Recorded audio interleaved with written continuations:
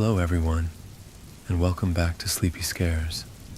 I know many of you tune in to unwind and drift off into a peaceful sleep, so before you settle in, I'd love for you to drop a comment, letting me know where in the world you're listening from. If you're enjoying the episodes, don't forget to leave a like and subscribe to the channel. Now, let's get cozy, relax, and dive right in. Story 1.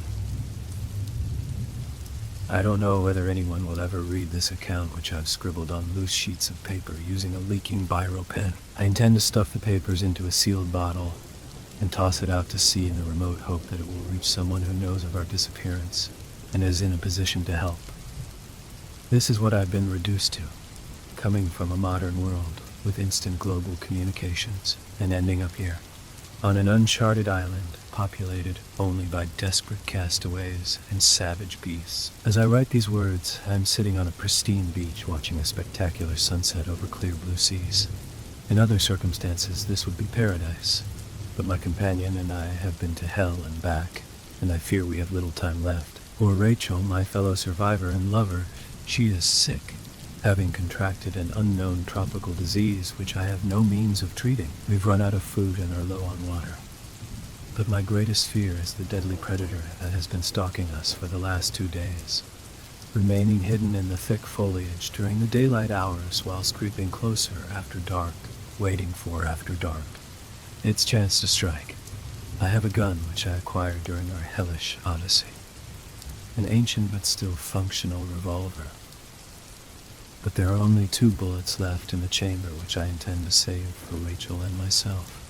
If it comes to that, a bullet through the head would be preferable to a slow death from disease or starvation, not to mention being slaughtered and devoured by the foul beast lurking behind the trees. I haven't given up all hope, however, which is why I'm writing this final plea for salvation, praying that my note reaches someone who is still searching for our lost ship. SS, Mystery of the Seas. It's hard for me to understand how I've arrived in this hellish place, and even harder to explain. So, let me start at the beginning. My name is Leroy Johnston, and I am a 35-year-old chartered accountant, originally hailing from Maryland in the States. Although I've lived and worked in London for several years, you don't need to know my life story, but it should suffice to say that I like to work hard and play hard. A couple of months ago, I booked onto a transatlantic cruise sailing from Southampton in England to Miami, Florida. I'd chosen this vacation for a couple of reasons. Firstly, I'd had a busy few months in my job and had just received my bonus, and so was keen to blow off some steam with a relaxing holiday. I was also between relationships and hoped to meet someone on the cruise, if only to enjoy a holiday fling. And then there was my friend Eric. The 2 of us went way back, having first met and bonded during our time in college back in the States. We'd grown apart somewhat over the years, but had always stayed in touch. Eric had dropped out of college early to join the Merchant Navy before he met a girl and settled down back in the US. They had a child together, a boy named Jason, but, as is often the case, their marriage ran into trouble and ended unceremoniously in a messy divorce. Broken and depressed, and with limited access to his son, Eric took a job as a second officer working for a cruise company and was assigned to work on the SS Mystery of the Seas, a medium-sized ship carrying up to 1,200 passengers and about 400 crew. In the end, it was Eric who persuaded me to book on the cruise. He would be working, of course, but promised he could sneak me into the officer's bar after hours for free drinks and to reminisce about old times. This turned out to be a fateful decision, but I can't blame my old friend for this, as there's no way he could have predicted what would happen to us. The first few days of our ocean cruise went just as one would expect. I enjoyed sunny days lying by the poolside and sipping on cocktails, while in the evenings I dined, attended shows, and mingled with my fellow passengers in the ship's bar and lounge. This is where I first met Rachel. It was formal night, and I was dressed in an uncomfortable tuxedo suit, which certainly wasn't my first choice of attire.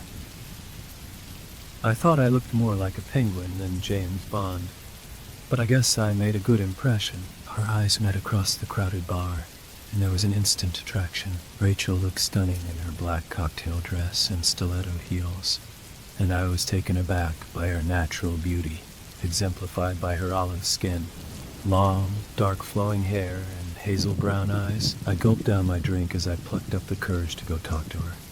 I bought Rachel a glass of white wine, and we started to talk, exchanging the usual pleasantries before we moved on to more meaningful conversation and flirtation. And as it turned out, Rachel and I had a lot in common. We were both young professionals working in the finance sector, taking a well-deserved break to avoid burnout. We'd both recently come out of long-term relationships and were eager to get back on the dating scene.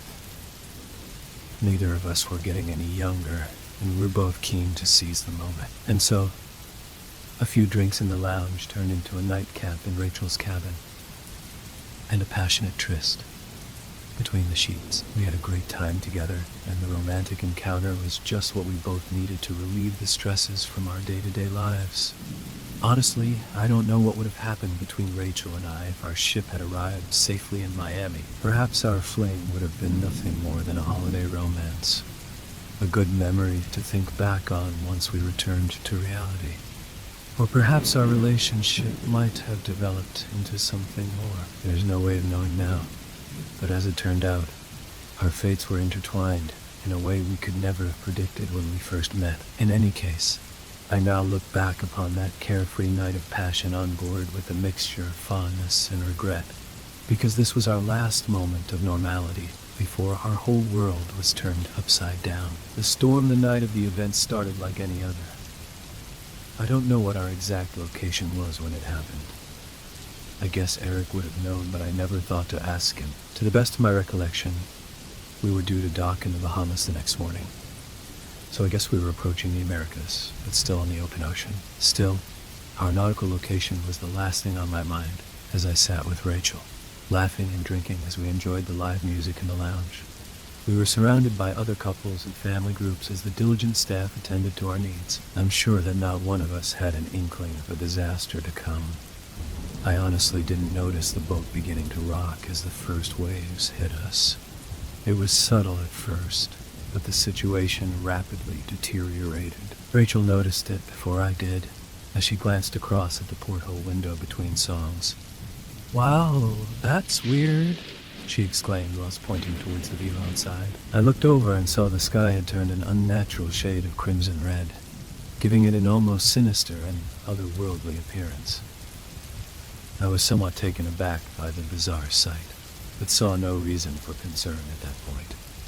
"Strange," I muttered. "I guess it's some kind of rare atmospheric event?" "Yeah," Rachel replied hesitantly.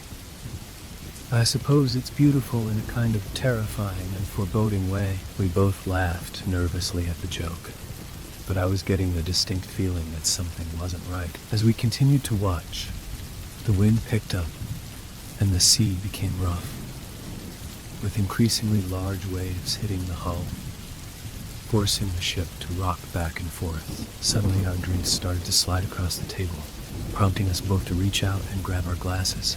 Others in the bar took notice as glasses smashed on the ground, and at least one man fell off his chair. But this was only the prelude to a major disaster.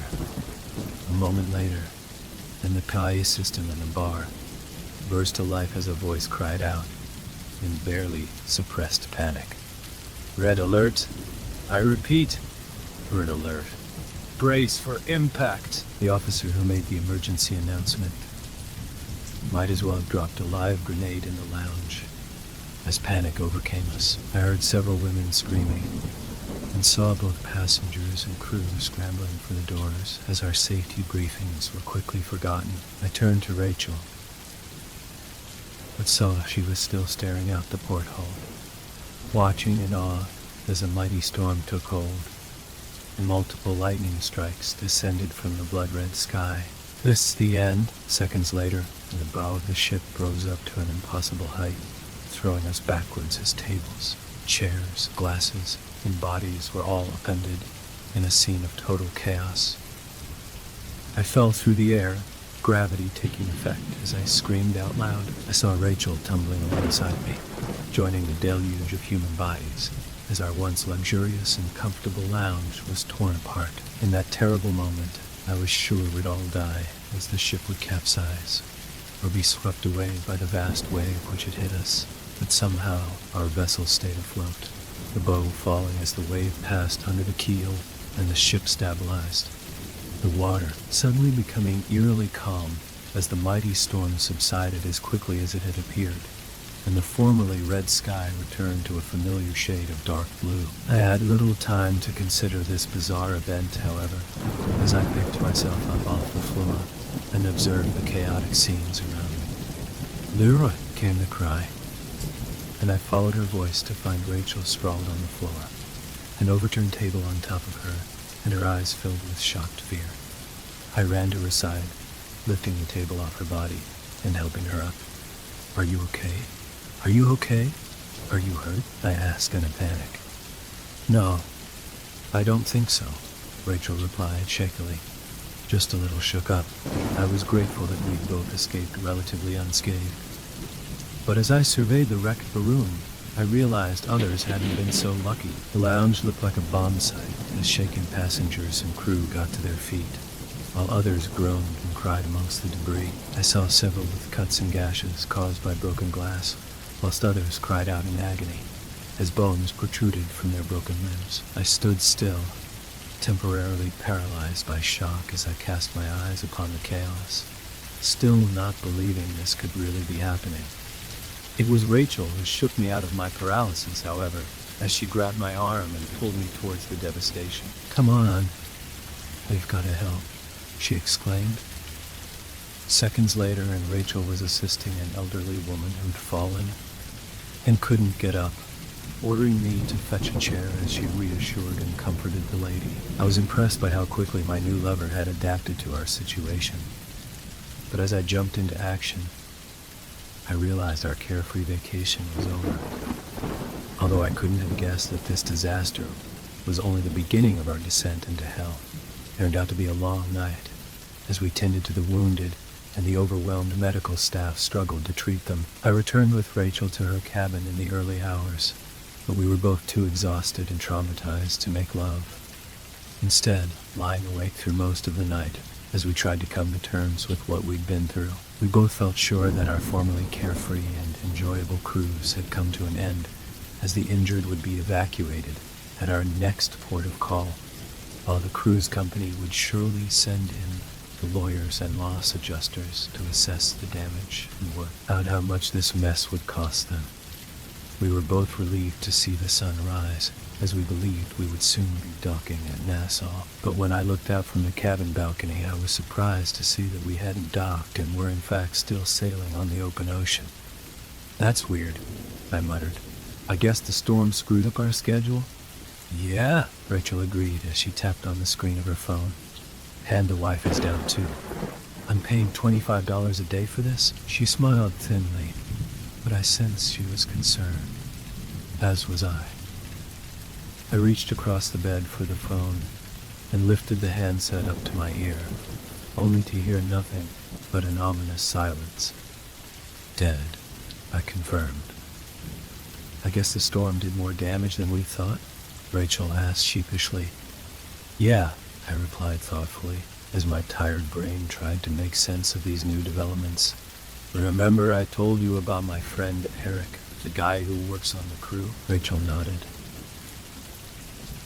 "I think I'll go down to speak with him, see if he can tell me what's going on." Rachel frowned before asking, "Are you allowed to go into the staff quarters?"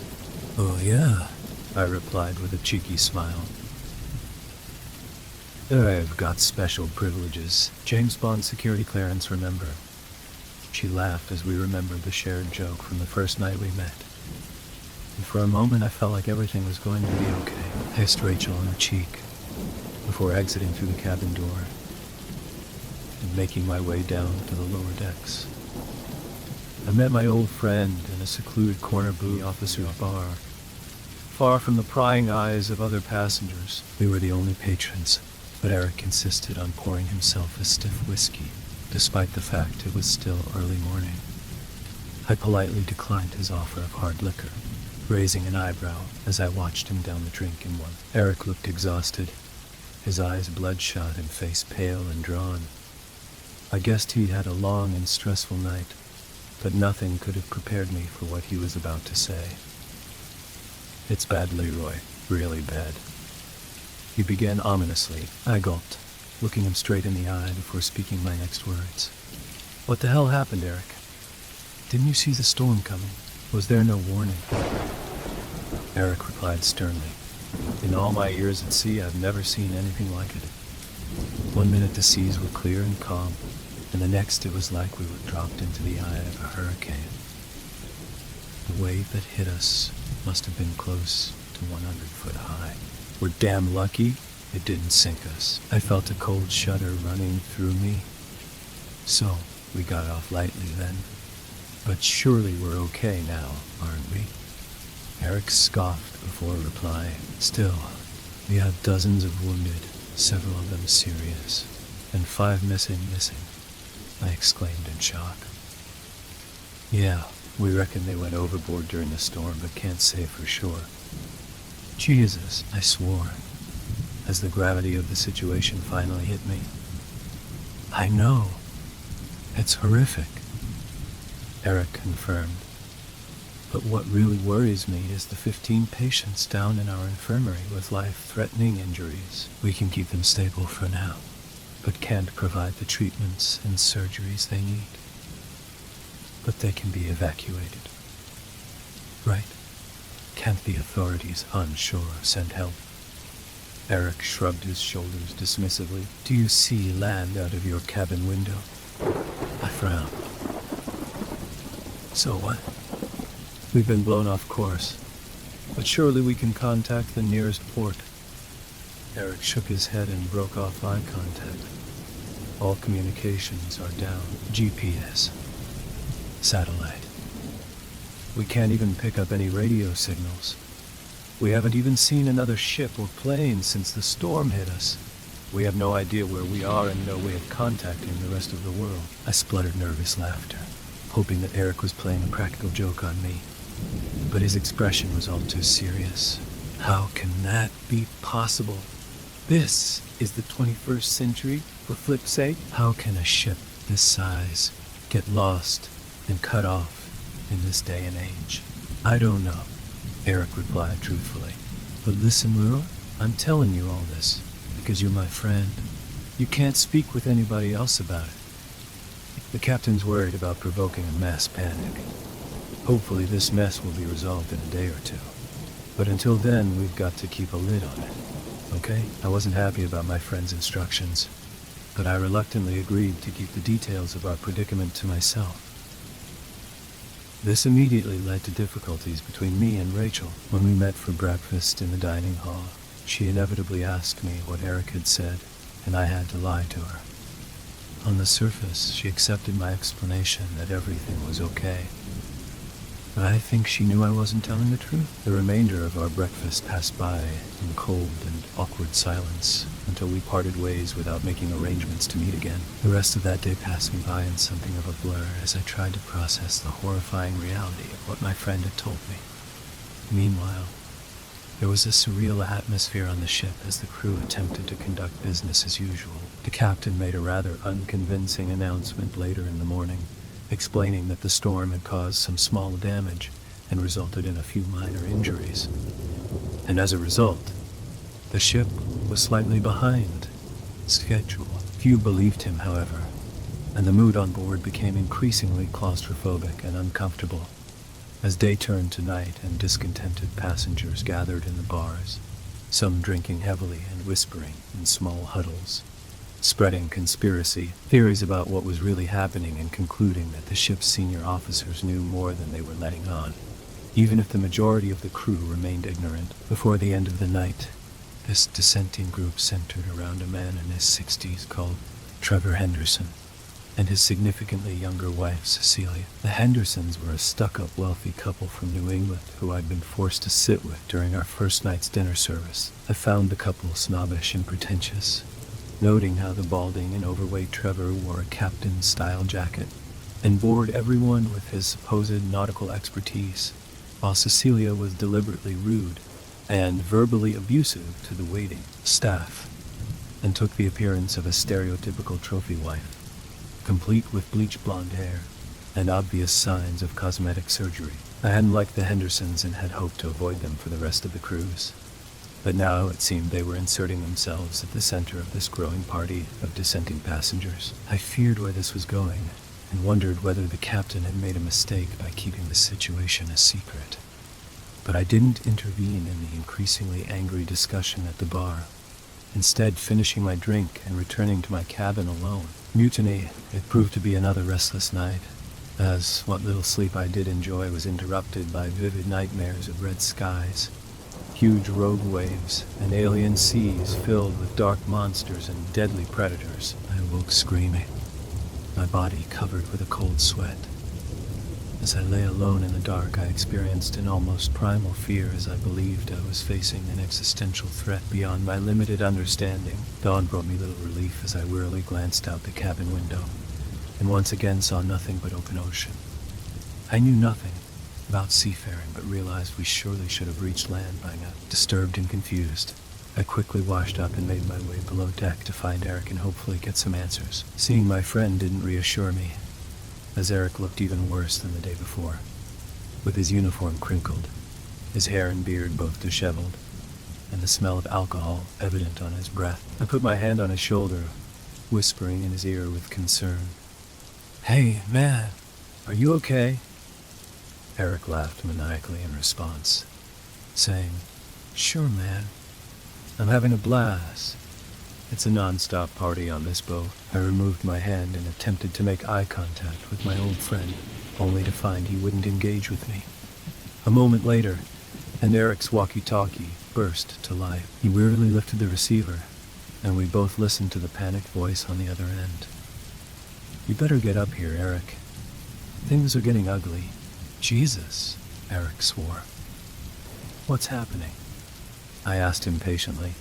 The captain agreed to meet with a party of concerned passengers this morning upon the top deck. I told him it was a mistake, but no one ever listens to me. "Come on, we best head up there." I followed my friend to the elevator as we ascended in tense silence. The deck was a sorry sight to witness as the swimming pool was drained, deck chairs folded up and the bar closed. This was no longer a place of fun and enjoyment, but rather one of grim austerity and barely contained threat. We heard raised voices and soon spotted the mob, a crowd of around 50 to 60, angry and scared passengers who were confronting the captain and other crew members who stood at the front of the ship. The captain was attempting to calm the crowd, but with little success. I noted a stern-faced man of South Asian descent standing by his side, subtly scanning the crowd with focused eyes. "That's Sanjay," Eric whispered in my ear, ex-Indian Army and head of security, a real tough cookie. I saw the Hendersons were in charge of the angry crowd, with the obnoxious Trevor leading the tirade against the captain. "Listen, buddy, do you take me for an idiot? I served in the Navy for 5 years. I know we've been sailing due west at 20 knots all through the night, and we should have reached the Bahamas 24 hours ago. What's more, the sun isn't rising and setting in the right place in the sky. Even the star constellations are wrong. What the hell is going on here?" I saw the gray-haired captain sweating through his neat white uniform as he struggled to find the words to reply. "Sir, it's true we're facing a difficult situation, but I must ask that you remain calm and leave this to the professionals." Trevor laughed in open mockery before exclaiming, "Professionals? What a joke. You people have no idea where we are or where we're going. Do you? You call yourself a captain? I say, you're totally incompetent." The accusation didn't go down well as the captain's face turned red before he spoke through clenched teeth.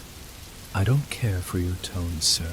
If you continue to act aggressively, I will have you placed under arrest." A tense silence ensued as Eric and I watched on from a distance. For a moment it looked like the wind had been knocked out of Trevor, and I thought he might back down.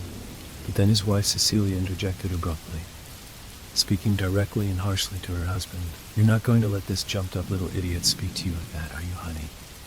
she asked loudly. With that, The fury came back into Trevor's eyes as he shouted, "Hell no, I'd like to see you try." And in that moment, all hell broke loose. Sanjay made the first move, reaching out to grab Trevor and place him in plastic cuffs. Celicia screamed in fury, hitting the security officer repeatedly with her handbag. The violence escalated as the Henderson supporters surged forward, soon overwhelming the outnumbered security staff and crew members in a violent fury. I saw Sanjay getting punched and kicked by several passengers, although he continued to fight back fiercely. But Trevor was now free, and he went straight for the exposed captain, screaming, "I'll show you, you lying idiot." He grabbed him roughly, and they tussled, struggling desperately as their bodies spilled across the deck. Eric rushed forward to protect his captain, but it was already too late. Trevor had the captain pinned up against the railing, and a moment later the officer was falling, his body going over the edge. He screamed in terror as he fell, eventually hitting the water with a dull plop. Suddenly Trevor backed off, a look of shock and guilt etched across his face as he surely realized he'd gone too far. Meanwhile, we all ran over to the railing, looking downwards to see the captain bobbing up and down in the water, as thankfully he was still alive and conscious. "Man on overboard! Enact the emergency rescue protocol," Eric ordered, but before the crew could act, one of the passengers cried out in terror as he pointed over the side of the ship. "Sweet Jesus! What the hell is that?" We looked down and saw it. A huge sea creature rising to the surface and sliding through the waves, heading directly towards the stricken captain. I could hardly believe my eyes as I watched the serpent-like shape, which I reckoned was easily 40 foot in length, its head emerging from beneath the waterline to reveal a long, thick snout like that of a crocodile. The beast's reptilian eyes were cold and predatory, and its mouth was filled with rows of sharp teeth. Unfortunately for him, the captain saw the beast approach and screamed in utter terror, trying in vain to swim away from the monster's deadly maw. But he didn't make it far, as the giant reptile secured his frail body in its mighty jaws and literally bit him in half, filling the blue water with red blood and viscera. Several of the crowd screamed, and at least one vomited after witnessing the horrific killing. I myself turned away, unable to watch as the feeding frenzy continued. In the immediate aftermath of the captain's grisly death, the tension quickly shifted to Trevor Henderson as the crowd turned on him. "You murdered him!" shouted one young crew member, his voice shaking and his eyes filled with angry tears. Trevor held his hands up defensively as all his defiance suddenly melted away. "I didn't mean for that to happen. I didn't know. How could I?" But the young man wasn't in the mood to forgive. Before any of us could stop him, the kid pulled a concealed weapon from his waistline, which I recognized as being the flare gun. He fired the weapon at close range, hitting Trevor square in his chest. We could only look on in horror as the flare burned inside his ribcage, setting Trevor alight, but not killing him. He screamed in agony and charged across the deck in a blind panic as passengers and crew leapt out of his path. Finding no help or relief, Trevor flung his burning body over the railing on the starboard side of the boat, falling to his doom in the unforgiving waters below, as his charred body surely sank into the depths or was devoured by yet another beast swimming in this alien ocean. Cecilia reacted with blind fury to her husband's violent death, charging at the still shaking crew member with the intention of throttling him where he stood. Fortunately, she was held back by several of her late husband's supporters, although the grief-stricken woman continued to wail like a banshee and threaten the young man. Soon she was dragged away. Sanjay and his staff regained some level of control, taking the flare gun from the kid's shaking hands and securing him in plastic cuffs as he was placed under arrest. And Eric and I were left on deck under the morning sun, staring at each other blankly as we wondered how the situation had descended into wild violence so quickly. Eric and I met that evening in the officer's bar below deck. On this occasion, I insisted that Rachel would accompany me as I believed she needed to know the full story. Eric reluctantly agreed. There was little point in trying to keep secrets. Not anymore. We all took a stiff drink as Eric told us what he knew. The kid who shot the flare gun is called Pablo. He's a waiter in the dining hall. It seems that he and the captain were involved in a relationship, which explains why he reacted like he did to the skipper's death. Wow, I replied in shock. Yeah, Eric nodded. Sanguea, Sanjay's placed him in the brig mainly for his own protection. Mrs. Henderson has been making threats. So, will they put him on trial once we reach port? Rachel asked. Eric scoffed dismissively before replying. If we ever make it to port, I quickly changed the topic, asking, what about the creature that ate the captain? It's still following in our wake, Eric replied fearfully. I guess it's got a taste for human flesh and is hoping for another snack. And before you ask, I have no idea what the hell it is. Looks like something from Jurassic Park to me. Nothing like it swims in our oceans, that's for sure. Rachel raised an eyebrow before asking, what do you mean our oceans? The question hung in the air for a tension-filled moment, while Eric took another swig of hard liquor before he dared to answer. I mean, we aren't in terrestrial waters any longer. Although I can't tell you much more than that. Rachel shot me a look of genuine terror, and I swallowed, my brain attempting to process the madness my ears were hearing. How can that be possible, Eric? What is it you're not telling us? Eric drained his glass before pouring himself another. For what it's worth, I have two theories. The first is that the storm was in fact a gateway which transported us to an alternate reality. Another Earth, with geography and ecology very different to our own. You can't be serious, Rachel interrupted.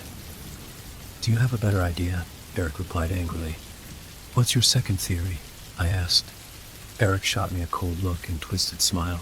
That we're all dead, and this is hell. I felt a sickness rising in the pit of my stomach, my head spinning as I found myself lost for words. When Rachel spoke again, her voice sounded defeated and deflated. So, what happens now? Well, technically the first mate is now in charge of the ship. But in reality, Sanjay is calling the shots. Passengers will be confined to their cabins after dark. Food will be rationed, and all non-essential systems will be shut down to divert power to the engines. Oh, and there's going to be a ban on alcohol consumption. This time I raised my eyebrow as I looked at my friend's glass with concern. Oh, don't worry. I have officer's privileges, Eric said with a laugh, although I was far from convinced. So, in 48 hours we've gone from a fun-loving cruise to a police state? Rachel asked in astonishment. Yeah, Eric confirmed, a shame now evident behind his voice. Maybe Sanjay's doing the right thing. Time will tell, but it doesn't change the real problem, does it? Rachel continued. We're still lost at sea and have no idea where we're heading. Correct. Our plan, if you can call it that, is to continue sailing west in the hope that we either make landfall or receive radio contact from someone. We've got enough canned food to last for a week or so, but our fuel will run out sooner than that. And if that happens, we'll be adrift in the open sea without engines and slowly running out of food and fresh water, basically becoming a floating steel tomb for 1,600 people. That's if we don't all kill each other first. My God, Rachel swore. I shook my head, adding, how has it come to this? I've been asking myself the same question, Eric replied solemnly. Here we are on a hellish alien ocean, slowly running out of the essentials. And what do we have to tackle this crisis? A crew of waiters, bartenders, and cleaners from a dozen different countries and passengers, half of whom are either children or senior citizens. But they all have one thing in common, I interjected. They all want to get home. Yes, Rachel agreed, as some of the light came back into her hazel eyes. There's always hope.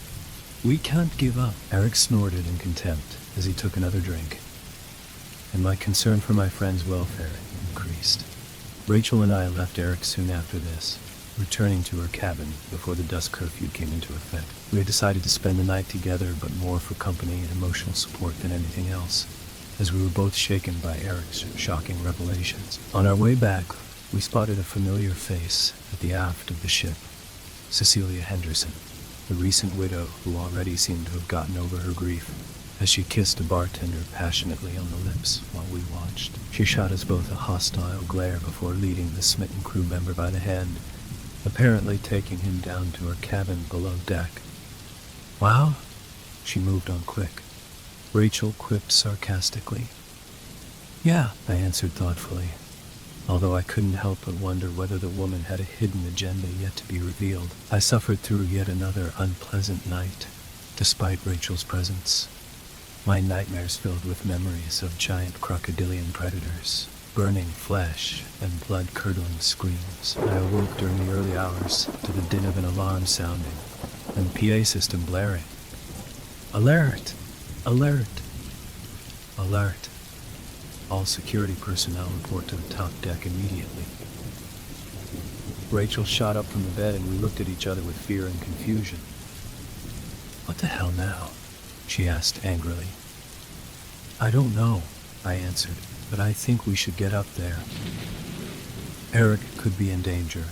Rachel nodded, and we hastily threw on our clothes before rushing out of the cabin. The sun was rising by the time we made it onto deck, and we ran into Eric as we exited the lift. "What's happening?" I cried. "It's that crazy person, Cecilia Henderson," Eric shouted frantically. "She is trying to take the ship." We ran out and witnessed a scene of anarchy as two sides engaged in a pitched battle. Cilicia's faction consisted of many of the original malcontents, as well as assorted crew members, including the young bartender we'd seen her seducing the night before. Cecilia was at the forefront, a crazed look in her eyes and blood on her hands as she wielded a steak knife. I heard her screaming out to her violent supporters as they launched an attack, most armed with nothing more than deck chairs and other improvised weapons. "They murdered my husband because he knew too much," she cried. "They're hiding the truth from us. We must take back control."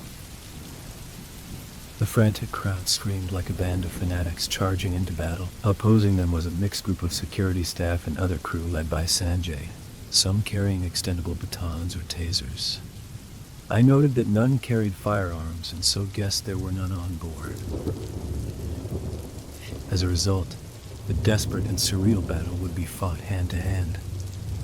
Clearly, Cecilia's faction were trying to force their way up the staircase and break into the bridge. I dreaded to think what would happen if they succeeded. Before I could stop him, Eric charged forward to join the fray. I shouted after my friend and followed in his path, soon finding myself embroiled in the violent fight. A middle-aged man in a Hawaiian shirt charged at me without provocation, screaming like a berserker as he raised a deck chair above his head and attempted to hit me with it. Acting on instinct, I dodged the attack and punched, striking the man hard in his exposed stomach. He keeled over, but my blood was still up, so I punched him again in the face, knocking him down to the deck. A second man, little more than a kid actually, hit me on the back with an umbrella stand, prompting me to squeal in pain. I turned and grabbed the kid's improvised weapon, slapping him hard with an open palm and forcing him to retreat in humiliation. I enjoyed a brief respite from the fighting as I observed the battle raging around me. Eric was attacking multiple rioters with his bare hands, a wild fury evident in his eyes as he punched until his fists were bloody. In sudden panic, I realized I'd left Rachel alone and vulnerable. But when I found her in the crowd, I realized my lover was more than capable of looking after herself, as she had a heavy-set rioter pinned to the ground. And then I saw Celicia, her blonde hair now disheveled and her eyes full of fury and madness as she screamed wildly and charged straight at Sanjay. Her knife was raised, and no doubt she planned to bury the blade in his chest.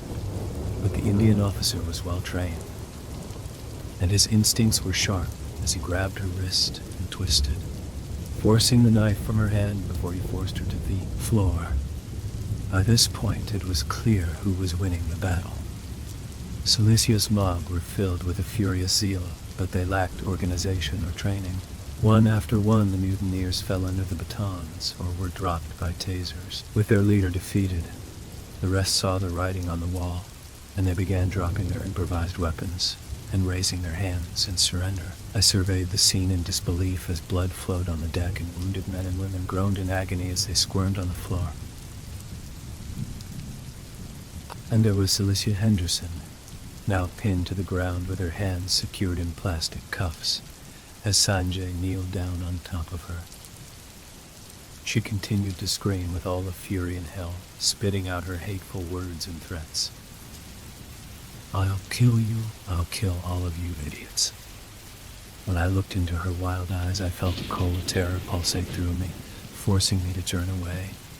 It took most of the day to deal with the bloody mess caused by Celicia's botched rebellion. There wasn't enough room in the brig for all the mutineers, so only the ringleaders were locked up while the rest were confined to their quarters. It later transpired that Celicia and her bartender lover had broken into the cells during the night, and shortly before their botched rebellion, as the woman sought revenge on her husband's killer, they'd found the poor kid Pablo and slit his throat from ear to ear.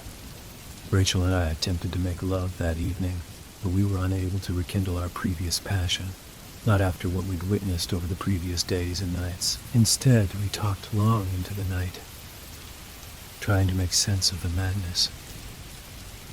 "I don't know what scares me more," Rachel said solemnly. "The crazy situation we're in, or what it's done to the people on board." "It's all a facade," I replied bleakly.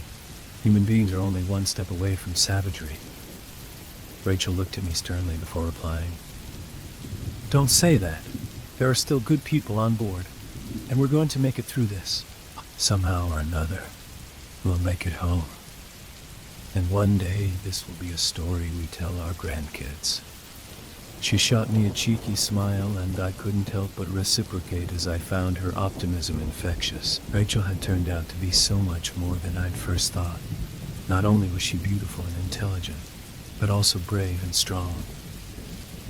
I began to think we could survive this hell if we stuck together. And after that, who could say? Infestation, we had a day of peace before the next attack came. A deadly assault upon the entire ship's complement that none of us could have predicted. I was on night duty on the evening in question. Sanjay had asked for volunteers from the passengers to ensure the evening curfew was being upheld. It wasn't my idea of fun, but at least I felt like I was doing something useful. I was walking the upper deck under the moon and stars. While I marched down the port side, I saw something crawling along the walkway in front of me. With some trepidation, I moved closer and switched on the battery-powered torch they'd given me. Seeing what looked like a black slug about 3 inches in length, I instinctively recoiled upon seeing the slimy creature and wondered how it had come to be here. It seemed unnecessarily cruel, but my instinct was to crush the small beast under my boot.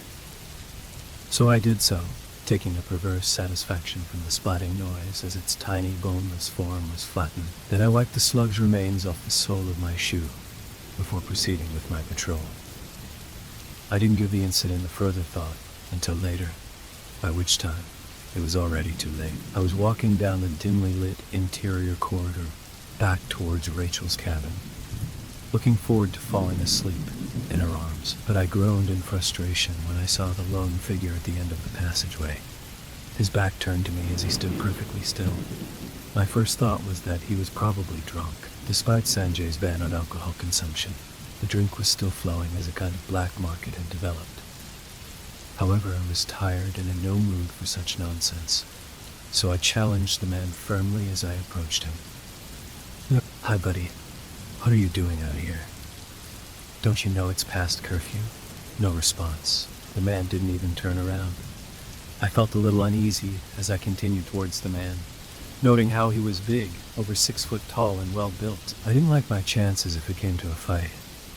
He wore tracksuit bottoms and a white t-shirt, but his back was turned to me, and so I couldn't see his face. But when I got closer, I saw he stood in a puddle of crimson liquid that had seeped into the carpet, which I soon realized was blood. "Oh God," I exclaimed with concern. "Are you okay, sir? Do you need a doctor?" The man finally responded by emitting an inhuman gurgling sound from deep in his throat, and then he slowly turned around, and I came face to face with a hellish vision. The man's white t-shirt was covered with dry blood which seemed to come from his mouth, because when he opened his jaws I was horrified to see raw flesh tucked between his teeth, and his eyes. Dear God, those eyes. eyes. They were no longer those of a human being. Instead, replaced by soulless black orbs, like those of a shark. He stared straight at me, his dark eyes focused with a predatory zeal, and then he unleashed an animalistic roar from his blood-covered lips before storming down the corridor, heading straight for me. I cried out in terror before running, sprinting frantically down the narrow corridor. As the monster quickly closed the gap, I soon realized that I wouldn't make it to the far end of the corridor, and so I resorted to banging on random doors and pleading for help from the passengers. "Please let me in. For the love of God!" The first few doors remained firmly shut, and I panicked as the beast came ever closer, his heavy feet thumping as he continued to roar with wild fury. I slammed my fists on yet another door, the monster now so close that I could smell the foul stench from his breath. To my huge relief, the door slowly opened, and I pushed my way inside, barely registering the occupant as I slammed it shut behind me, and just in the nick of time, because a moment later the monster smashed its fists against the other side of the door. Meanwhile, I retreated inside the cabin, hoping that the door would hold. The beast's savage attack continued for about a minute before he eventually gave up and stomped back down the corridor, and I was left to thank my unlikely savior. I cast my eyes upon a frightened elderly woman sitting upon the double bed.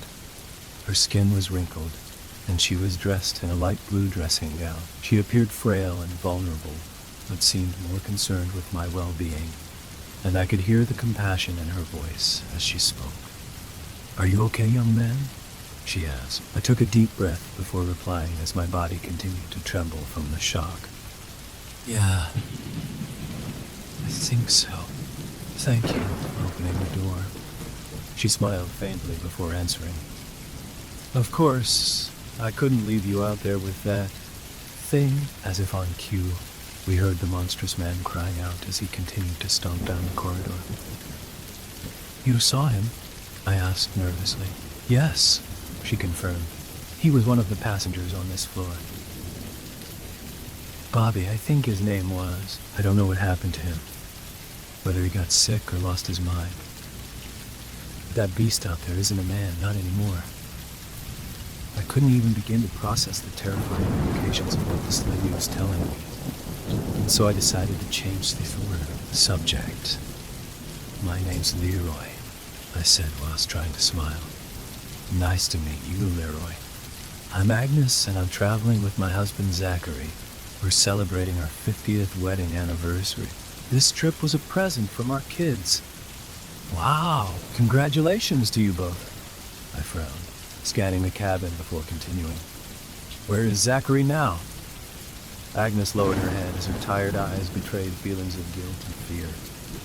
"He went out to find some bottled water. The water stopped working in our bathroom, you see. I told him not to leave the cabin after curfew, but he wouldn't listen.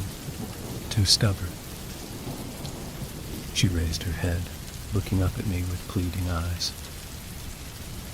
"Do you think he's okay?" My heart went out to the lady, and what could I say? "I'm sure he's fine," I answered in what I hoped was a reassuring tone of voice. But the elderly lady's talk of her missing husband reminded me that Rachel was in her cabin alone while the creature continued to stalk the corridors. Agnes must have seen the anxiety in my expression, and she guessed what I was thinking. "You have someone special too, don't you? A girl?" I nodded in the affirmative. "You should go to her," Agnes said without hesitation. I shook my head, saying, "I can't leave you here alone." "I'll be fine," she answered firmly. "I'll keep the door locked until Zachary gets back. Don't worry about me. Your lady friend needs you." I nodded my head as my confidence slowly returned, and I made for the door handle before Agnes stopped me. "Wait, Leroy, you can't go out there unarmed." Then she passed me a hefty blackthorn walking stick, pressing it into my hands. "This is Zachary's, but he's too proud to use it. It's not much, but it's better than going up against that beast with nothing." I was truly touched by her thoughtfulness and grateful for all she'd done for me in such a short space of time. "Thank you," I replied. I reply, "I'll be back soon." And then I cautiously opened the door and poked my head outside. Thankfully, the monstrous man was nowhere to be seen, and the corridor appeared to be clear. I shut the cabin door securely behind me and swiftly proceeded down the corridor and towards Rachel's cabin. But suddenly, I heard a high-pitched scream, and I started to sprint as my adrenaline kicked in. When I reached my lover's cabin, I found the door ajar and was horrified to witness the scene within. The man who was formerly known as Bobby was inside the cabin, having left a trail of blood along the carpet as he savagely reached out to grab his prey. And there was Rachel, separated from her monstrous attacker by the bed, and desperately striking out at him with an empty suitcase.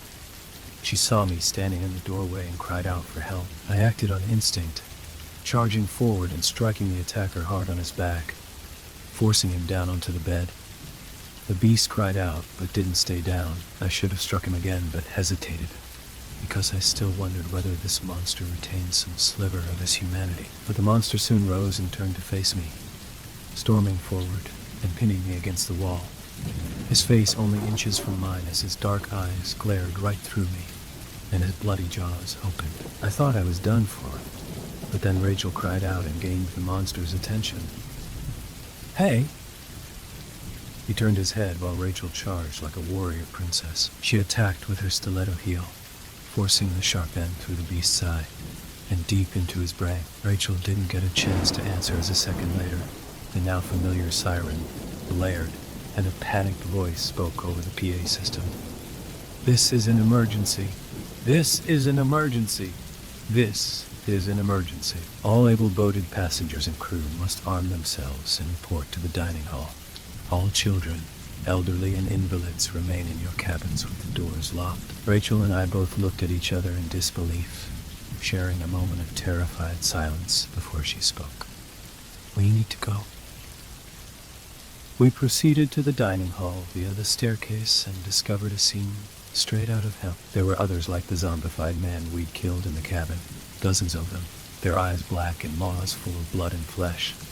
The monsters appeared to be working in unison, launching a coordinated attack upon the living. The zombies tore across the dining room, turning over tables and chairs as they roared aloud like a pack of bloodthirsty jackals. The horrors were met by a motley assortment of passengers and crew, armed with batons, table legs, and bread knives, all desperately fighting for their very lives. Predictably, I saw the defensive force was led by the ever-steady Sanjay and his security team, and I soon picked out the wild-eyed Eric amongst their ranks. Soon battle commenced as the two forces clashed in a bloody skirmish right in the middle of the hall, and the scene descended into savage anarchy. I'd seen violence before on the top deck, but this was something different. Both sides were trying to kill each other, the zombies going for their victims' throats, while the living smashed their enemies' heads in with their improvised weapons.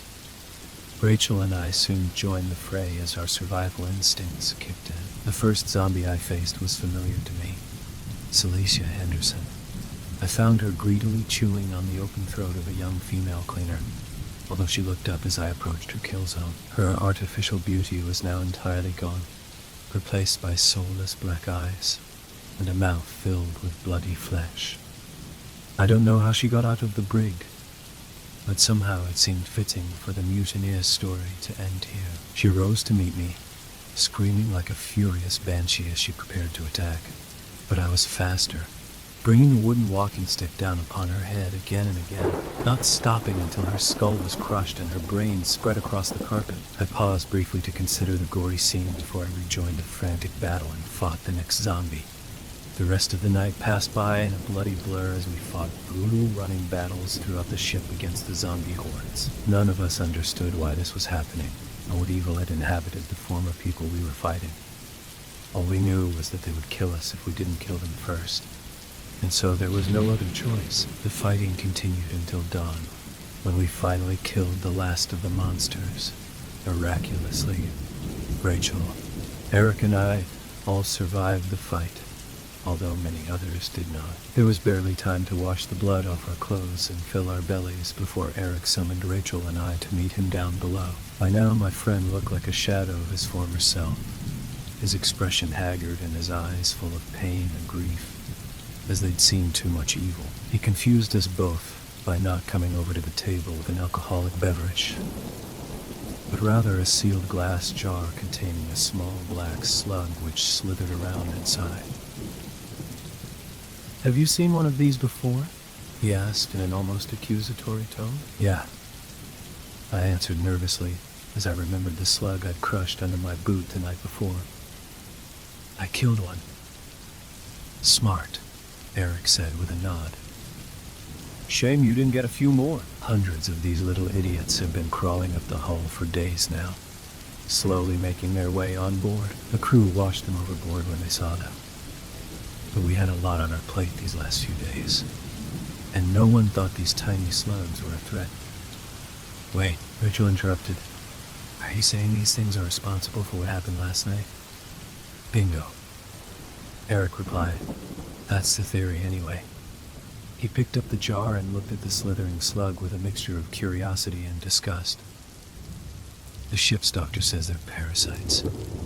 They enter our bodies through the mouth, ear, or nostril while we sleep and attach themselves to the brain, somehow using electric stimulation to control the body. It seems most of their hosts died during the process, but others were transformed into the bloodthirsty zombies we're all witnessed and went on a killing spree." "Sweet Jesus," I exclaimed in shock. "I know," Eric replied solemnly. "There's so much we don't know about this world and the creatures that inhabit it." "How many died?" Rachel asked suddenly. Eric broke eye contact and sighed deeply before answering. "We don't have an exact figure, but we reckon at least half of the ship's complement died last night." My jaw dropped and my head spun as the full extent of the horror hit home. I did a rough calculation in my head before muttering, 800 souls, at least. Eric confirmed, and that's not counting the suicides.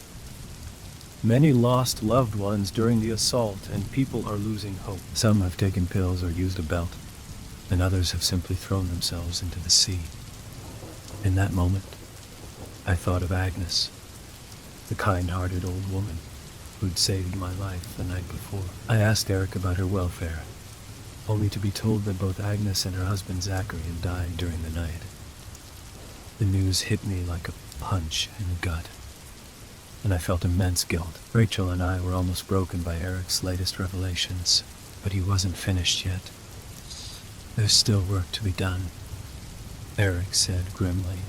"I'm sorry to ask, but we need you guys for an ugly job." All of the surviving crew and passengers who were able-bodied and hadn't lost their sanity were tasked with 2 unpleasant jobs in the aftermath of the zombie rampage. Rachel was assigned to the cleanup crew with responsibility for meticulously searching the ship from top to bottom and destroying all the parasitic slugs they found. Meanwhile, Eric and I were working under the strict eye of Sanjay as we collected all of the bodies from the previous night's massacre and dragged them up to the top deck one by one. We maintained the dignity of the deceased as far as possible, using spare bed sheets from the laundry to wrap them up like mummies. It was an awful job that almost broke me as we discovered body after body throughout the ship, many with horrific injuries and all having died in pain and fear. The dead children were the worst. I don't even want to think about them. After several hours of back-breaking work, we had assembled all of the hundreds of corpses on the top deck along the starboard side. But the job wasn't finished yet. We couldn't store the bodies, you understand, and we couldn't just leave them on deck to rot. So this left us with only one option: burial at sea. It didn't seem right, as we weren't giving the deceased the dignity and respect they deserved. There was no one to speak for the dead, and the body disposal was just that, and a grim but necessary job. But there was worse to come. It wasn't long before the crocodilian sea monster returned, the predator who had devoured our captain and been stalking our boat for the past few days. And now the monster was being rewarded for its persistence as it greedily feasted upon the bodies we tossed overboard. Naturally, this fresh horror led to much upset amongst the work crew, and the disposal of bodies was temporarily halted. But Sanjay was unrelenting, marching down the deck and shouting his orders like a determined drill sergeant. "Keep going! Keep going! We have to do this." Reluctantly, we continued the foul job, trying to ignore the sounds of the predator biting into flesh as the blue water turned red. The giant crocodile enjoyed its feeding frenzy for only a short time before an even larger predator invaded its patch. One of the work crew shouted in panicked excitement whilst pointing to the horizon. We all turned to witness a new horror, a huge fin cutting through the waves. Soon, the Leviathan breached the surface, and we observed what was surely the alpha predator of this hellish sea. What we saw was a monstrous shark, a killing machine with huge jaws filled with rows of massive teeth. The monster must have been 60 to 70 feet in length, and its huge frame might have weighed as much as 100 metric tons. It reminded me of a megalodon, the enormous shark which hunted the prehistoric oceans on our version of Earth. This species went extinct on our world millions of years ago, but not here, apparently. Every man and woman on deck were frozen in abject horror as we watched the monster rapidly approaching our boat, cutting through the waves, its massive jaws opening as it tasted blood in the water. The reptile snapped its jaws aggressively, and for a moment I thought the two monsters would fight it out. But the 40-foot crocodile was no match for the 70-foot shark, and so it retreated quickly, leaving the kill zone to the megalodon. The beast got in close, its huge frame bashing against the side of our ship, making the boat shake with the impact. People began to shout out in panic before Sanjay once again took charge. The fish isn't big enough to threaten the ship. We keep going. Eric and I shared a look, noting the horror in each other's eyes. This act would surely diminish our humanity even further. But after all we'd already seen and done, only one thing seemed to matter now: survival. And so we did our grisly duty, throwing more bodies overboard for the monstrous shark to feast upon. Eventually the megalodon had its fill and left the scene, only for the crocodilian beast to return and continue its feast. And when the reptile was done, the remaining bodies were picked off by smaller scavengers. It was a horrifying scene, and by the time we were done, there was a trail of blood left in our wake across miles of ocean. I felt physically sick after the job was finally completed and wanted nothing more than to retreat from the blood-soaked deck and wash the stench of death off my body. Eric stopped me, however, placing a firm hand on my shoulder, which I promptly slapped away. "Leave me be, damn it," I cried out angrily. My friend wasn't deterred, however. "We've been through hell, my friend, but I finally have some good news, and I wanted to share it with you first." I turned to face my friend in astonishment, and was ready to punch him out if he was joking. But the expression on his face was deadly serious. "What do you mean?" I asked, as my curiosity piqued. "A radio signal," Eric replied. "We picked it up a few hours ago and have triangulated the source. We'll be changing course shortly and heading southwest towards that location. It's come just in the nick of time, to be honest, because our fuel reserves are running low." I felt a deluge of emotions in that moment, but the most powerful of them all was hope. "I don't believe it," I exclaimed excitedly. "Do you know who's calling us?" "No," Eric confirmed. "It's a one-way transmission with a message on a continuous loop. All quite mysterious, but we'll find out the truth soon enough." I grinned inanely and couldn't wait to tell Rachel. Naively, I thought that our nightmare was almost over. But of course, it wasn't that easy. The island, the final part of my account, begins as a party of 8 boarded one of the Mystery of Seas' lifeboats and made the journey to shore. Eric, Rachel, and I were part of this small scouting party, as was Sanjay, head of security, 2 other security men called Marcus and Carlo, Dr. Marshall, the ship's physician, and a passenger who was trained as a paramedic named Andrea. We'd made the approach to the island several hours before, only to find there was nowhere for our large cruise ship to dock. One might have expected scenes of jubilation on board when land was spotted, but instead the scene was markedly subdued. We already lost so much and witnessed such horrors, not to mention false dawns, and the island itself held a foreboding presence on the horizon.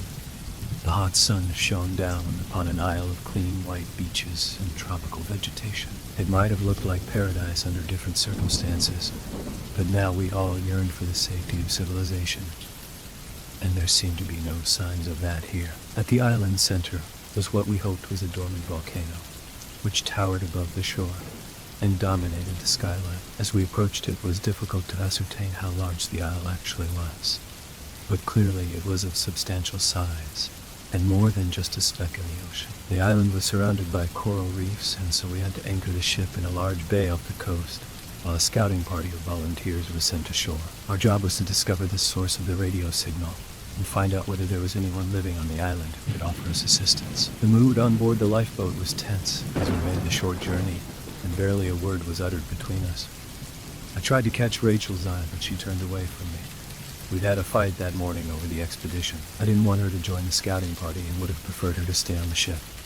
But Rachel took exception to this given how hard she'd already fought for survival. I understood where my lover was coming from, but the truth was, I didn't want to risk losing her. But the grim silence on the lifeboat turned to shocked astonishment as we sailed through the coral reef and witnessed what lay underneath the clear blue waters. What we saw were wrecks, sunken boats of various descriptions and from different eras, everything from fishing trawlers to yachts, and even what looked like the rusted remains of a German U-boat from one of the world wars. All these wrecks lay inside the bay, and within spitting distance of the shoreline. And clearly we weren't the first stranded party to have arrived at this mysterious island. I suppose we should have considered the implications of this extraordinary discovery before proceeding, but instead we sailed on until we reached the shore and disembarked upon the white sands. Something felt off as soon as we set foot upon dry land, the hot sun beating down upon our heads as we looked to the trees ahead. I had the distinct and unsettling feeling that we were being watched, and it turned out to be so. We heard a whizzing sound and ducked as a projectile flew just over our heads. I turned to see an arrow hitting the side of our lifeboat, embedding itself in the metal hull. "What the hell?" Eric exclaimed. Sanjay and his men reacted on instinct, pulling out the flare guns and tasers they carried as weapons.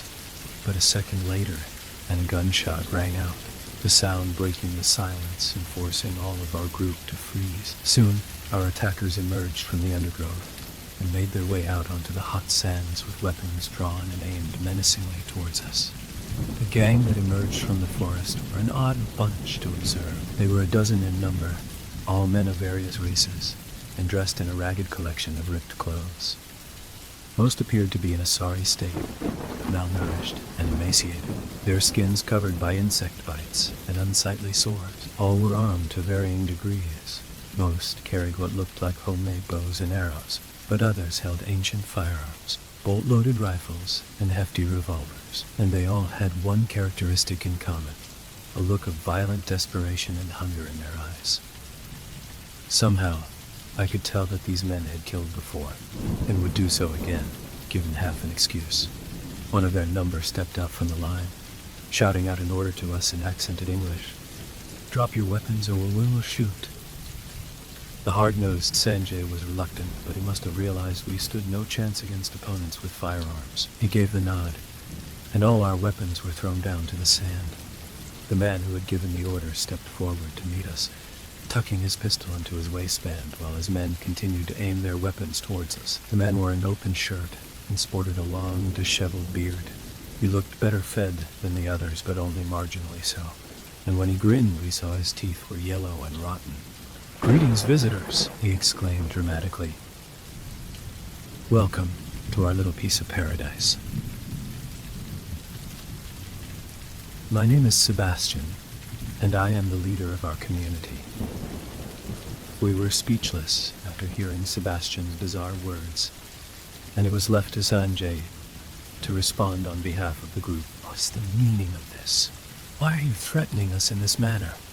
This is our island, and you are intruders," Sebastian answered firmly. "We have the right to defend our shores. We have not come here as invaders," Sanjay shot back.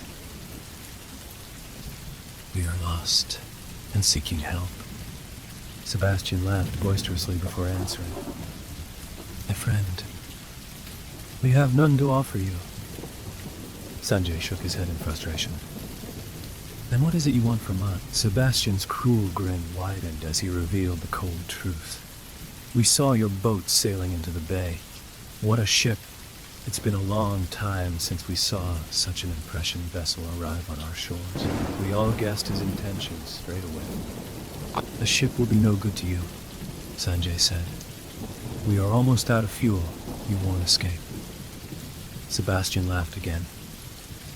My friend, there is no escape from this place. We accepted that a long time ago. We aim to strip your boat for everything we can. Your supplies and equipment will keep my people alive, for a while at least. Sanjay shook his head in defiance. Damn pirates. The crew won't let you on board. I've left strict orders. I think they will, my friend. We have the aid of you, and will kill you one by one until they submit. One way or another, I'll get what I need from my people. Sebastian waved his men forward and ordered us to get down onto the sands. And before long, they'd taken us as their prisoners. Our group was frog-marched at gunpoint off the beach and past the trees where we reached a mud path and soon made our way to a clearing. This was the location of the pirates' camp, a bizarre and ramshackle collection of bamboo huts and structures built from the salvaged remains of ships and boats. At the center of the camp was a jury-rigged radio mast, which must have been the source of the signal we received. My heart sunk as I realized we'd been lured into a trap. There were many others living within the small settlement, including women and children. The latter came out to see us with a mixture of wonder and suspicion in their young eyes, considering us like we were alien visitors from another world. As we were prodded through the camp, I wondered how all these people had come to be here. Had they all been stranded and marooned like we had? Were the children born here? If so, that meant their parents or grandparents had lived on the island for generations. How could this be possible? I didn't have time to ponder these questions, however, as we were marched out of the camp and towards a small natural harbor on its far side. There the pirates had a number of small boats tied up, a couple of rowing boats, and a larger vessel which looked like a converted fishing trawler. I was concerned to see a heavy machine gun fixed to the rear of the boat, a weapon presumably salvaged at some point from a stranded naval ship or plane. Sebastian shouted out orders to his men and split our group into two. The doctor, security men, and Andrea were forced on board the trawler while the rest of us were kept on shore under armed guard. The pirate leader shot Sanjay a hard look as he explained his intentions. Her lady is.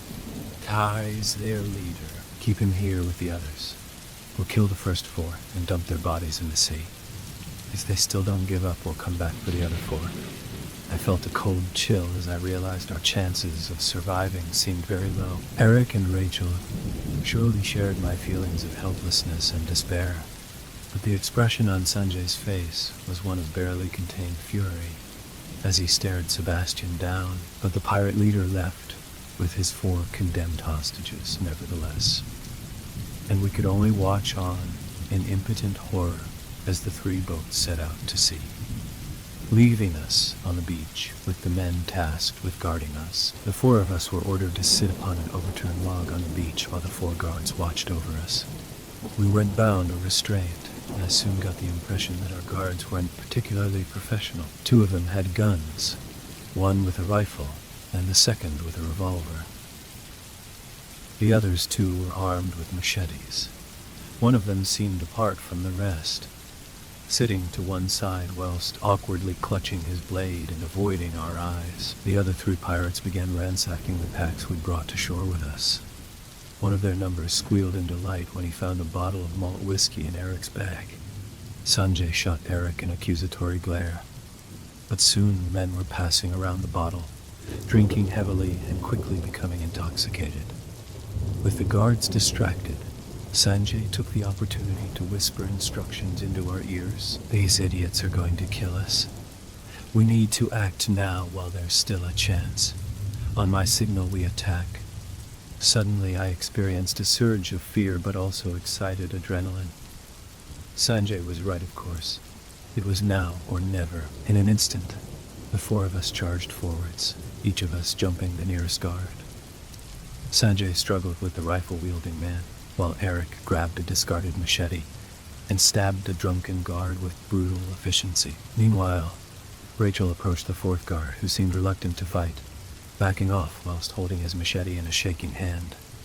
And I fought desperately with a wily young pirate brandishing a revolver, trying to force the gun from his hands, but the idiot got the better of me, kicking me hard and throwing my body down on the sands. He still held the gun, and I expected him to shoot me, but instead he turned around and aimed at Sanjay, who was in the process of smashing his guard's head in with the butt of a rifle. He shot the Indian security officer once in the back, making him scream in agony. A moment later, Eric arrived on the scene and slashed out with his machete, cutting my guard and forcing him to drop his gun. I acted quickly, grabbing the revolver and shooting the wounded guard in the chest, killing him instantly. Next, I turned the gun on the fourth and final guard, but he instantly dropped his blade and threw his hands in the air, shouting, "Please don't shoot me. I'm not one of them. Don't kill me." The short but bloody battle was over, and we all ran to the wounded Sanjay's side, pulling him up and leaning his broken body against the overturned log. "We're going to get you help," Rachel said. "No," Sanjay replied firmly as he struggled to overcome the pain. "There's no time. I can't go on, but I can cover your escape. The others down in the camp will have heard the gunshots. You don't have much time. Take everything you can carry. Food, water, weapons, and retreat into the jungle." He paused, nodding towards the last surviving guard. "Take him with you. He might prove useful." The guard reacted with terror at the suggestion. "No! Nope, we can't go inland. It's not safe. Please, I'm not one of them. They may do it. My name's Diego, and I'm from Key West. My yacht got stranded here 2 years ago." We all looked at the man with puzzlement, but Sanjay quickly interjected. "There is no time for this. You must go now." With some difficulty, he lifted and loaded the rifle, aiming it towards the pathway leading back to the camp. We did as ordered, frantically grabbing everything we could before running to the trees, me covering Diego with the gun as we went. We hacked through thick vegetation before discovering an old path into the jungle, all the time listening for the sounds of battle back on the beach. Suddenly we heard gunshots, the sharp cracks of rifles and softer popping noises of pistols and revolvers. But before long, all went silent. We expected the pirates to pursue us, but they didn't. We escaped from one danger, but had little idea of where to go next. The jungle pathway led us to higher ground, and from the top of a small hill we got a good view of the bay below, and witnessed the battle for control of the mystery of the seas. The pirate boats had approached a huge cruise ship, and we could see blood in the water, surely confirming that our fellow hostages had been executed by Sebastian's men. But the ship's crew hadn't given in, instead using a water cannon to defend themselves against the attackers. The smaller rowing boats were vulnerable. One was capsized by the deluge of water, forcing its passengers to frantically swim for shore. The second rowboat retreated, but the fishing trawler stayed beyond the range of the water cannon, using the machine gun secured to its deck to riddle our ship with bullets. I saw a crew member hit, his body falling over the side and sinking into the clear waters. To our horror, we could only watch as the crew raised the anchor and started up the engines, beginning to set sail back out to sea. "Damn lunatics," Eric exclaimed in dismay. "What the hell are they thinking? The ship has a day's supply of fuel left at most. They're all going to starve out there." Rachel and I were left speechless, watching in silent sorrow as we saw our ship depart to an uncertain fate. But we didn't dwell long on the sad sight, instead following the path into the jungle. Going was tough as we cut through the undergrowth with machetes and struggled under the constant assault of biting insects and the stifling humidity. Meanwhile, Eric tried to get more information from our captive Diego. "Where does this path lead?" my friend demanded. "I don't know for sure," Diego replied. "Like I said, I was told to never travel beyond the edge of the camp. I heard some of the others talk about another beach on the island's west side. They say there's a jetty and an old boat there. You've been with these pirates for what? 2 years. What can you tell us about them? Eric pressed. They were all marooned here at one time or another, Diego answered wearily. Either that or their descendants were. People have been born and died here without ever leaving the island. And originally they all came from our world? Eric asked. Diego shrugged his shoulders. That's Diego. Shrugged his shoulders? That's the thing. We all come from somewhere else, but not from the same world. The way I see it, there are multiple versions of the Earth, but they're all somehow linked to this world. Someone or something has pulled us all to this damn place. Diego's words hung in the air as we all considered the terrifying implications of his extraordinary theory. I didn't know whether to believe him or not, but in a sense, it didn't matter, because our sole focus was on escape and survival. At some point during the afternoon, Rachel suddenly yelped out in pain. I swung around in concern and saw my lover slapping the side of her neck. "Are you okay?" I asked. "Yeah," she replied. "Just a mosquito bite." I took Rachel at her word and we carried on, not realizing the significance of what had just occurred. It was dusk by the time we made our next amazing and chilling discovery. As we hacked our way through the vegetation, we suddenly came to a clearing, and were astonished to find stone structures. Ancient, weathered and covered in vines as the jungle slowly crept in, but still standing. We walked through the ruins in astonishment, awestruck by every sight. Most of the buildings were crumbling, but at the center of the small lost city was a pyramid built in the Mayan style, with a flat top and steps ascending its exterior. The pyramid was about 60 foot tall and still largely intact, having so far survived the encroaching jungle and standing as a lasting monument to whatever ancient civilization had built it. We slowly walked around the structure, awestruck by our discovery and the implications of its existence. "Did you know about this?" Eric asked Diego. "I heard rumors, but never believed them," he replied nervously. "It's amazing," I added. "How old do you think the ruins are?" "Hard to say," Eric replied. "Centuries, maybe millennia. Clearly, whoever built this settlement are long gone." "I wonder what happened to them," I muttered, although part of me didn't wish to know the answer. It was Rachel who spoke next as she shouted out to us from the far side of the pyramid. "Hey guys, I have found a way inside." I was reluctant to enter the ancient structure for a number of reasons, but Rachel and Eric were keen to explore the interior, so I felt I had to follow them. Diego refused, however, shaking his head vigorously and remaining outside. I briefly considered whether it was wise to leave our prisoner unguarded, but it hardly seemed to matter if he escaped now.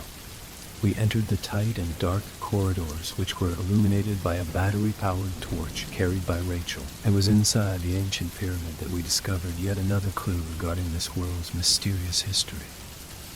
"Look," Rachel said excitedly, as she shone her torch to show the ancient paintings which adorned the walls and charted the history of this lost settlement.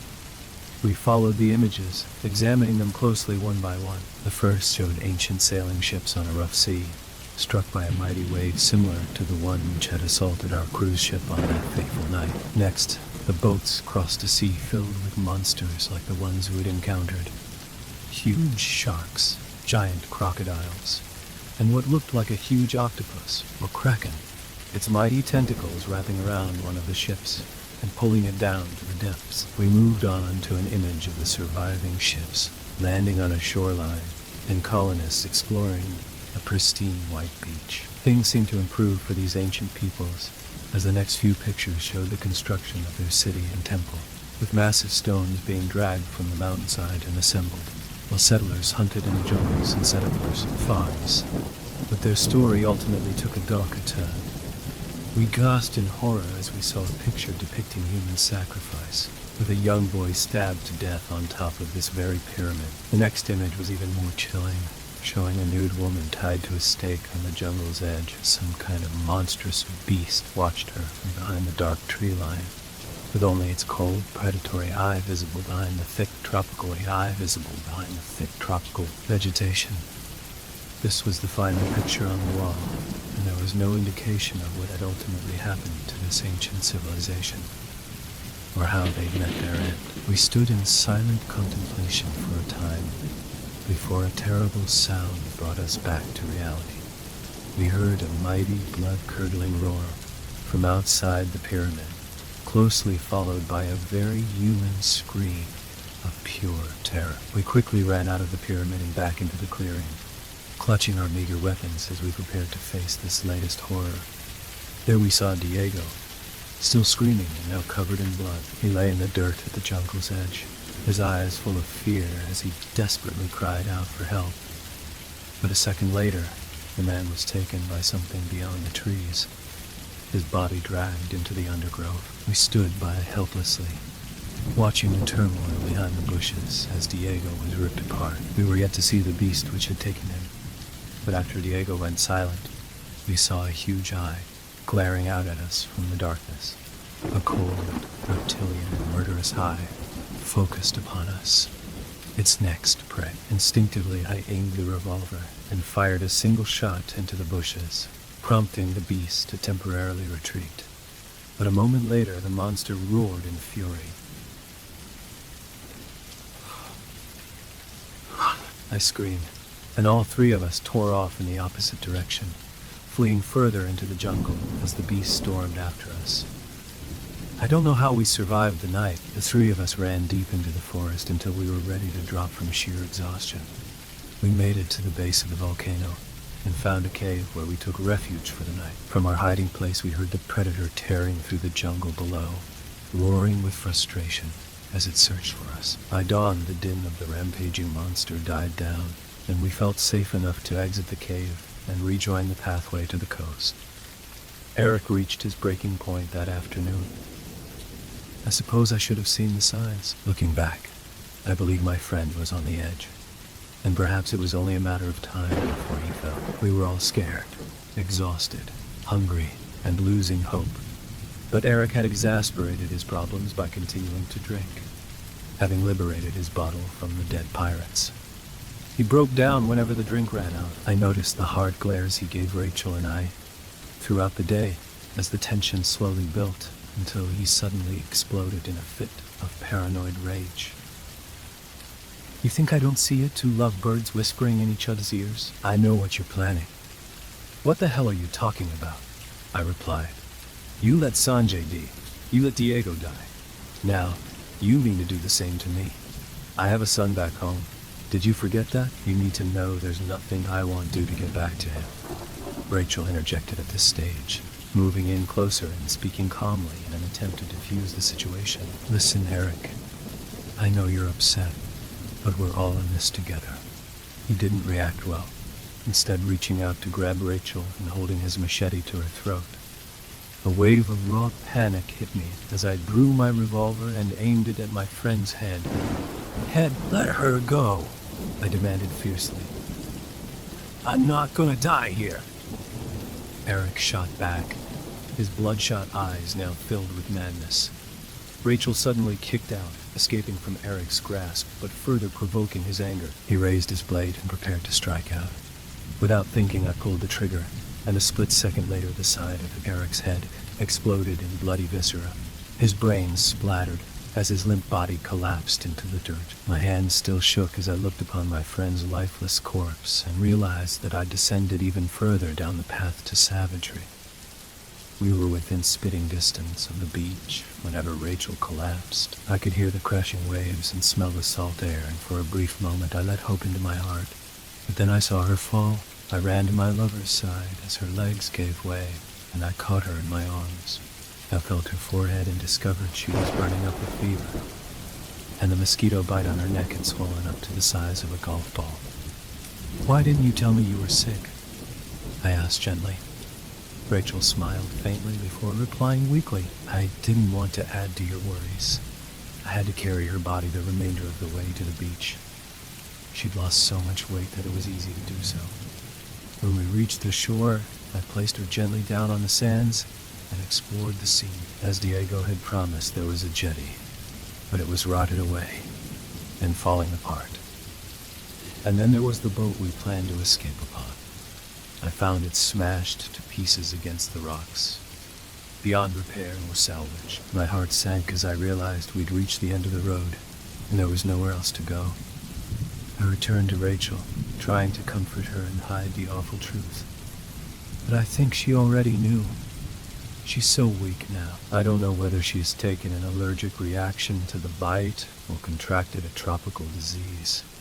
I guess it makes little difference because I have no means of helping her, and all I can do is give her water and be by her side. We shared a moment as we watched the sun set over the ocean, and she whispered in my ear, "It's so beautiful, isn't it? You know, despite everything that's happened, I'm still happy I met you, Leroy. You've made me so happy." I met you, Leroy. The tears were rolling down my cheeks as I held her tight. And so this brings me up to date as I finish the account I began scribbling in my journal days ago. I'll tear the pages out, secure them in Eric's empty whiskey bottle, and toss it out to sea. This is my final shot. Rachel is growing weaker as the sickness slowly takes her, and the monster has tracked us down. I can hear it stalking us through the jungle, waiting for the cover of darkness to strike. I haven't figured out everything about this hellish world we're stranded upon, but I have my theories. I can't say for sure what will happen to this message in a bottle, but I reckon there are 3 possibilities. The first and most likely outcome is that my bottle will simply float upon the oceans of this world for all eternity, and no one will ever read my tragic account. But there is a chance, however small, that my bottle will be pulled into one of the vortexes connecting this world with our own, and my message will find its way into the hands of someone searching for our missing ship. The last possibility depends on Diego's multiverse theory being correct. If this is the case, my account may arrive on an entirely different Earth, where the mystery of the seas never went missing, or perhaps never even existed. In any event, I know the chances of my note reaching somebody who is in a position to help are ridiculously small. Nevertheless, I must try, for Rachel's sake, if not my own. So if you're reading this, please send help, because we're running out of time. Story 2.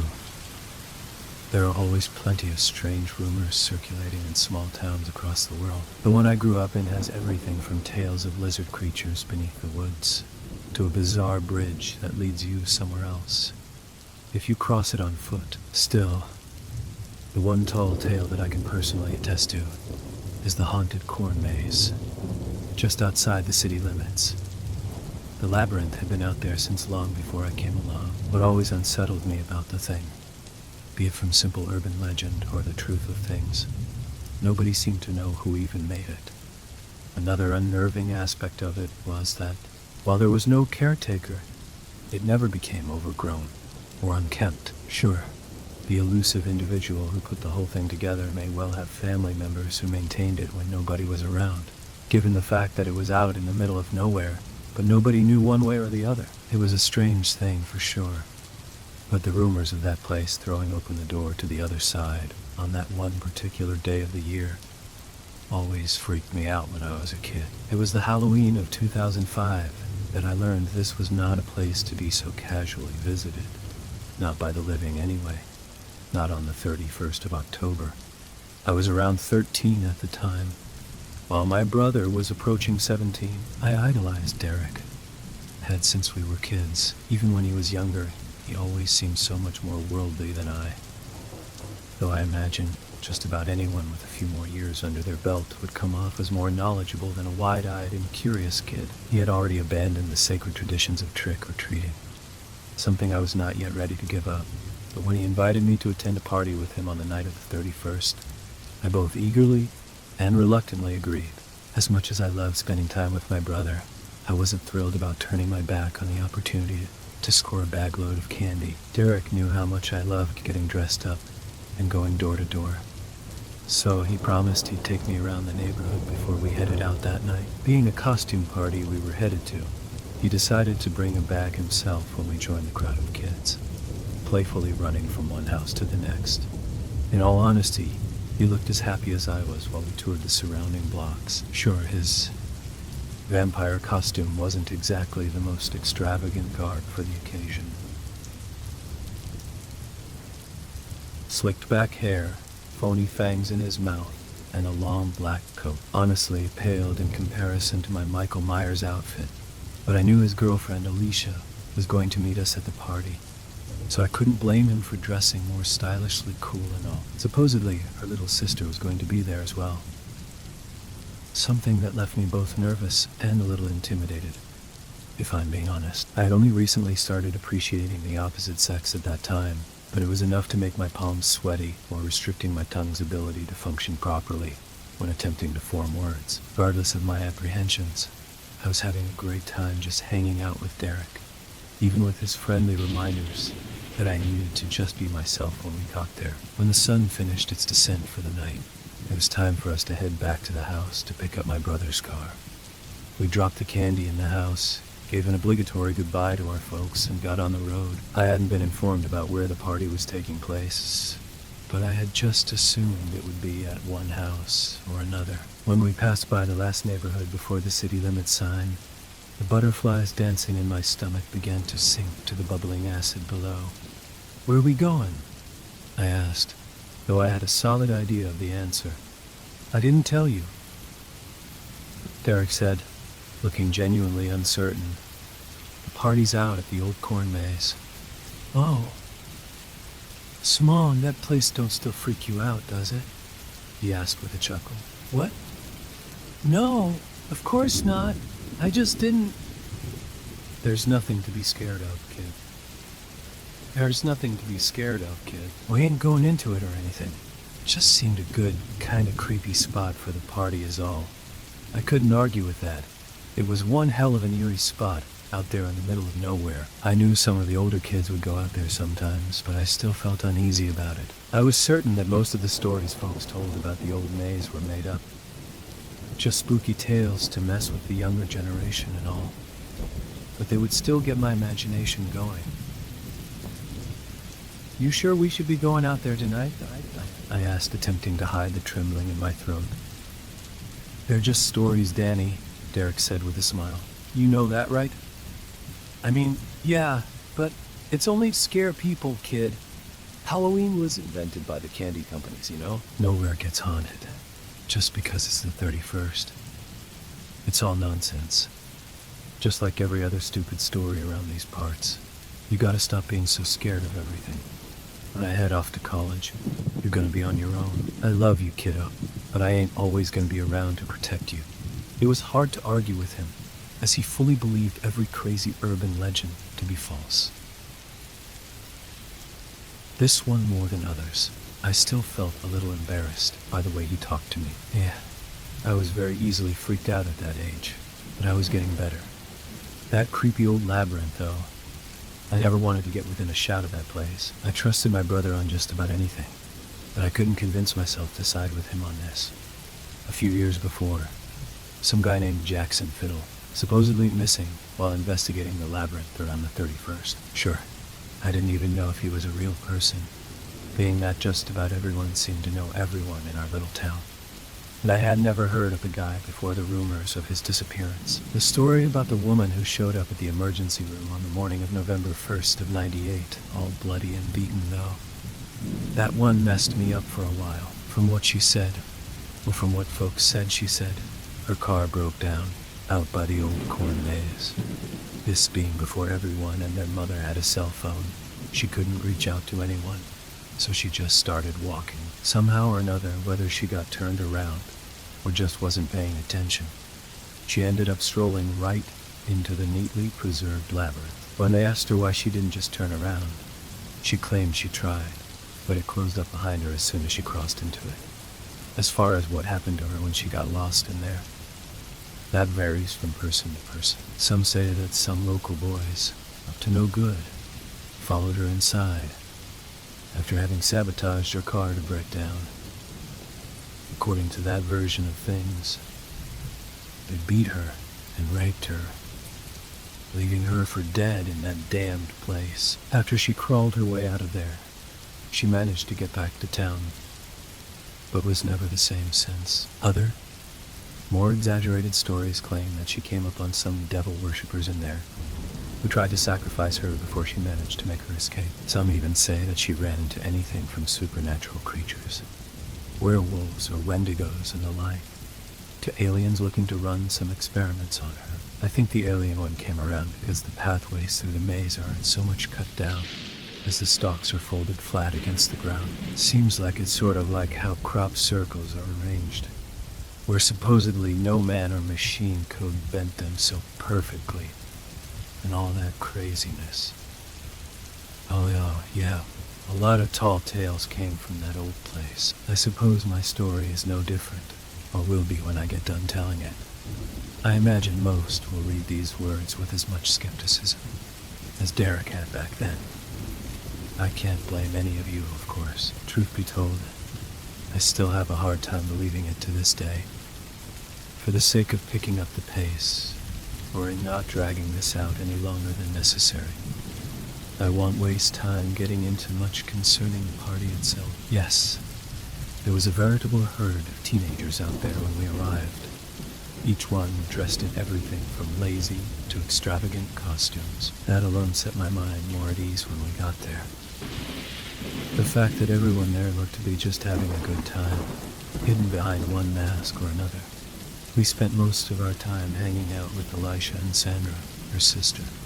She was a bit younger than me, but she was a really cool girl, also quite pretty in her gender-swapped Freddy costume.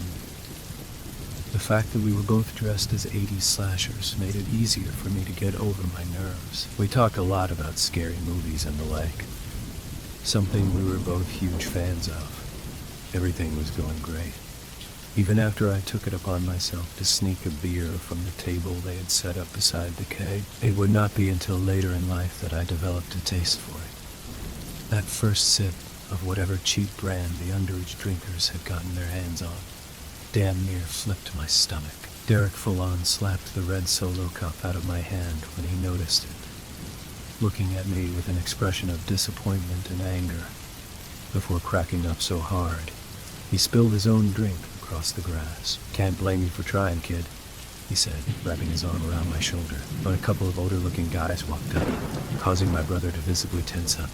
Our night went from a fun and relaxing time to something that still haunts my dreams to this day. "Got some balls showing up here, Russell," said the guy wearing the cheaply made Frankenstein costume, something quite fitting to his considerable bulk. The fact that he called my brother by our surname made me believe this wasn't just friendly badgering. "Yeah, what we gonna do about this?" The other, smaller and more slender guy, dressed as a mangy-looking werewolf, asked, cracking his knuckles. "Back off, Nate," Derek said, pushing himself in front of Alicia and me. "Everyone's just trying to have a good time, guys. We can settle this another time." "Nah, bud," Frankenstein said. "How about we settle up right now?" "Head back to the car, Danny," my brother said, giving me a quick glance before turning his attention back to the duo before him. "I'll be there in." His words were cut short when the werewolf pushed him, causing him to almost topple over his nerves. "Girlfriend." Most of the crowd stopped whatever they were doing, turning their attention to the fight that was likely to break out any minute. There were murmurs throughout the group as they gathered around us, forming a makeshift circle, something that assured me that things were about to get messy. "Not here," Derek said. "Not now. They're not a part of this." Sandra and Alicia were attempting to back away, while I was darting my eyes from my brother to the guys who had some score to settle. "Tell you what," the big guy said, placing his hand on his buddy's shoulder, as if commanding his guard dog to heel. "I got an easy resolution to everything. If you guys got the balls, dude, just drop it, okay? This is..." "Didn't say you could speak yet," Frankenstein cut in, pushing my brother back again with one hand. Derek looked fit to burst. I knew he could hold his own in a fight.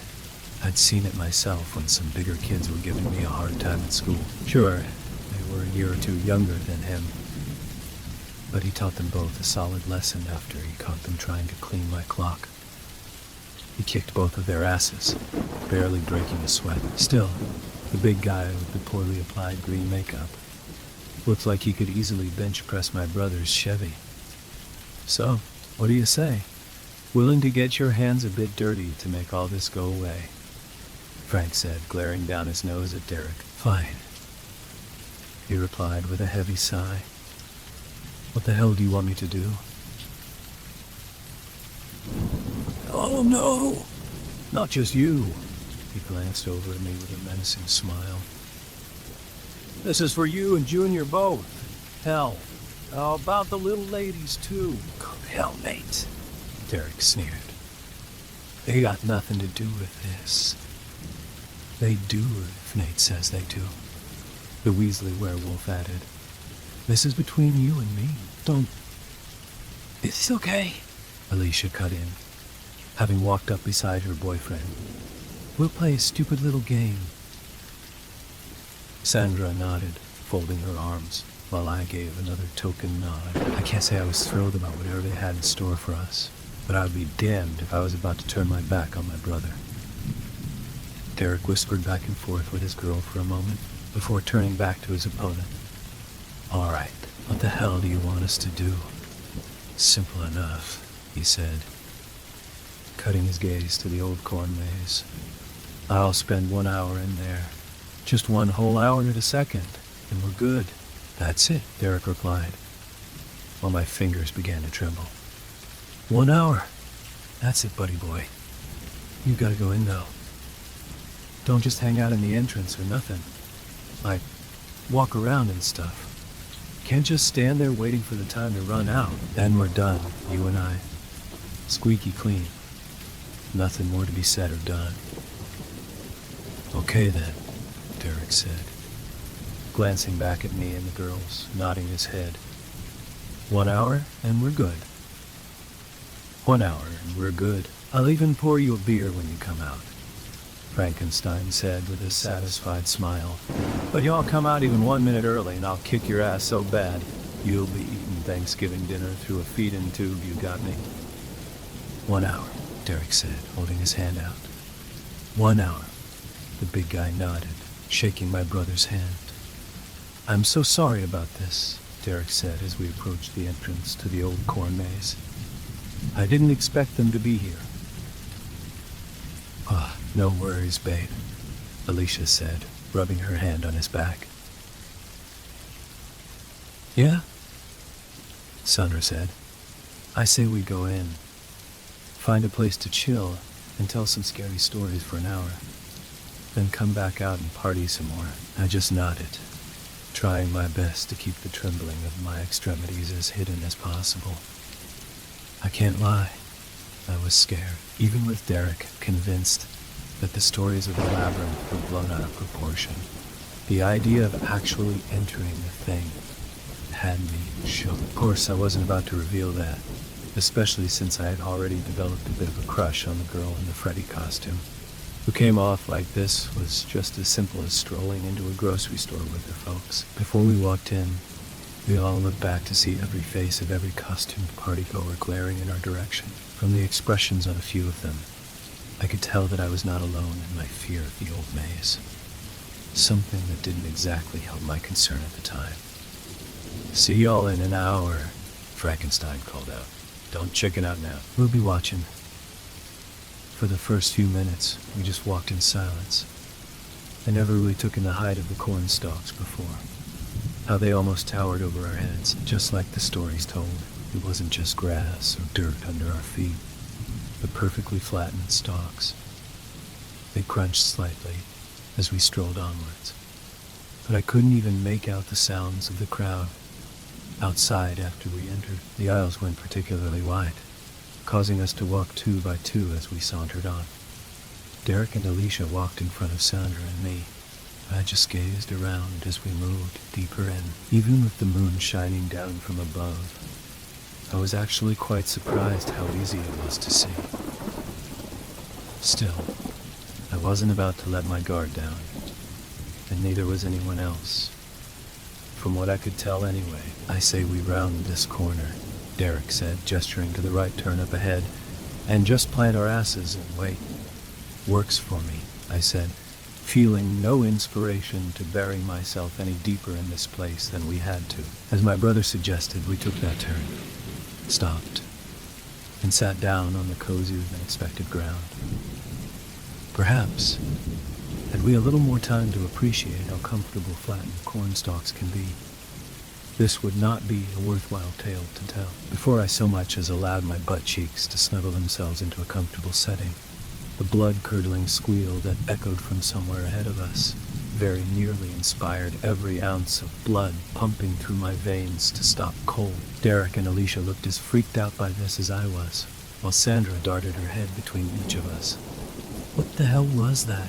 she asked, placing her palms against the ground. "Probably someone trying to mess with us," Derek suggested, looking as uneasy as the rest of us. "That far ahead, though?" I asked. "I could see from behind us." But how could see from behind us? But how could... Another scream, much closer than the last, cut my words short. I got back to my feet, as did Derek and the girls. "This is a setup," my brother said, appearing confident in this theory. "Nate probably sent someone in while we weren't looking. They might have been in here for a while, just waiting to have some fun with us." It did make sense. The big guy in the Frankenstein costume did come off like he knew something when he gave us that friendly reminder before we entered. Given the fact that whatever beef he had with my brother would be set right by this little dare, it would stand to reason that he wasn't going to make it easy for us. Yeah, I thought, they'd just want to force us to take off running, make us embarrass ourselves in front of everyone before he kicks the crap out of Derek. 3 more screams, each coming from different directions, assured me that our working theory was right, while the girls looked back at my brother and me, both smiling at us. I nodded my agreement.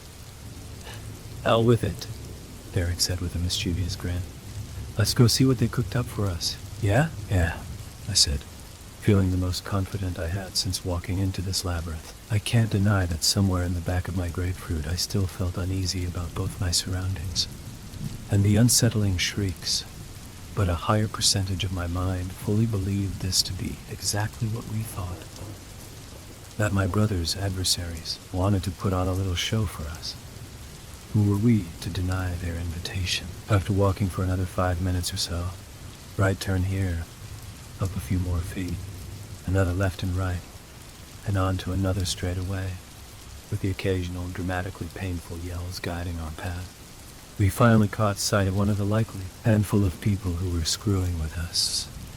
This particular pathway looked to be a good 20 feet long, with one opening to the left and another right about halfway up. At the far end, standing directly in front of another wall of cornstalks, was a tall, slender individual in a filthy black robe, with the hood pulled down low enough to only reveal the wider-than-human toothy grin. When I first saw it, my heart skipped a beat or 4.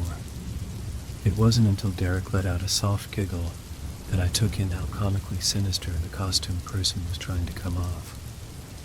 They just stood there, heaving with exaggerated breath, keeping their head tilted down with their arms somewhat outstretched from their sides. It was sort of like how that quintessential douchebag at the gym looks after knocking out that first handful of reps.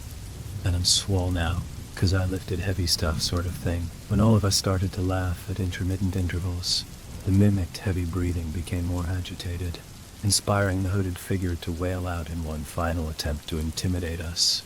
Unfortunately for our cosplaying friend, we weren't buying it, even after 2 more similarly dressed individuals walked out from the left and right openings ahead. Our laughter didn't let up. "Gotta try harder than that, boys," my brother shouted, practically daring the trio to take their taunting to the next level. With one last howling scream, the one at the far end came charging towards us, slipping some sort of dagger from the inside of its robe. "Oh, here we go," Derek said, still chuckling. "This ought to be good." I'll never forget that smile he gave me when he glanced over his shoulder. He was so confident, that he had this whole thing figured out. So was I, for that matter. Even when the robed figure showed no sign of slowing from only a few feet away, my brother still looked back at me, wearing that carefree smile. Transition of our circumstances going from something fun and carefree to one of anguish, shock, and horror barely allowed my mind to accept what was happening. It was the sound of the blade tearing into my brother's gut that hit me, more so than the blood that spat from his still smiling mouth. I don't know if it was Alicia or Sandra who screamed first. Perhaps both of them, for all I knew at the time. 3 more times I heard that meaty thunk as the knife was pulled free and inserted back into Derek's torso. Ruined Danny, he spluttered, spritzing more specks of crimson onto his shirt.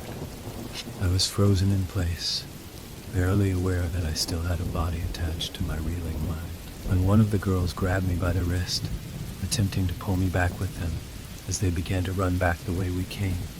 I still could not so much as hope to break my gaze from my beloved brother's wide and horrified eyes. If whoever or whatever these things were could so easily put an end to someone who had always been so much stronger and more confident than me, I had no doubt I would not survive this.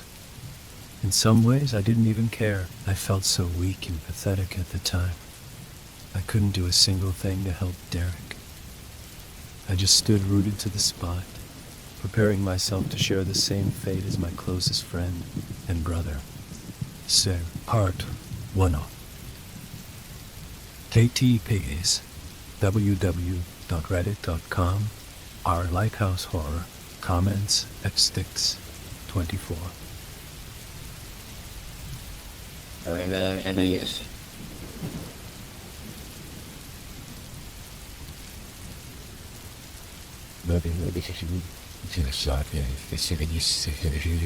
That exaggerated smile under the dusty back hood started back at me as the blade was pulled from Derek's stomach for the last time, dropping him to the ground. While his girlfriend still screamed at me, I was practically paralyzed by the sight of the blood dripping from the long, jagged blade, blending with the pool forming around where my brother lay, barely twitching. "Damn it, Daniel," she yelled again, slapping me even harder than before, finally inspiring my mind to collide with my body. I looked at her and back to the robed figure who was wiping the dagger caked in my brother's blood across its chest. "We gotta run, kid. You with me?" I just nodded, something that was likely difficult to differentiate from my bodily spasms at the time. As the robed figure began to move in closer, stepping over Derek, I started to back away as she, or whatever the hell it was, lunged at me. It fell hard to the ground itself as my brother clutched its ankle.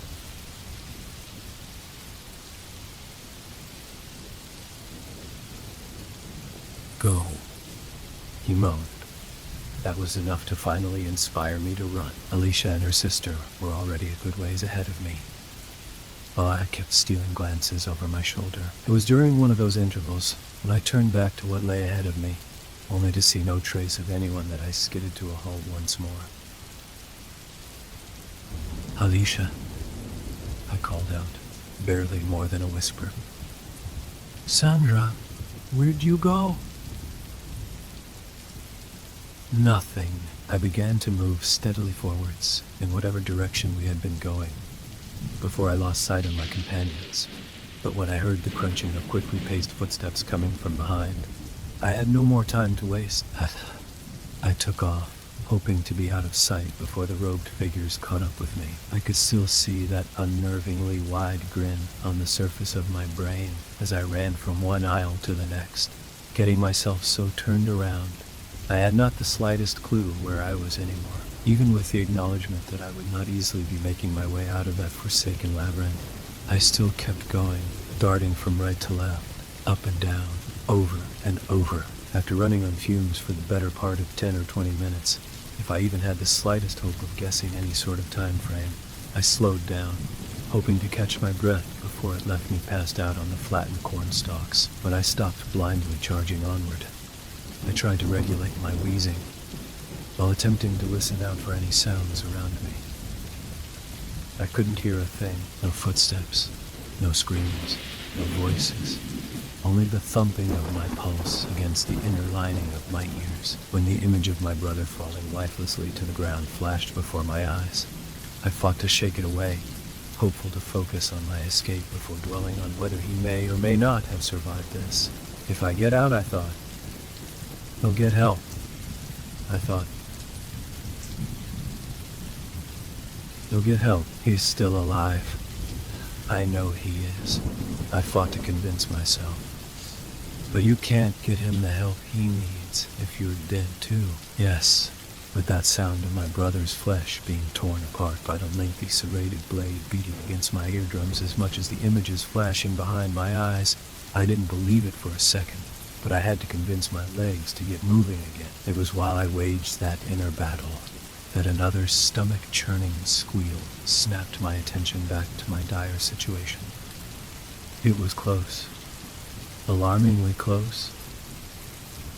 But I knew I had to check it out, given that it sounded as though it was one of the girls screaming this time, as opposed to those we had thought to be only messing with us.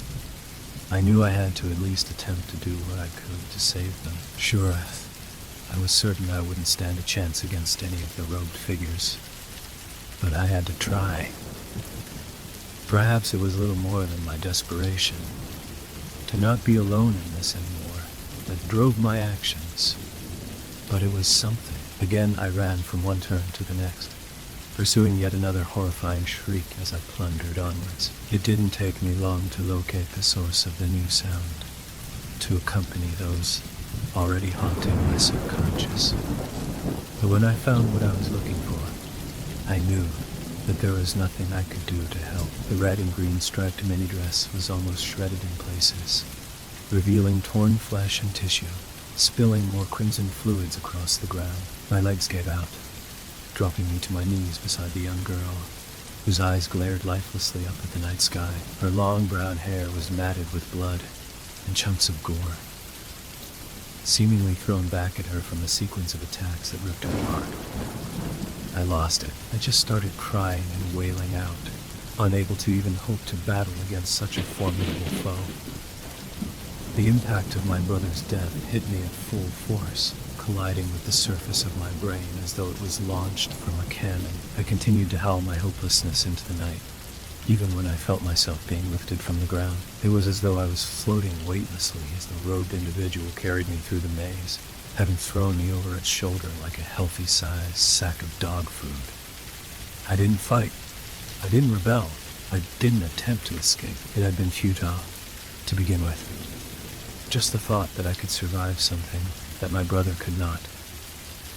When my escort stopped walking, I was still out of it while my wrists and ankles were bound to some sort of wooden prop. Through the tears that still flowed, I could see that I was in a much wider spot in the maze, one that was at least 4 or 5 times the size of the slender pathways I had been running in and out of. But could this be the center of the maze, I thought, glancing around as much as I could. There were 6 of them now. The robed figures, each with their own unsettling grin peeking out from the darkness of their hoods. Once my extremities were sufficiently restricted, the one who carried me there backed away to join the others in line. They all just glared at me, heaving their heavy breath while maintaining their sinister smiles. Otherwise, what are you waiting for? I asked through gritted teeth. I was beaten. I was done for. I did not doubt that. Why were they just glaring at me? What the hell are you waiting for? Still nothing. They just stood there like robed statues. They weren't even forcing out that exaggerated wheezing anymore. Just get it over with, you idiots. As one of them broke from formation, slowly coming closer to me, I wasn't afraid anymore. My heart ached for the loss of the person I cared most for in this world. If they took him away from me, they could have me too, for all I cared. No more running. No more tears. No more. As it moved in closer, stopping only inches from me, it leaned over at the waist, almost pushing its face right next to my own. I closed my eyes, readying myself for the blood to spill freely to waiting corn stalks, pressed to the ground, when, "Happy Halloween, baby brother," whispered into my ear. When my eyes blinked back open, they met not the malicious grinning thing that sought to lay me to rest, but the smiling face of the person I had idolized since I was a child. "Derek, what the..." I barely formed anything close to a legible sentence as Elisha and Sandra lowered their hoods, pulling away the grinning masks, followed by the two guys who forced us in here, and another blonde guy I'd never seen before. They weren't laughing at me, only smiling warmly as though they thought this torment they had put me through to be a heartfelt gift of some kind. "You're alive? You're all?" I stuttered while the truth of things struck me like a serrated blade to the midsection. "Are you kidding me?" I belted, wrestling against the bindings holding me in place. "How could you? Why the hell would you?" "It's okay, kiddo," Derek said, still smiling, chuckling a little under his breath. "It was just a joke. I just wanted to give you one good scare for Halloween. One good scare." "I thought you were dead," I shouted, still pulling against the ropes around my limbs. "Whoa, Danny," my brother said, reaching out to hold my arm still. "You're gonna hurt yourself. Let me. Don't touch me. Do you have any idea what you put me through?" I could tell that my brother's accomplices were growing steadily more uncomfortable as they stared on with varying, though equally uncomfortable expressions. But I didn't care. I felt betrayed by the actions of the one person I thought I could truly trust in this world. Not only for this ridiculous charade, but for leading me into this damned maze in the first place. "You know how I feel about this place," I said, lowering my voice. "You know it scares me." "Exactly," he said, resting his hand on my shoulder. "That's why I chose it, kid. I'm going off to college next year. I need to know you'll be all right without me here. It's time to face your fears and grow up some. Believe me, Danny, I'd never do anything like this if I didn't have a good reason." "Cut me down," I said, refusing to look him in the eye. He just stared back at me, or so it looked through my periphery. The smile faded from his face by the time I allowed my eyes to meet his again, but I was still angry, still betrayed. Still betrayed. "Cut me down." With a heavy sigh, he reached into his robe, pulling out the pocket knife he had carried for the last few years. After the last rope was cut, I just stood there looking up at him, rubbing the raw flesh on my wrists from my riding against the coarse ropes. "Danny, you guys sure as hell got around well enough." "Yeah," he said, lowering his head and looking defeated. "This way?" "Yes, come on, Danny," Sandra said, pulling off the heavy-looking robe to reveal the wounds that appeared so much more fabricated than they had through my fear-altered vision. "We didn't mean..." "Leave me alone," I said, swatting away the hand she reached out. "Think we went too hard on him?" Frankenstein asked Derek as we passed by him. "Maybe. I didn't think." "Wait," my brother said, cutting his head from side to side. "Where's the..." It wasn't until then that I noticed the circular clearing no longer had any visible exits. Assuming this to be just another part of the night's festivities, I felt my face begin to flush once more. "Seriously, guys," I said, turning to face the group of suddenly bewildered-looking teens. "Enough already. Can we just..." "This isn't us, Daniel," Alicia said, looking thoroughly perplexed as she glanced from her sister to her boyfriend. "Nate, is this you guys?" Derek asked. I don't even..." "It's all planted in the ground," the blonde guy said, tugging at the stalks, two at a time. "What? What the hell is this, Derek?" A very uneasy sounding Alicia asked, before screaming out again, and something rolled across the ground towards us. She wrapped her arms around her sister, who had begun to whimper slightly, while the big guy in the Frankenstein costume muttered curses under his breath. When the pumpkin came to a halt, staring straight up with a fierce and mocking smile carved into its jack-o'-lantern face, everyone grew silent and still. I just glared down at the thing with my jaw unhinged, still battling to wrap my mind around everything that had occurred up until this point, when the long corn stalks began to rustle violently, making it appear as though the whole labyrinth was quaking around us. It was hard to differentiate my own involuntary shivering from my surroundings. A low humming sound was barely audible above the trembling leaves, but it gave me the impression that something was drawing closer as it gradually escalated. "Push through," Frankenstein said, weaving his hands between the stalks. "It's just corn. We can." "Oh no." We all spun to see him wrestling against the vines that were wrapping around his arms and legs. Derek ran to his side, quickly slicing through the attacking greenery with his pocket knife. "Help me! Help me!" my brother shouted while cutting and pulling the stems away, as more continued to wrap around the big guy.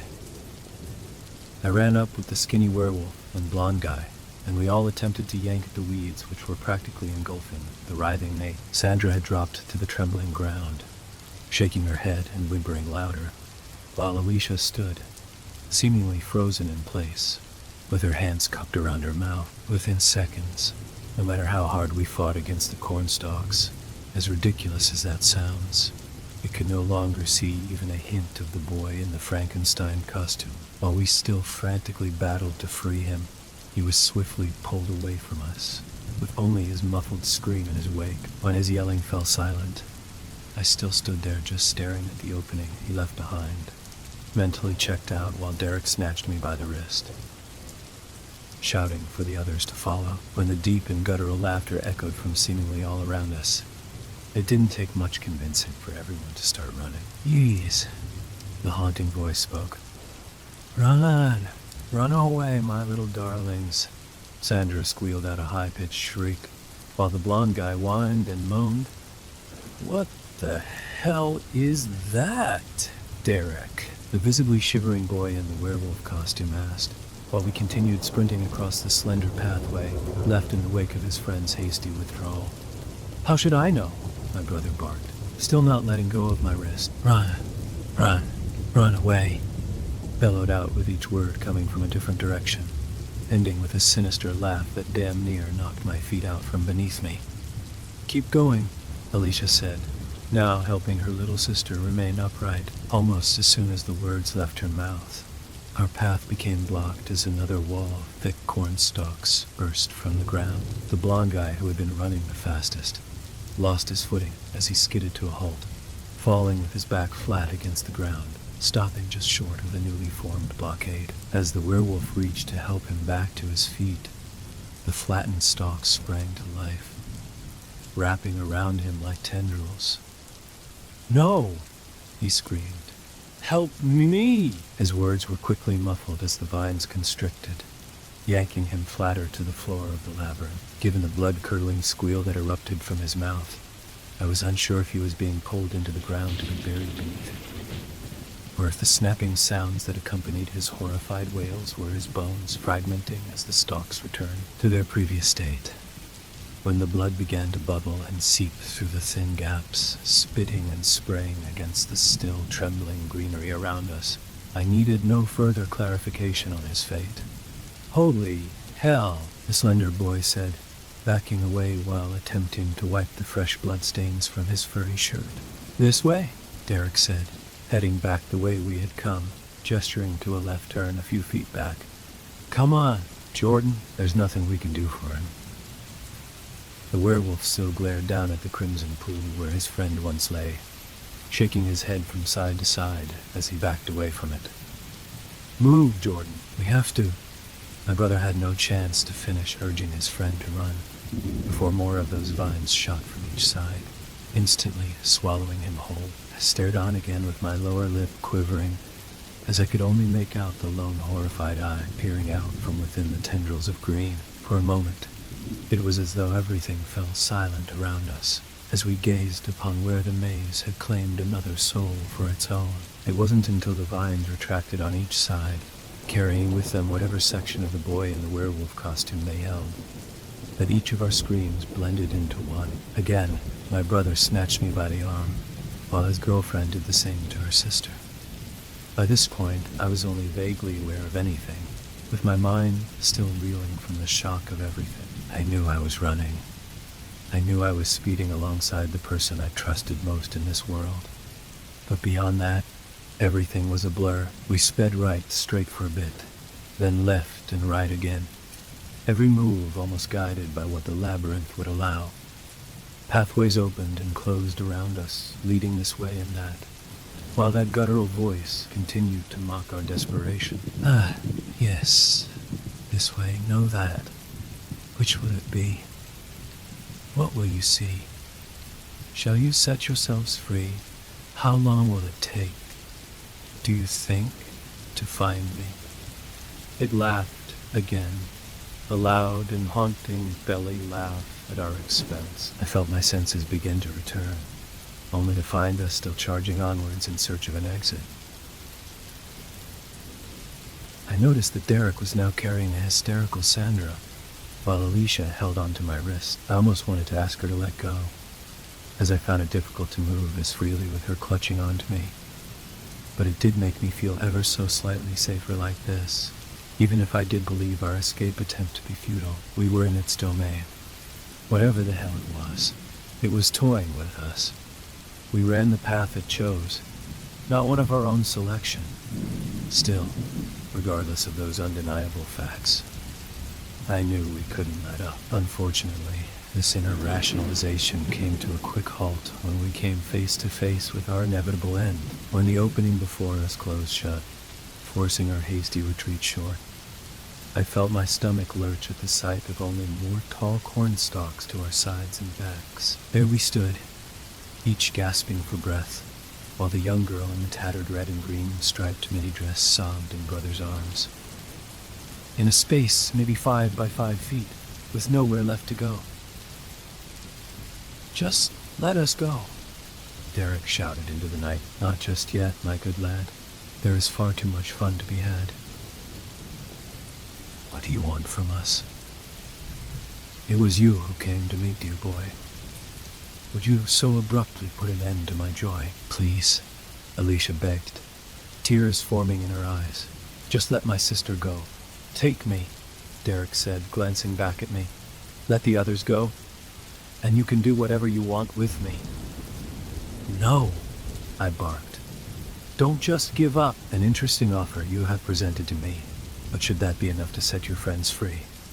I have each of you now, to do with as I please, but you still beg for unwarranted release." "There isn't," my brother said in a cracking voice. "This is all my fault. Please just." When the stalks parted to our left, I once more felt my jaw drop. It looked as though it could very well be that same circular clearing we began running from.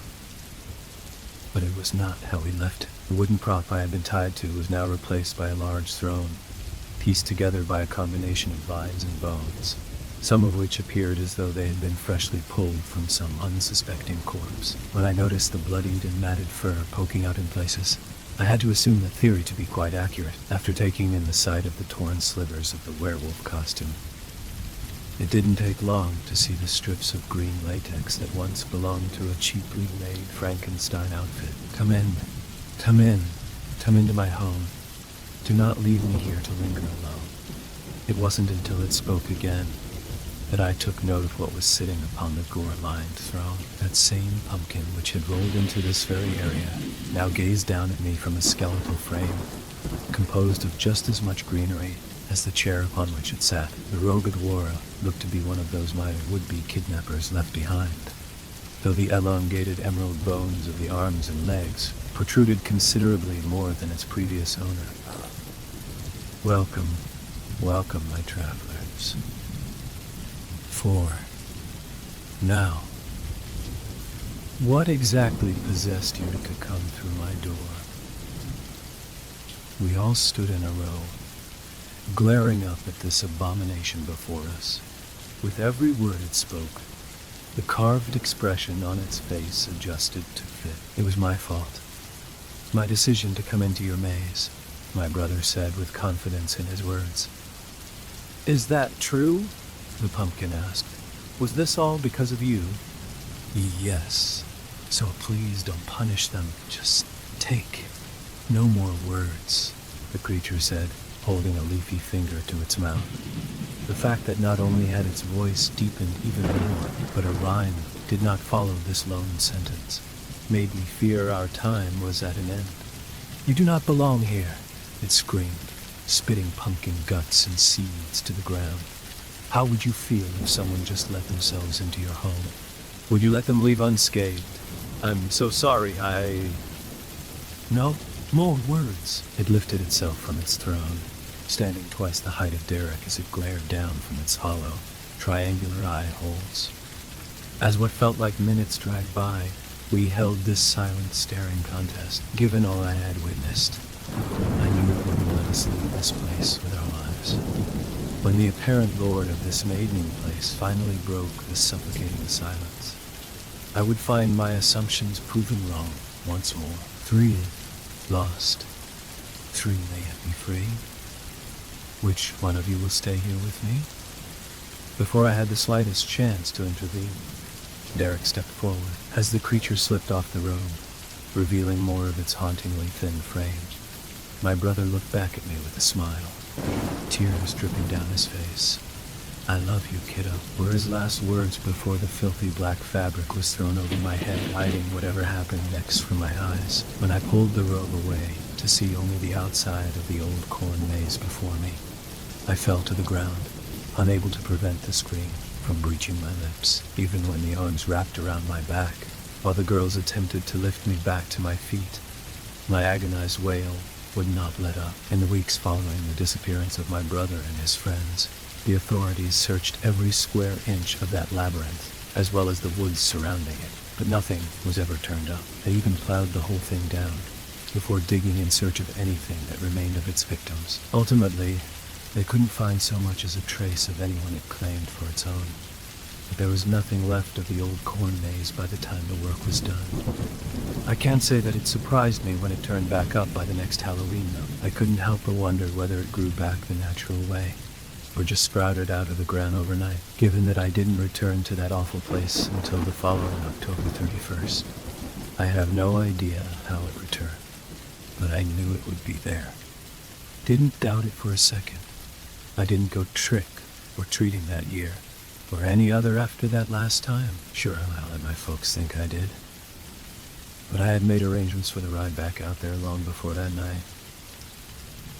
I just had to see it for myself, you know.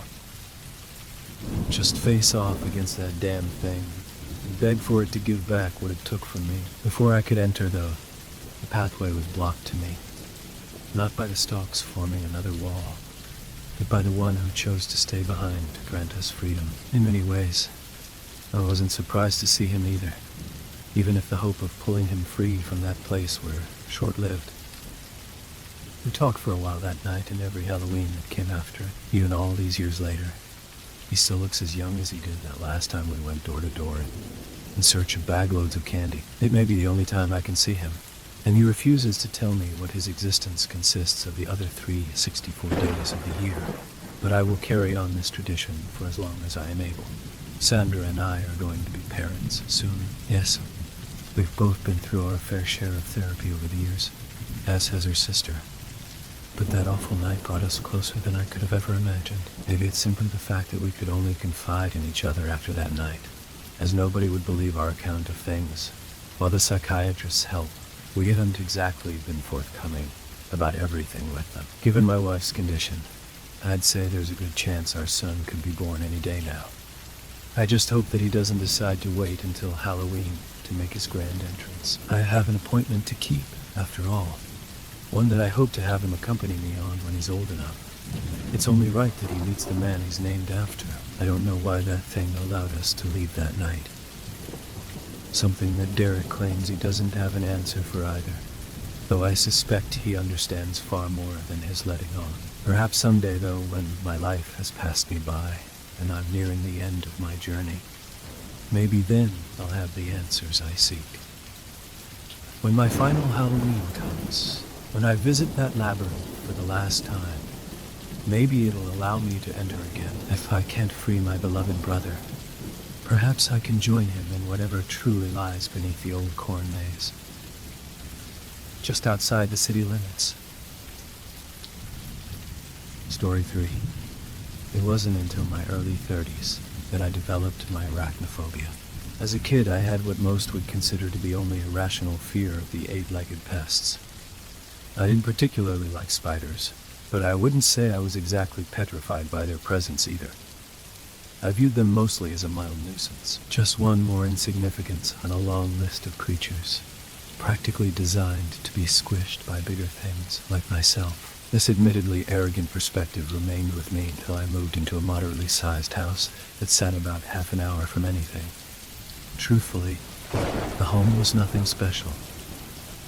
It was an old single-story farmhouse caked in dust when I first found it. But I was taken with its rustic architecture, its seclusive nature. When I called the realtor to ask about pricing, they informed me that the previous owners had been trying to sell the property for ages and were excited to see someone finally taking an interest. As a result of this, I was able to get the place dirt cheap.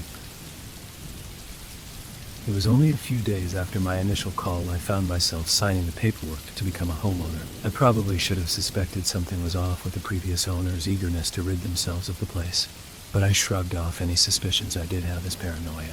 Something I would soon regret. Anyhow, I spent the next week or so cleaning the absurdly large amount of dust and cobwebs that absolutely coated the structure's insides.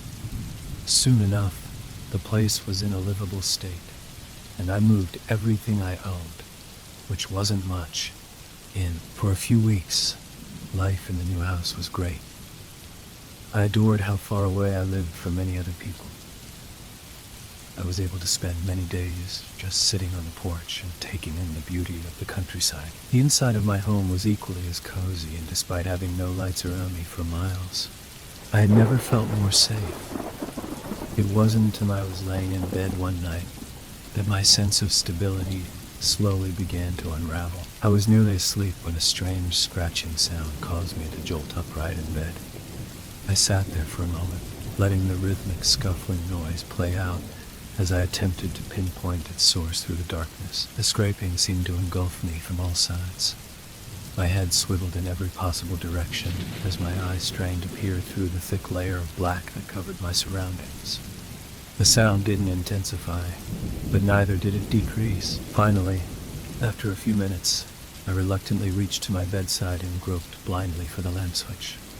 Almost as soon as the weak light dimly illuminated the room, the noise ceased. I looked around in confusion, already beginning to wonder if I'd been dreaming. Having just recently moved in, there wasn't much in the way of hiding places in my room. I checked under my bed and behind what little furniture I did have, but found nothing out of place. Just to be safe, I did spend a few minutes checking the doors and windows, and even the other rooms to make sure there wasn't an animal or something that had found its way into my home. When I didn't find anything, I returned to bed exhausted and ready for sleep. I decided the scratching noise must have been an animal that had gotten on my roof or something, and figured I'd just deal with it in the morning. I laid my head back against my soft, inviting pillow and stared at the ceiling, waiting for sleep to take me again. I was just about to switch off my light when I saw something blemishing the bumpy, popcorn surface of the ceiling. Gazing upward through weary eyes, I tried to make out its exact shape until I finally came to realize what it was. A crack. A relatively large one at that. I stood up on my bed to get a closer look, my legs wobbling from the uneven mattress, struggling to hold me upright.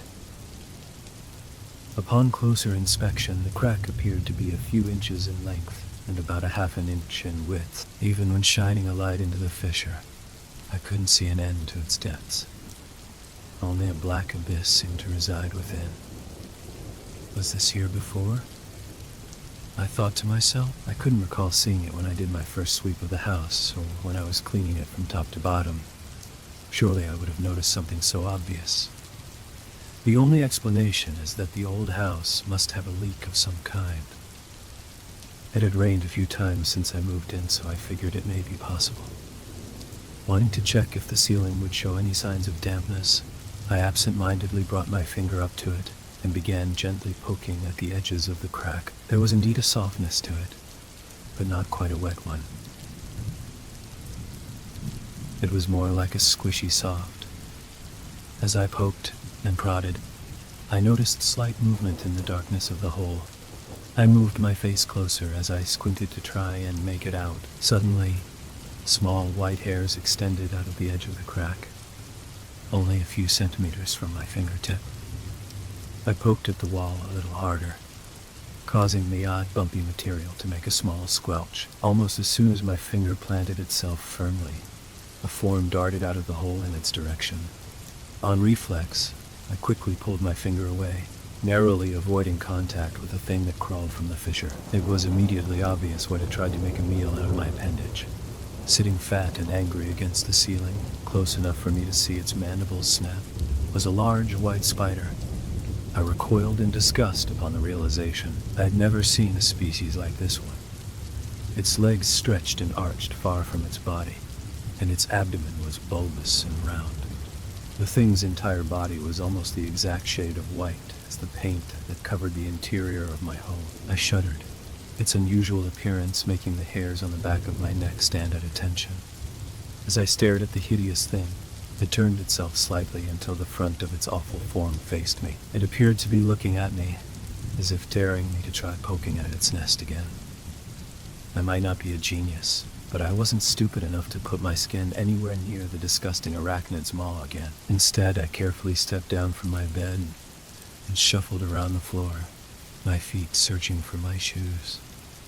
All the while, I kept my eyes on the fat abdomen of the creature. Its body shifted with each movement I made, as if the thing was still watching me. I began to feel an overwhelming sense of nervousness. It was as if I was a fly, trapped in the monstrosity's web, and waiting to have my insides sucked out of me through sharp, jagged fangs. Just as my panic began to get unbearable, my feet finally kicked at what I'd been feeling for, my shoes, slowly bending down and picking one up. My anxiety began to turn into courage. I didn't understand why I was so afraid of some little spider, but now with a proper weapon in my grasp, I felt my fears evaporate. Slowly, I climbed back on the bed, still in the staring contest of my life with my uninvited roommate. "Say goodnight, little imbecile," I said. Then, I swiftly swung the bottom of my boot up into the ceiling, directly nailing the spider. It didn't even stand a chance. The horrifying form that previously sat like a bloated king over my bed was now nothing but a bloody stain against the white paint of the ceiling. I stood there, nodding to myself triumphantly, deciding I'd had enough adventure for one night. I stepped down from my bed and set my shoe back next to the other one. Then I covered myself in a cocoon of blankets and feeling safe once more, I quickly fell asleep. Unfortunately, that night was only the first of many spider sightings in my home. Over the next week or so, I had found and smashed at least one or two nearly identical little creeps each day. They seemed to be lurking in every other corner of my home, under the kitchen sink, in the hallway closet, on the spare bedroom wall. You name it. I nearly had a heart attack one night when I took a trip to the bathroom and found an especially plump one resting on the underside of the damn toilet seat. It seemed that no matter how many I killed, more would show up. As the days passed, I grew an irrational hatred for the horrid little creatures. Each time I saw one, it filled me with an instinctual rage. There was no longer a fight or flight response, only fight. I must have killed over a dozen as the week went by. As my patience for them dissolved with each execution, I found myself disposing of the 8-legged monsters in increasingly cruel ways. The first several I simply smashed, but I soon moved on to spraying them with a puddle of powerful bug spray. Then I resorted to smothering them with white vinegar. Watching their shriveling bodies burn and bubble had begun to fill me with a sadistic satisfaction. My anger toward the uninvited things was only exacerbated by my lack of sleep. Every night that week I would wake up to the same scraping sound I heard the night I found the first spider. Each time I would switch on the light, however, the noise would abruptly stop. Still, I found myself on edge as a result, and often had trouble falling back to sleep after I was woken, if I managed to at all. What's more, I could swear the crack on my ceiling was getting larger. Every night that I was pulled from my sleep from that hideous, obnoxious scratching, I would instinctively look at it, but each time I was met with nothing more than the pitch black that sat between the lumpy paint. One night, I was woken by that horrible sound once more. Instead of immediately looking up at the fissure in the ceiling as I'd done the previous several nights, I just lay there, irritated. All I could bring myself to think was the question of how long I would have to endure this nightly ritual before I could manage a single night of decent sleep again. Listening to the sound as it snaked its way eerily from wall to wall, I felt my breathing shallow. I allowed myself to drink in the sound as my anxiety quickly rose in my chest. A symphony of thumping, scraping, and scratching took hold of me, squeezing my throat like a noose. My arms and legs began to crawl, and an itchy sensation worked its way across nearly every inch of my skin. Every ounce of my nerves screamed at me to move, to scratch, to relieve myself of this torment. All it would take was the flip of a light switch, and I knew the warmth of the lamp would soothe all my ailments. But I refused. I didn't want to let the noise win. I had to beat it. If I gave up now, I feared I would never be rid of it. The itching across my skin began to burn, and I nearly choked on my own spit after not swallowing for too long. Finally, after every ounce of my will had been expunged, I simply couldn't take it anymore. In one quick motion, my arm shot to my side and switched on the lamp. Immediately, the sound stopped. My eyes were locked with the malignant crevice above me before the light even had a chance to illuminate it. Unlike every night before, however, there was something strange seeping from the fissure. At first it resembled dust, but more solid. As I gazed upward, attempting to wrap my head around what was happening, I realized the itching sensation I'd felt before illuminating the room hadn't stopped. If anything, the feeling had only gotten worse. I thoughtlessly scratched at my neck only to feel something wet squish underneath my fingernail. I quickly glanced at my finger to see a bloody mess wrapped around its tip. My eyes widened in terror at the realization that what I was watching fall from the ceiling was not dust, and I quickly threw my blanket off myself. A horrified gasp reflexively crawled out of my throat as I saw dozens of tiny white spiders chaotically swarming up my legs and abdomen. I screamed and leapt out of bed in an instant and ran to the bathroom. Without taking the time to remove my nightclothes, I slammed my way into the shower and turned it on, spraying each and every last inch of my body with scalding water to ensure no spiders remained. I didn't stop scrubbing until my skin was raw and bleeding. This was the final straw. I couldn't take the torment of these tiny beasts any longer. I slept in my car for the rest of the night, and as soon as the sun rose, I called an exterminator, told him about everything, about the noises I'd been hearing, the crack in the ceiling, and even the details of the spiders down to the color of hair on their asses. Over the phone, the exterminator told me they'd never seen any spider like the one I described, but said that it could be a rare species. It didn't matter to me. I just wanted them out of my house. I told him I'd pay extra if he could come out the same day. Thankfully, he agreed. I remained in my car as I waited, just staring at the building I used to call home.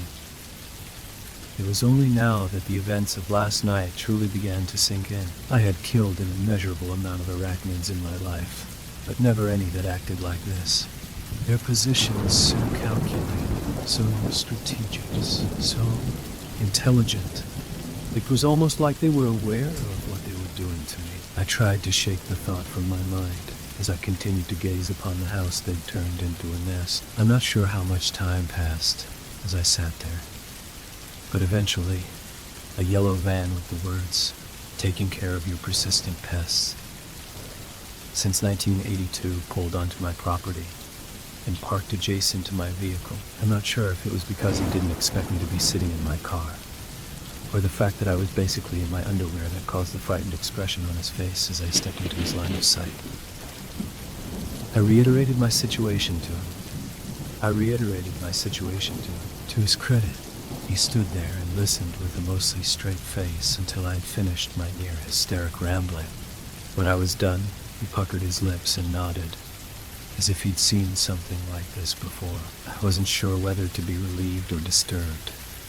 Regardless, he put some kind of mask on, grabbed some equipment, and told me to give him about half an hour or so. I watched him walk confidently into my house as I tried to keep the thought of him being eaten by a horde of spiders to myself. After returning to my car, I waited anxiously, checking the time every 2 or 3 minutes. When 30 minutes passed and he hadn't come back, I began to grow more nervous.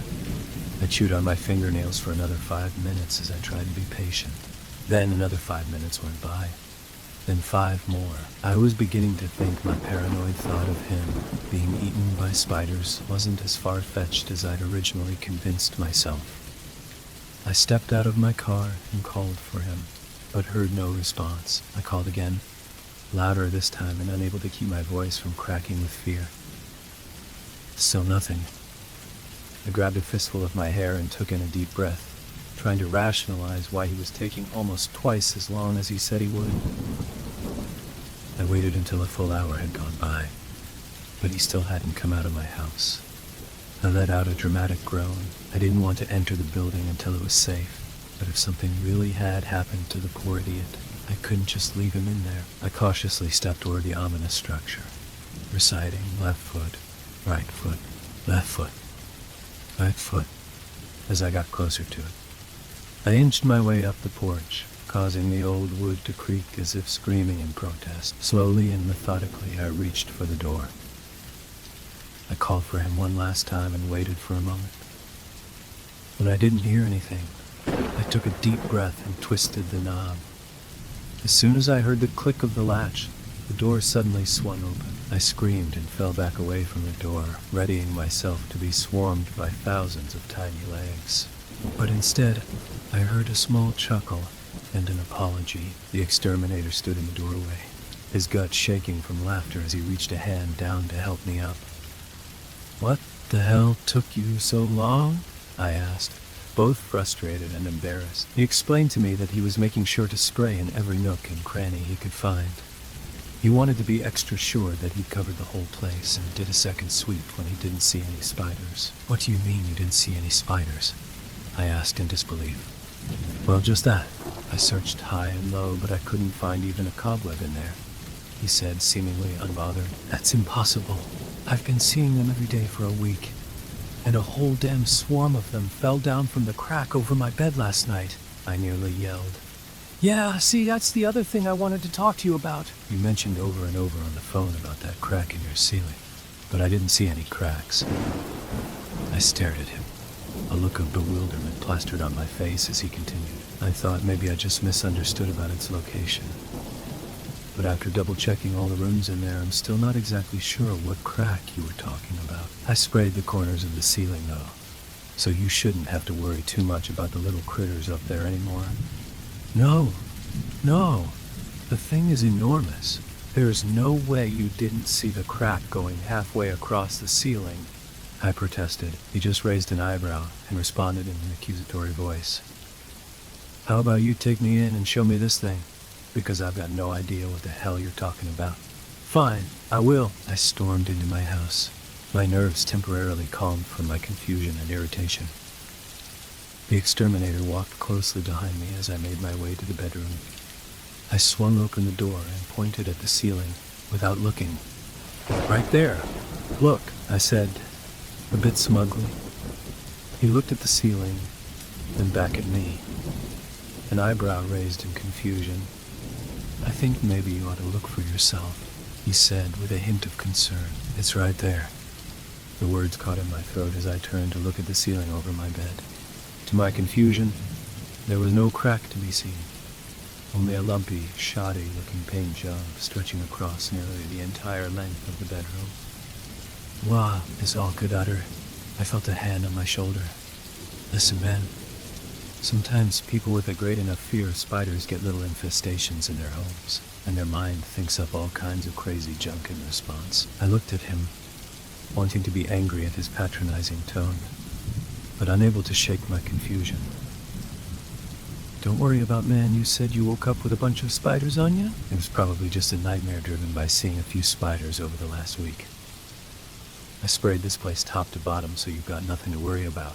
Why don't you get yourself some good sleep and I'll get out of your hair? I found myself unable to argue as I stood there in shock. Wordlessly, I paid the guy and led him out of my home. He thanked me, giving me one last sympathetic look before driving off in his van, leaving me standing alone in my driveway. It took me a little while after that, but eventually I ended up back in my house, gazing vacantly at the lumpy ceiling in my room. Had I really just imagined everything? Was the crack really never there? Did I actually even see any spiders? Was I losing my mind? As I stood there, pondering over the possibility of a gas leak in my house, a familiar sound began reverberating around me. Glancing out my window, I saw the sun was setting already, and the room quickly became blanketed in darkness. The noise grew louder and louder, and with it, so too did my anxiety. My eyes bulged and darted back and forth in a desperate search for the source of the unbearable symphony. There was nothing on the walls, and nothing on the floor. That left only one place left to check, but it was impossible. How could it still be coming from above if there was no crack in the ceiling? I soon got my answer. I slowly lifted my head toward the once fractured shelter above me. My eyes watered, and a silent scream of agony nearly dislocated my jaw as my psyche attempted to make sense of what I was seeing. The area where the crack previously sat began to shift and contort. As I gazed upon it, the ceiling began to squirm and writhe in a flurry of quick, chaotic movement. It took me a moment to understand that it was not paint that had covered where the blemish once was, but rather an indeterminable amount of tiny, white bodies. Spiders scurried and stepped over one another as they parted along the dark void, the commotion causing some to rain down onto the floor. Within seconds, the tiny abominations had separated, leaving a deep fissure far thicker than the previous night. I stared, mesmerized, into the chasm, no longer concerned with the insignificant little things that scurried around and over my bare feet, despite the amount of small horrors that fell from both within and around the now gaping hole. My focus remained upon something deeper in the blackness, something that simply could not fit within the few feet that existed between my ceiling and the outer roof of what I had previously thought was my home. And yet, there it hung, like a predator eyeing its next meal. A large, fat oval of white engulfed the impossible depth of the ceiling. Arched rods stretched in 8 directions far beyond what my perspective could conceive. 2 massive tusks snapped with disgustingly quick, precise, hungry motions, and 8 equally ravenous orbs gazed down upon me like I was but a helpless ant, trapped in a spider's web. Both of us remained transfixed on one another for a good long while. Our staring contest reminded me much of the one I'd had with the first spider I'd seen in that house. Only this time, I hadn't a boot large enough to smash my opponent. Only now did I realize that the spiders were not the uninvited guests to this house. This was their home, and I was the intruder. No sooner that understanding hit me, the enormous monstrosity made just the slightest of movement toward me. I broke out of my trance and immediately ran for my life. I could feel the splatter of dozens of tiny bodies exploding underneath me as I did so, but I did not stop to concern myself with them. I bolted down the hall as more spiders crawled from other squirming cracks and were suddenly appearing on the walls and ceiling. I swatted them away as they landed upon me and kept running until I finally reached the door and slammed through it. I thanked God I still had my car keys on me and hopped in my car, speeding off before I'd even shut the door. It's been years since that night and I still haven't returned to that house. The only reason I continue to make payments on it is so no one else has to live the nightmare I barely survived. I've thought about bulldozing it, or even burning the damn place to the ground, but honestly, I'm afraid to even go near there again, and even more afraid of how those damn monsters would react to me, destroying their nest. They can keep the place for all I care. That being said, there is no telling how many more places these horrors have made their home. If there are 2 things I've learned from this experience, it's to never kill spiders, And don't ever sleep under a crack in the ceiling. Story 4. When I was 10 years old, I heard a man die and did nothing to help. It's not something I'm proud of. I was just a scared kid at the time. My parents often left me alone at home when I was a child.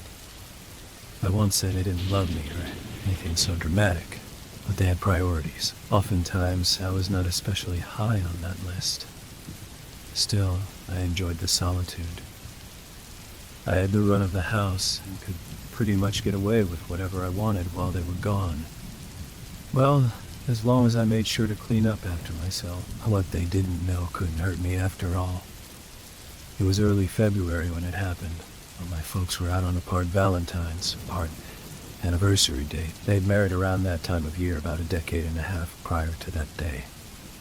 So they would make a big deal about it annually. It was snowy outside, and I wanted to go play in it while they were gone. But I had the biggest fear about inadvertently getting myself locked out of the house and freezing to death before anyone could arrive in time to save me. It was nearing 10 o'clock when my mom called to tell me they would not be home until morning. This would be neither my first nor last night alone in the house, so I assured her I would keep the doors locked and get to bed at a reasonable hour. Of course, what I considered reasonable and what she did were quite different.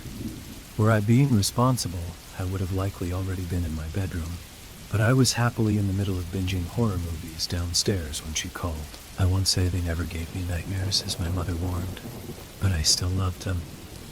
We had a great assortment of channels on our unlocked cable box, so it wasn't hard to track down movies to suit my late-night taste. It was growing closer to midnight by the time I felt my body begin to crave my bed, when the commotion began outside. As I peeked through the living room window to see a man screaming while running across the street, my imagination combined with the movie I was watching to create a whole manner of curiosities as to what could be going on. He was screaming out for anyone to help him.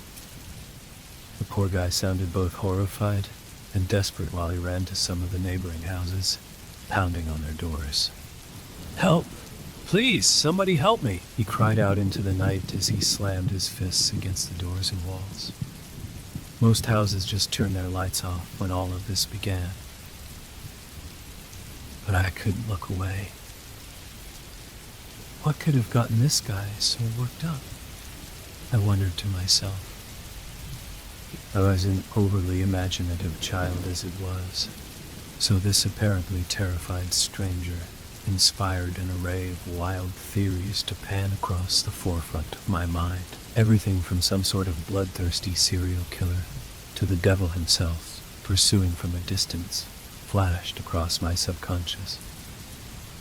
While he begged for help, it was a typical suburban street I lived on as a kid, not indifferent from thousands across the country.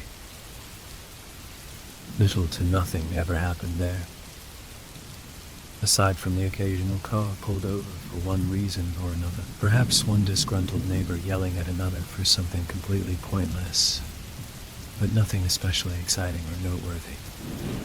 Finally, the man arrived at my door. He beat his hands against the wood while shouting at the top of his lungs, begging me to help. I was just a kid. What the hell was I supposed to do? "Please, help me. They're coming," he yelled out from the other side of the front door. "Let me in," he yelled out from the other side of the front door. "Help me." My curiosity getting the better of me, I dragged a chair up to the door, climbing up on it to look through the peephole. The man looked young. He was maybe in his early 20s, though to my perception at the time, he may as well have been nearing his 50s. He had dark beard stubble, wore a thick blue hoodie, a knit cap and gloves. It was really cold outside, so I knew he had to be freezing. "Please, just let me in," he whimpered softly. His voice quivered in a manner that would suggest he was possibly fighting to hold back tears. "Just help me, please. I'm begging you." Oh no. I felt bad for the guy, but I couldn't invite a stranger into the house even if I did believe he was truly scared. I wasn't so much as allowed to have friends over while my folks were gone, let alone some adult I'd never laid eyes on before. "I can't help you, mister," I called out to him. I hoped he would just move on to the next house after hearing that I was only a child. But it just made him beg harder. Please, kid. I swear to Christ I won't hurt you. I just need to get off this street. My dad says I can't have people over. I'm really sorry, but just let me in. Please. I'm sorry, mister. I just can't. My folks would kill me. Suddenly, the man whipped his body around, pressing his back to the door. With his head right against the peephole, I had absolutely no idea what was going on. Oh, God. He almost whispered from the other side of the door. I jumped down from the chair to run to the living room window again. By the time I made it to the glass, the man started screaming out again, wailing words that no longer sounded legible in any way. He was frantically pounding on the door even harder than before. I heard the knob jiggle as he attempted to force his way in, but I had it locked and deadbolted, just as my mother told me to. Just let me in, please. As I glared out the window, I saw 3 dark shapes speeding across the road in front of my eyes. They were almost blurry, as though I were viewing them through an unfocused camera lens. I couldn't even make out what they were, but they darted off the road and towards my house so quickly that my eyes could barely register it. Whatever they were, I was absolutely terrified the second they sped in the direction of my home. I whipped the curtains closed before planting myself down on the floor beneath the window with my back pressed to the drywall. My whole body was shivering almost uncontrollably, as I just knew they would break right through the simple wooden door. Suddenly, the man's yells changed again. This time to blood-curdling squeals that caused the hair on the back of my neck to spring up, while making my stomach churn, to the point I thought I may spew what remained of the reheated pizza I had for dinner across the carpet I sat upon. I heard more violent pounding against the door as well as the walls of the house, accompanied by a sound that reminded me of when my dad would cut the turkey at Thanksgiving. The yells turned to gargles and whines, followed by something wet spraying across the ground and the siding of my home. I heard snapping, cracking, and crunching, along with something like fabric being torn. There was another sound else as well, one that I wouldn't allow my youthful ears to accept at the time. I tried to force the sounds of large jaws chewing on meat and bone into the back of my mind at the time, but they still lingered on the edge of my subconscious. After the man's moist and bubbling screams faded, there was a chorus of shrill squeals that did not resemble anything I had ever heard before. It reminded me of when I would pinch the mouth of a balloon while letting the air out, only much louder and far more guttural. Those sounds alone almost forced me to lose control of my bladder while I felt my head grow dizzy from the blood draining down to where my guts churned. After some time, everything fell silent again, but I would not pick myself up from the floor until sometime later, when I finally did emerge from my safe spot under the window. I ran up the stairs to my bedroom, locked the door, and hid under my blanket until I eventually passed out. Of course, even sleep wouldn't free my mind from what I had heard. It only amplified those events in my disturbing dreams, exaggerating every rip and tear my young ears had heard that night. I was awakened the next morning by the sound of police sirens out front, accompanied by a series of loud knocks on the front door. I hesitantly peeked through my bedroom window to see several police cars and a black SUV parked on the road in front of the house. I was too scared to answer the door since my folks had not arrived back home yet. Not only was I not prepared to face whatever remained of the stranger, but I was almost worried the authorities would somehow hold me responsible for what happened. I just stayed up in my room doing my best to remain silent, attempting to ignore the hammering on the front door. After a while, the knocking stopped, but the police stayed out there until my parents drove up an hour or so later. I heard the muffled voices of my mom and dad frantically talking back and forth with the police before my mom came bursting through the front door and up the stairs. She tried to get in, but my door was still locked. She just pounded on the wood while yelling for me to let her in. Her words, along with the knocking, sent a shiver up my spine. After the previous night's events, I pulled myself from under the safety of my blanket to grant her entry. But as soon as our eyes met, she wrapped her arms around me and pulled me close. After a few minutes of just holding me in place, she started grabbing at my arms, running her hands across my face, seemingly checking for injuries. Once she was certain I was all right, she asked me if I knew what happened, or if I'd heard anything during the night. I'm not entirely sure why I lied to her, claiming that I was asleep and didn't hear anything. Maybe I felt guilty about what I assumed had happened to the terrified man who begged for help. It could have just been as simple as I didn't want my folks to know I stayed up so late. Either way, I played dumb and would continue to tell that same story to anyone else who asked over the following weeks. Sometime later, my father came inside after the swarm of vehicles in our street thinned out. One of the police cars and a black SUV stayed out front for a bit, while two officers, accompanied by some guys in suits, walked the neighborhood. They went to each house, presumably seeking out anyone who may have witnessed the seemingly gruesome attack. It had been a bizarre and unsettling night and day, but I paid it no mind after a few weeks passed. Sure, kids at school spun many a rumor about the murder that had apparently occurred on my street, though a body was never found. Only a wide puddle of blood that spread across the front lawn and driveway, as well as the splatter on the walls and driveway door. Some would theorize it was way more than the human body was capable of holding. But there were a lot of exaggerated tales over that first week. For several months after the man begged to be allowed entry into my home, my parents refused to leave me alone in the house. It was actually quite nice, if I'm being honest. Though I missed having the run of the place a bit, my folks were more attentive than they'd ever been. Yes, I would have to accompany them on plenty of errands that were not to my liking, but I could often twist their arms to buy me something while we were out. As I said before, I would never accuse them of being particularly neglectful. They just never saw the danger in leaving the house with me as its only occupant until then. Of course, their new outlook didn't last for long. As time passed, they grew more comfortable that there was indeed nothing to fear, that what happened was a one-time thing, perhaps some sort of freak accident that only occurs once in a lifetime. It was mid-December before I would be left alone again. My parents had a Christmas party to attend with some friends, so they asked if I would be okay on my own. Given the fact I had no desire to be left with some babysitter who was likely only a few years older than me, I said I would be fine. Honestly, though I enjoyed them being more attentive over those months, I did miss my solitude.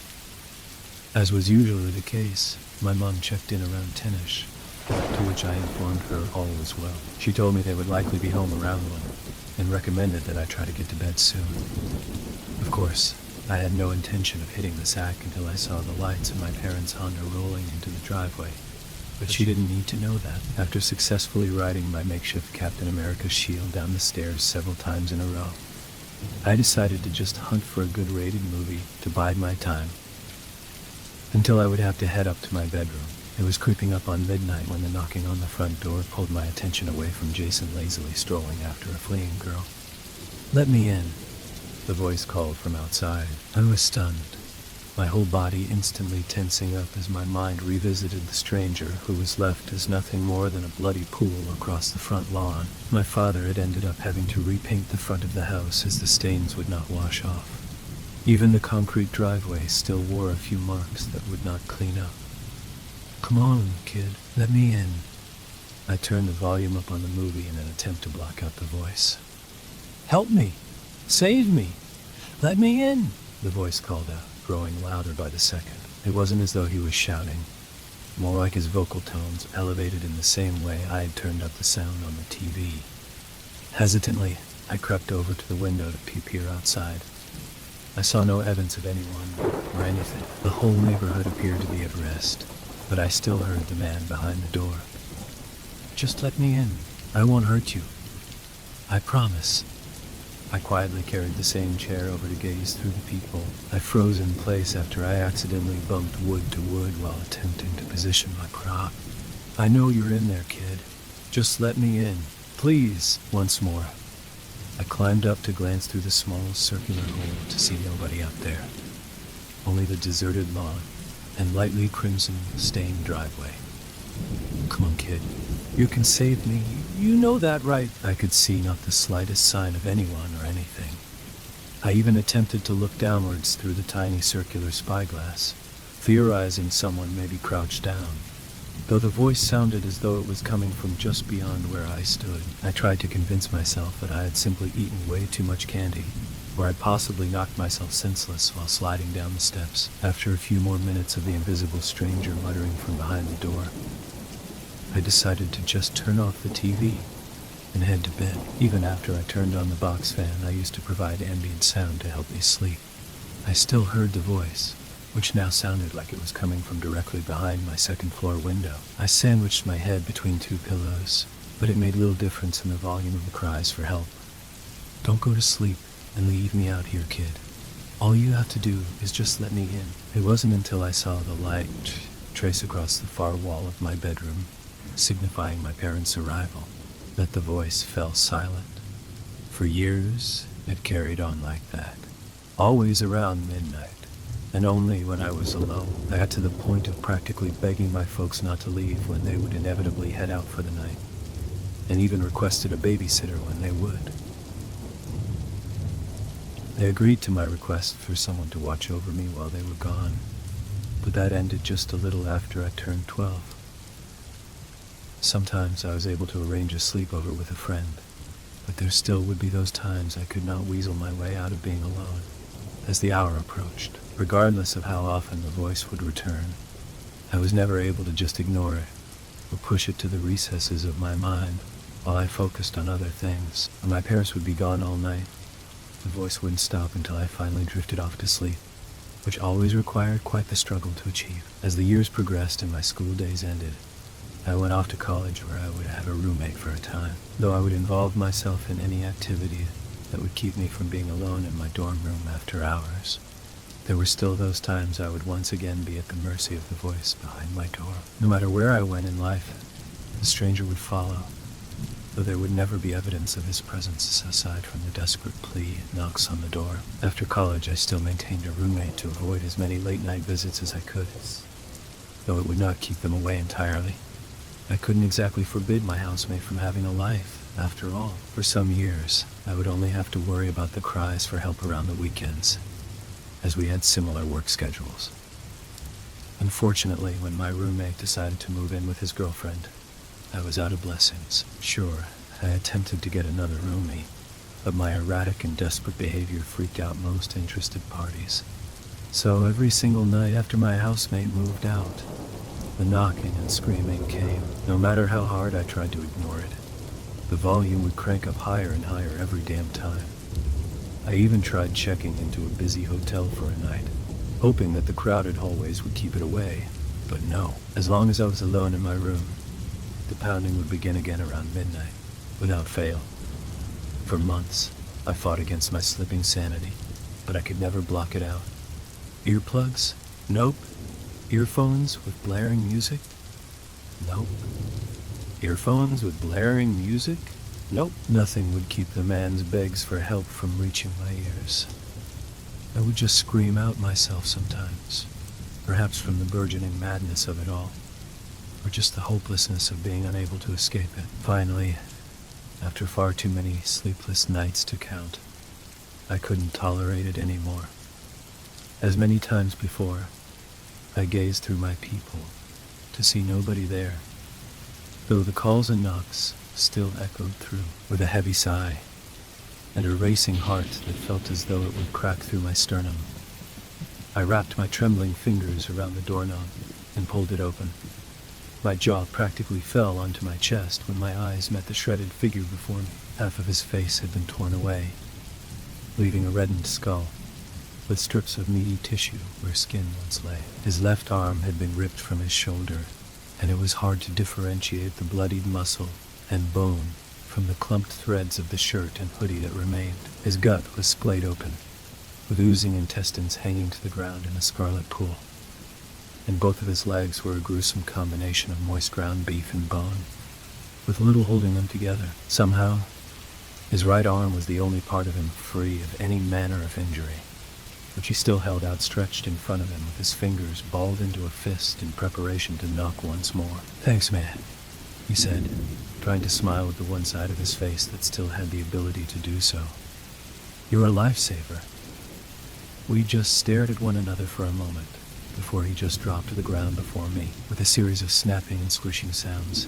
His body twisted and compressed, curling and folding while it smoked, bubbled and popped, shrinking down and dissolving into the fuzzy welcome mat and concrete pavement surrounding it. Within seconds, all that remained of the stranger, who was only visible through the open door, was no more than a charred, crimson stain on the ground. I looked at the damp mat that still wore the marks of many dirty feet, combined with the new red and burnt black, to find nothing but more stains hidden beneath it. Though my mind was reeling and my mouth still hung agape, I strolled across the pathway that led away from my house, nudging the mat towards the garbage can that stood at the end of my driveway. I picked up the carpeted sheet, which was no longer embossed with a welcoming greeting to those who may approach, only segments of what was once lettering in between the gruesome blotches. I held it by the lone, unblemished corner, studying it with my upper lip upturned in disgust, before dropping it into my trash bucket. I stood outside, staring back at my house with my head in a daze. Could that really be all I had to do to put an end to this madness?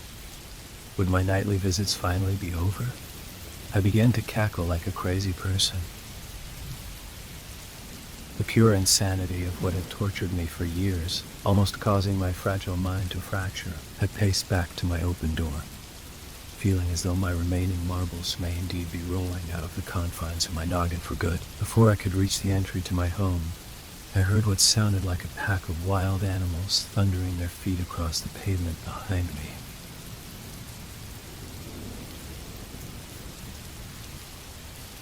I looked around to see 3 hideous and deformed dog-like creatures scampering across the road towards me.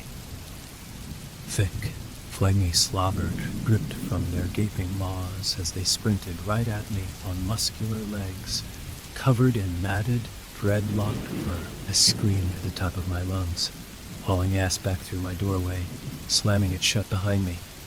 I quickly flipped the deadbolt latch and pressed my back to the door while the beasts rammed into it from the other side. The violent collision with the meager slab of wood almost knocked me to the carpet. I could feel my chest heaving while my pulse throbbed beneath my skin. Every inch of my trembling goose flesh felt as though it was lined with cold sweat as I gasped for breath. Wailing barks and growls, blended with something that resembled the sound a wood chipper might make if someone were to toss 50 pounds of frozen food into it, squalled from outside. For one reason or another, they did not attack the actual door again. After the initial slam, from quickly ceased high-speed pursuit. I had no doubt that, were they to attempt to force their way in, my simple locks would not keep them at bay for long. I glanced through the peephole again to see the trio just pacing back and forth, still dripping that noxious drool with every whimper of their awful sounds. Each of them were quite large, easily 2 or 3 times the size of the largest dog I had ever seen. Their bodies and limbs bulged with rippling muscles, and their mouths were filled with jagged and misshapen yellow teeth. Every one of the 6 enlarged eyes glowed a vibrant orange beneath their furrowed brow. Once I finally managed to somewhat gather my bearings, while realizing that yet another sleepless night was ahead of me, I drew my largest kitchen knife from the rack beside my stove, sat on my couch, and just stared at my front door, still trembling from head to toe. Of course, I had no doubt that a poultry blade used for preparing a meal would provide little defense against the horrendous beasts. I just held my fingers tightly around the hilt, like a safety blanket, while praying that they would not attempt to force their way inside. At some point, I must have fallen asleep. I awoke to find myself slumped across my couch, with my blade having slipped from my fingers, lying on the floor next to where I slept. I was still groggy and somewhat achy from my uncomfortable sleeping posture, but I was instantly aware that there were no growls or whines coming from outside. I could only hope the beasts had moved on. Though I was quite reluctant to investigate, I hesitantly pulled my door open to reveal nothing but the stained concrete behind it. I still felt on edge for the rest of the day, but nothing else appeared out of place while I went on about my daily grind. Sure, I would practically jump out of my skin any time I heard an unexpected sound, or forbid some neighbor's dog barking, but I hoped things had returned to normal.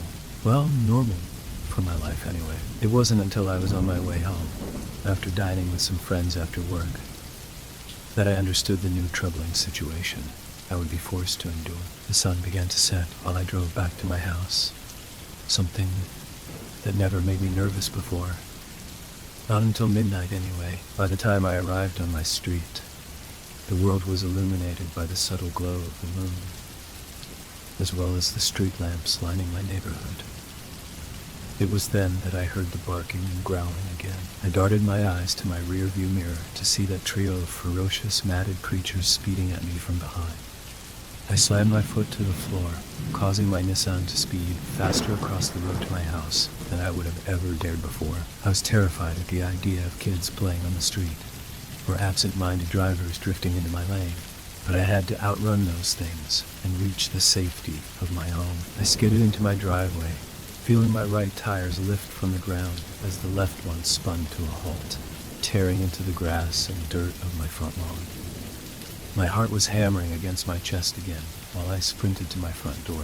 I could practically feel the foul breath of the demonic hellhounds on the back of my neck as I fumbled my key against the knob in my attempt to gain entry. I dared not look behind me until I finally achieved success, stumbling across the threshold and falling to the floor.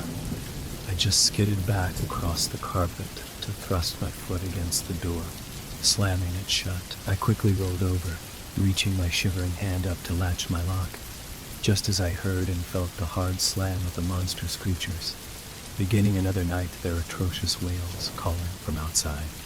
This is how I live now. I never stay out after dark, no matter what.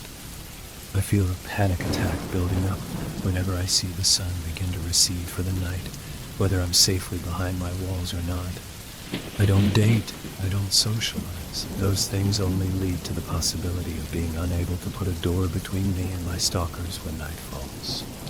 I can't say mine is a happy existence, but I'm alive. I wonder sometimes if I had allowed the stranger entry the first time he begged for it, would I be where I am now, or would he have transferred this curse to me sooner? Somehow, I doubt I'll ever have answers, but there has to be a way out of this, right? If you take nothing else from this tale, just remember this. Yes, you don't know me. I have neither described myself, nor have I shared much about who I really am. You may not exactly know it's me, but should I ever come knocking on your door after dark, no matter how hard I beg, no matter how much I cry, do not even acknowledge me. And for flip's sake, don't let me in. Story 5. She was just sitting there, in the middle of the slender, 2-lane back road, when I was making my way back home that night. The route I favored to get back to my small, secluded house was often annoying to traverse in the mornings or afternoons, as the thin road did not lend itself well to twin lanes of traffic. It was technically a 2-lane road, but it was closer to a single lane, with a line down the center. For the most part, I would only go this way at night, yielding to the more bustling paths should I venture out in the daytime. Still, I enjoyed the seclusion of both my home and this slim stretch of road, for one reason or another. Unfortunately, when I made the return trip to my house that night, there would be no easy way to get around the stranger perched on the center line. Perhaps it was the mist that almost seemed to breathe out from the woods to the left of the road that made her appear so much more eerie. It could have been no more than my headlights, illuminating the road ahead, that made her presence feel so unsettling. Of course, it may well have been that it was 2 in the bloody morning, and there was some crazy chick sitting cross-legged in the middle of the damn road that made me feel especially uneasy at the time. There aren't many buildings of any kind across the length of that particular road, but I know the world was inhabited by some, well, unusual individuals who may not be of the most sound mind. I wasn't about to call out to get the attention of this weird redhead, but I wasn't exactly fond of the idea of having to back down the road to make my way home from the other direction either. Parked in place for a few minutes, hopeful that she would take note of my shiny silver Tahoe and move to one side, but she didn't so much as twitch. I couldn't even tell if she was breathing, truth be told. She just sat there with her head hanging low, her bright ginger hair streaming from her head to her waistline. Her bare arms were propped on her crossed legs, which had white stockings up to the ruffled blue skirt. Given the fact that it was the middle of January, and the temperature was around the mid-20s. I was surprised she wasn't even shivering from the brisk wind that carried the eerie fog across the pavement before me. It wasn't until she cocked her head to the side, causing a light ripple in her scarlet hair, that I convinced myself she was indeed still amongst the living. It was also at that point that I decided it was time to think more seriously about retreating back down the thin road. I had never been the most secure in my skill as a driver to speed in reverse, but when the girl rolled her shoulders before shifting the tilt of her head to the other side, I pressed the pedal down harder than I normally would. I still wasn't entirely sure why this young lady had me so on edge, but it almost hurt to turn my head to glance through my back window to avoid backing into the nearest tree, as my neck was as tensed up as the very bark I sped towards. Fortunately, there was a left turn about a half-mile back the way I came, so I didn't have to hold this uncomfortable posture for too long.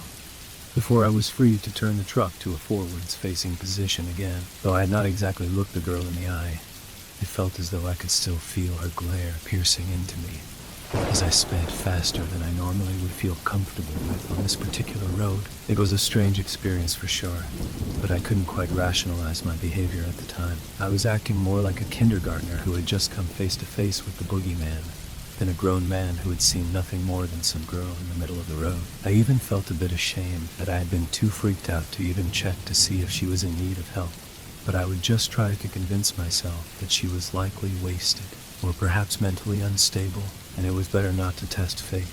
It was something at least. As I neared my home, after having to drive for another 20 minutes I shouldn't have had to, I found myself chuckling at my own stupidity. To be honest, I can't say it was exactly genuine laughter. It was more of a nervous giggling in an effort to distract my mind from the strange girl in the road. Threw on some late-night TV while playing around with my phone for a few hours before I finally turned in for the night, though the lingering thoughts still weigh in my mind.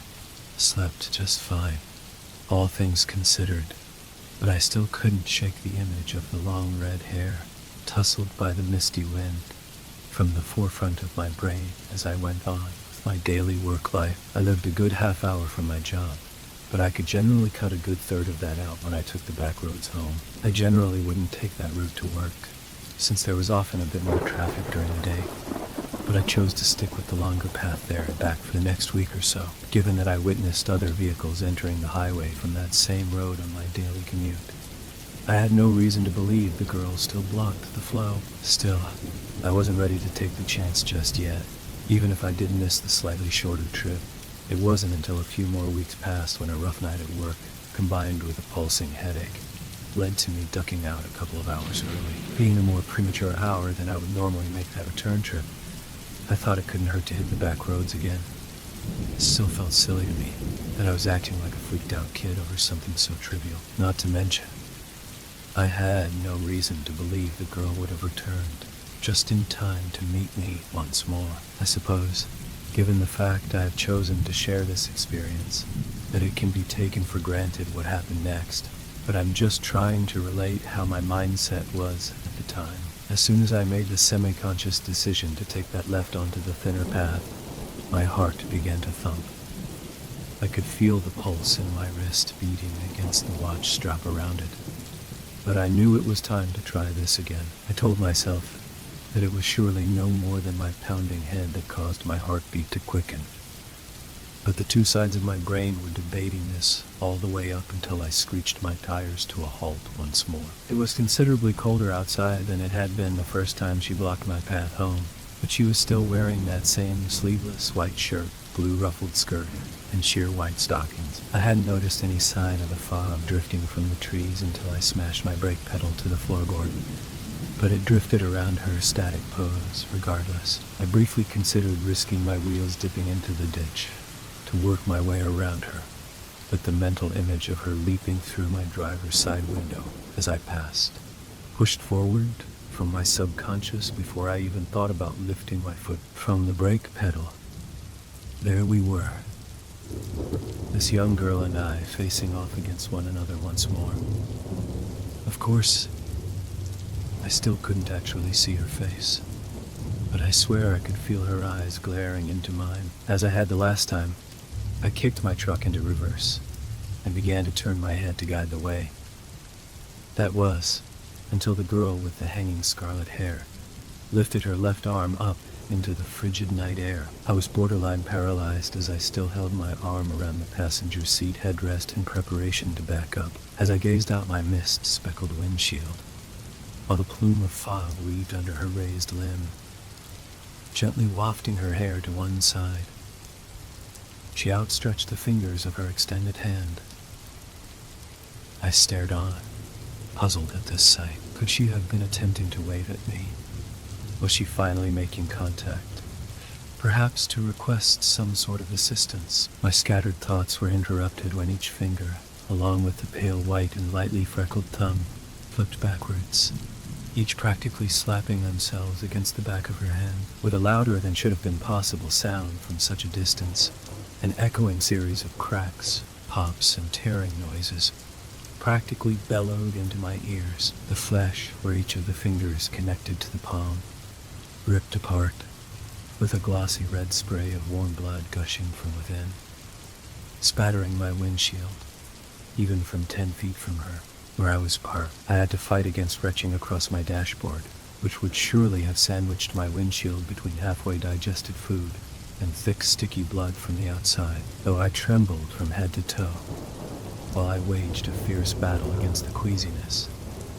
I whipped my head back, hitting the gas as hard as I could. I could barely keep my wheels straight, as the shivering was causing my muscles to twitch violently, but I managed to control my truck to a point. As I approached the left turn I would use to switch the direction of my speeding vehicle, I prematurely cut the wheels, clipping my bumper against the stump of an ancient and wide tree trunk. With the speed my panic had taken me to, it spun my Tahoe around, inadvertently leaving me facing the path I hoped to follow to escape the girl on the center line. I was breathing heavily, panting like a thirsty dog, locked away in the back seat of a station wagon with sun beaming down from above. My whole body was trembling and spasming, as though I were in the middle of some sort of seizure. As I sat in place, feeling every single pulse of my blood flowing through my extremities, I was shaken from my borderline mentally comatose state when some sort of shrieking howl erupted into the night from somewhere behind me. With that, I stomped my accelerator pedal to the floor once more, causing a short battle to regulate the direction of my wheels before speeding back to highway. Away from the road I swore I would never drive on again. I was still shaking when I arrived back at my home.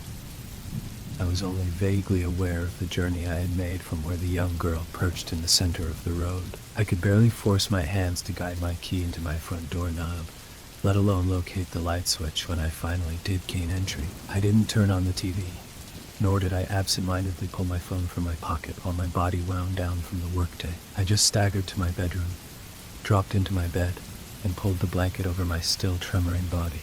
In a feeble effort to convince the shivering to ease off, I tried to close my eyes, to escape the bizarre and gruesome sights the road had shown me.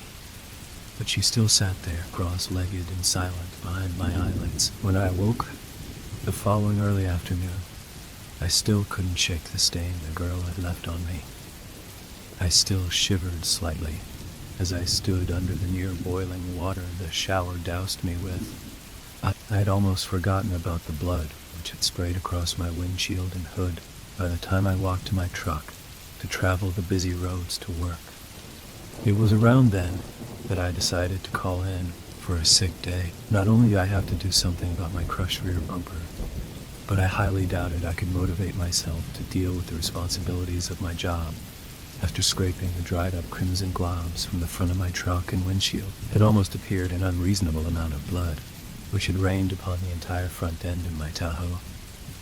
But, given how bizarre the entire experience had been, I didn't see fit to look too deeply into it. It probably took me a good 2 hours to clean all of the spatter from my 10-year-old pickup truck, though clean is probably not the most accurate term. Though I had scraped and scrubbed as much as I could, without gouging into the somewhat faded silver paint job, there were still the slightest, almost translucent blemishes of ruby where the blood had sat. No matter what I tried, I could not get it to fade completely.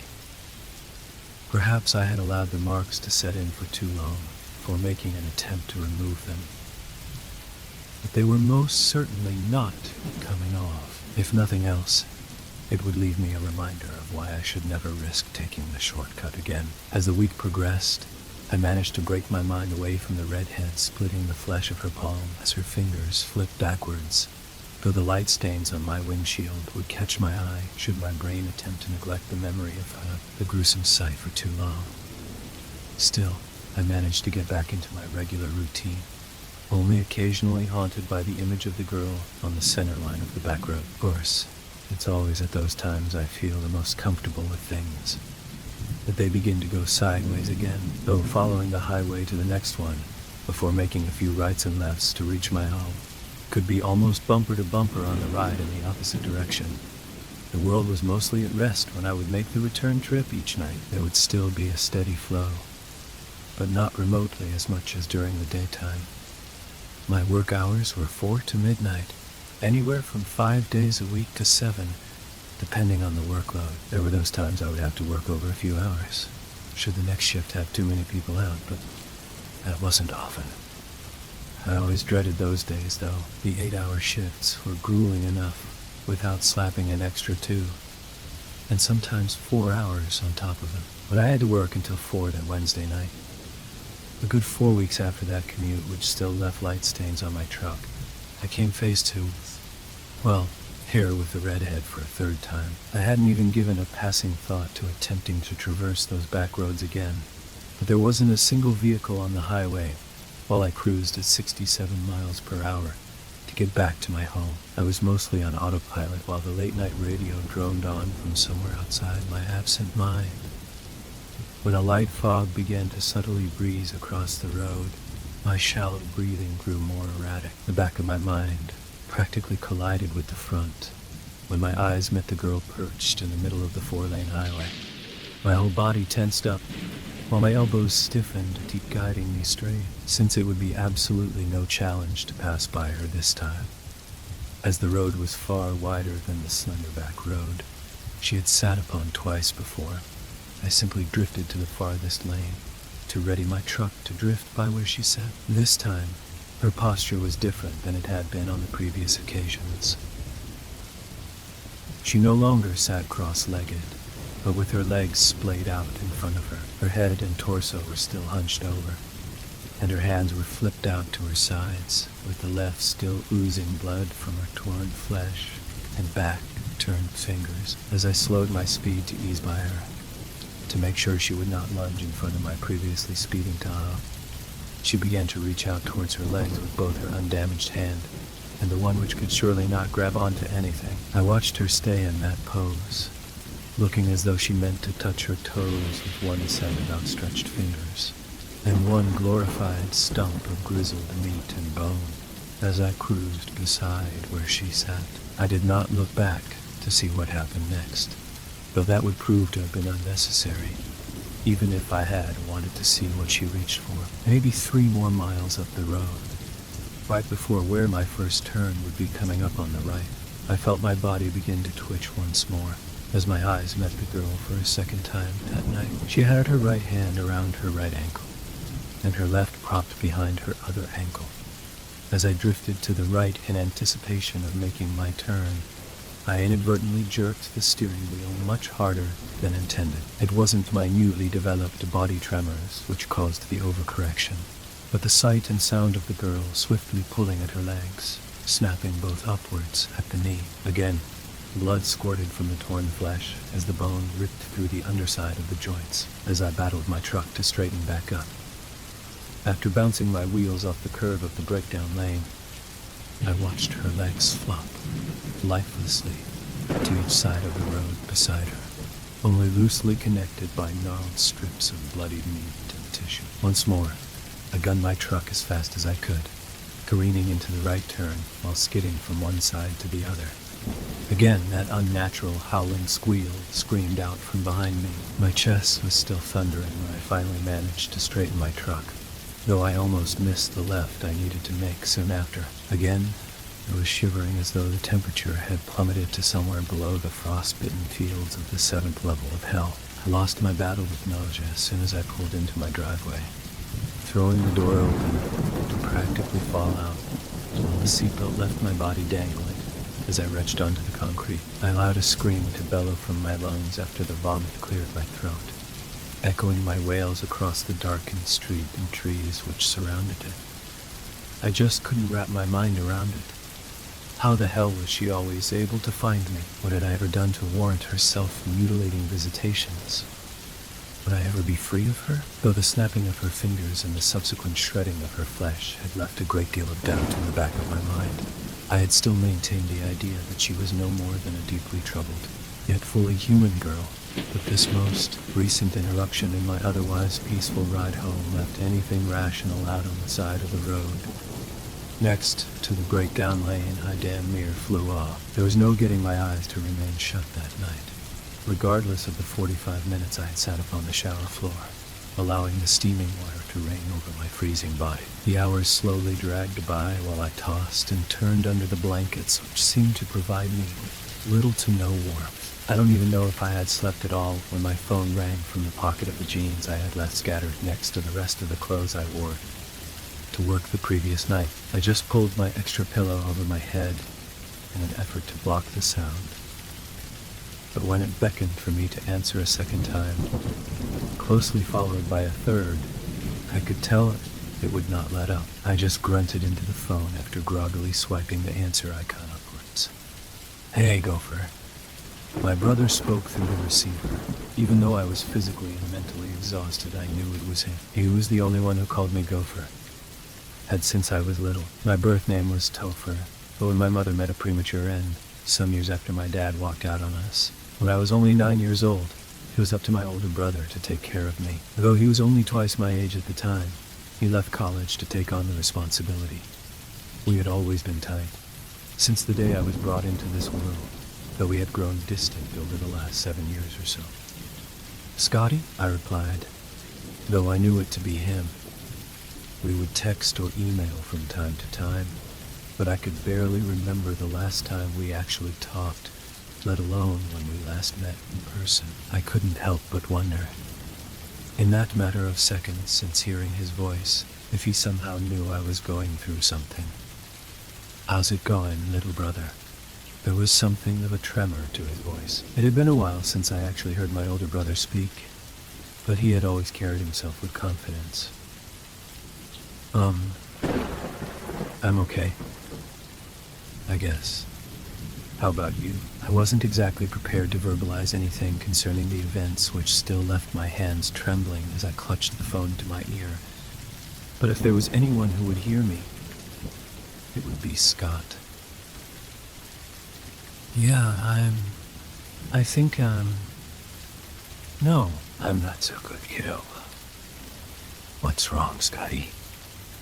My half-drowsy mind snapped back to the waking world upon hearing that something had him shook. For that brief moment, the things that still weighed heavily on my mind drifted into the background. Not only was Scott the only family I had left, but he had always been so deliberate in his words. If anything, he seemed almost unnaturally uncertain at that moment. "You remember Janet Klein?" Who? "From back east." Though I had some good memories of our hometown back east, I could maybe recall a handful of names at best.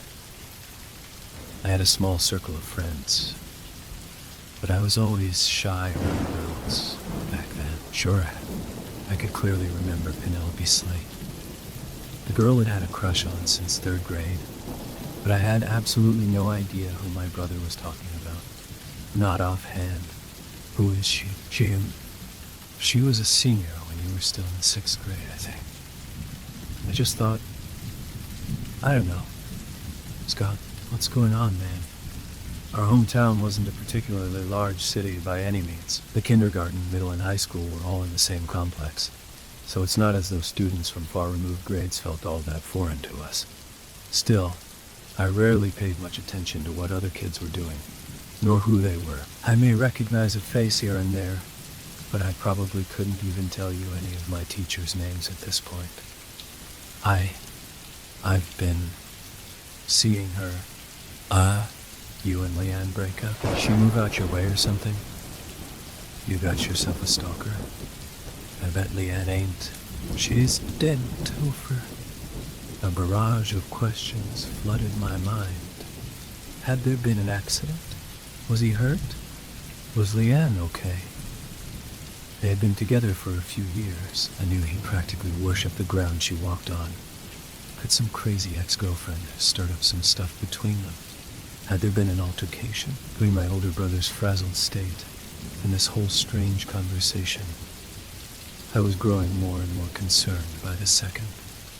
His becoming silent on the other end of the line was not helping matters. "Scott," I said, trying to compose my own erratic thoughts. "What happened, big brother?" He still didn't speak.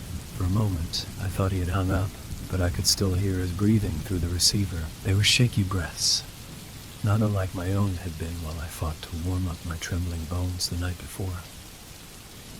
"What happened to Janice Klein, Scotty?" She died a long time ago. Back home? Oh, if she died back then, how have you? My own words strained off as a sudden familiar fear struck me. What did she look like? What color was her hair? It took no more than my brother's single word reply to cause my heart to pound and my back to tense back up as it had only hours before. Red. Scott lived in the next state over. I was located close to the border, but it would still be a good 2 hours in the truck to reach his house. On those rare occasions, I would visit, though I'd grown quite positive the girl on the center line of the road was no living and breathing person. I still hoped she could be little more than some sort of hallucination, perhaps some result of the psychological trauma of having witnessed my mother's murder when I was only a child. This theory only held up when I alone was experiencing these unsettling visitations. It had also been a lot easier to rationalize when she was someone unknown to me. Yes, I still held no memory of this girl from back home, but it would seem she was someone tangible at one point. "Did you see her on the road?" I reluctantly asked. "Jesus," my brother exclaimed. "You've seen her too!" We talked for a bit longer, ultimately leading to Scotty insisting he would start heading to my house as soon as we hung up. We were both incredibly unsettled by this experience, and I could tell there was more he wanted to tell me. His visions of this girl had been almost identical to mine, though he had been seeing her off and on for the better part of 3 months, twice as long as I.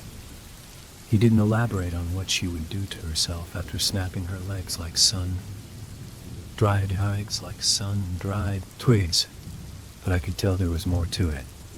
He promised he would tell me everything when he got here, but he didn't feel comfortable talking about all of it on the phone. After the conversation ended, I plugged my phone up to the charger as I had neglected it the previous night. I was still quite shaken, not to mention beyond exhausted, but I didn't want to see my brother for the first time in several months, looking as though I just woke up. It should likely only take him a couple of hours to get here, so I took the time to tidy the place up a bit.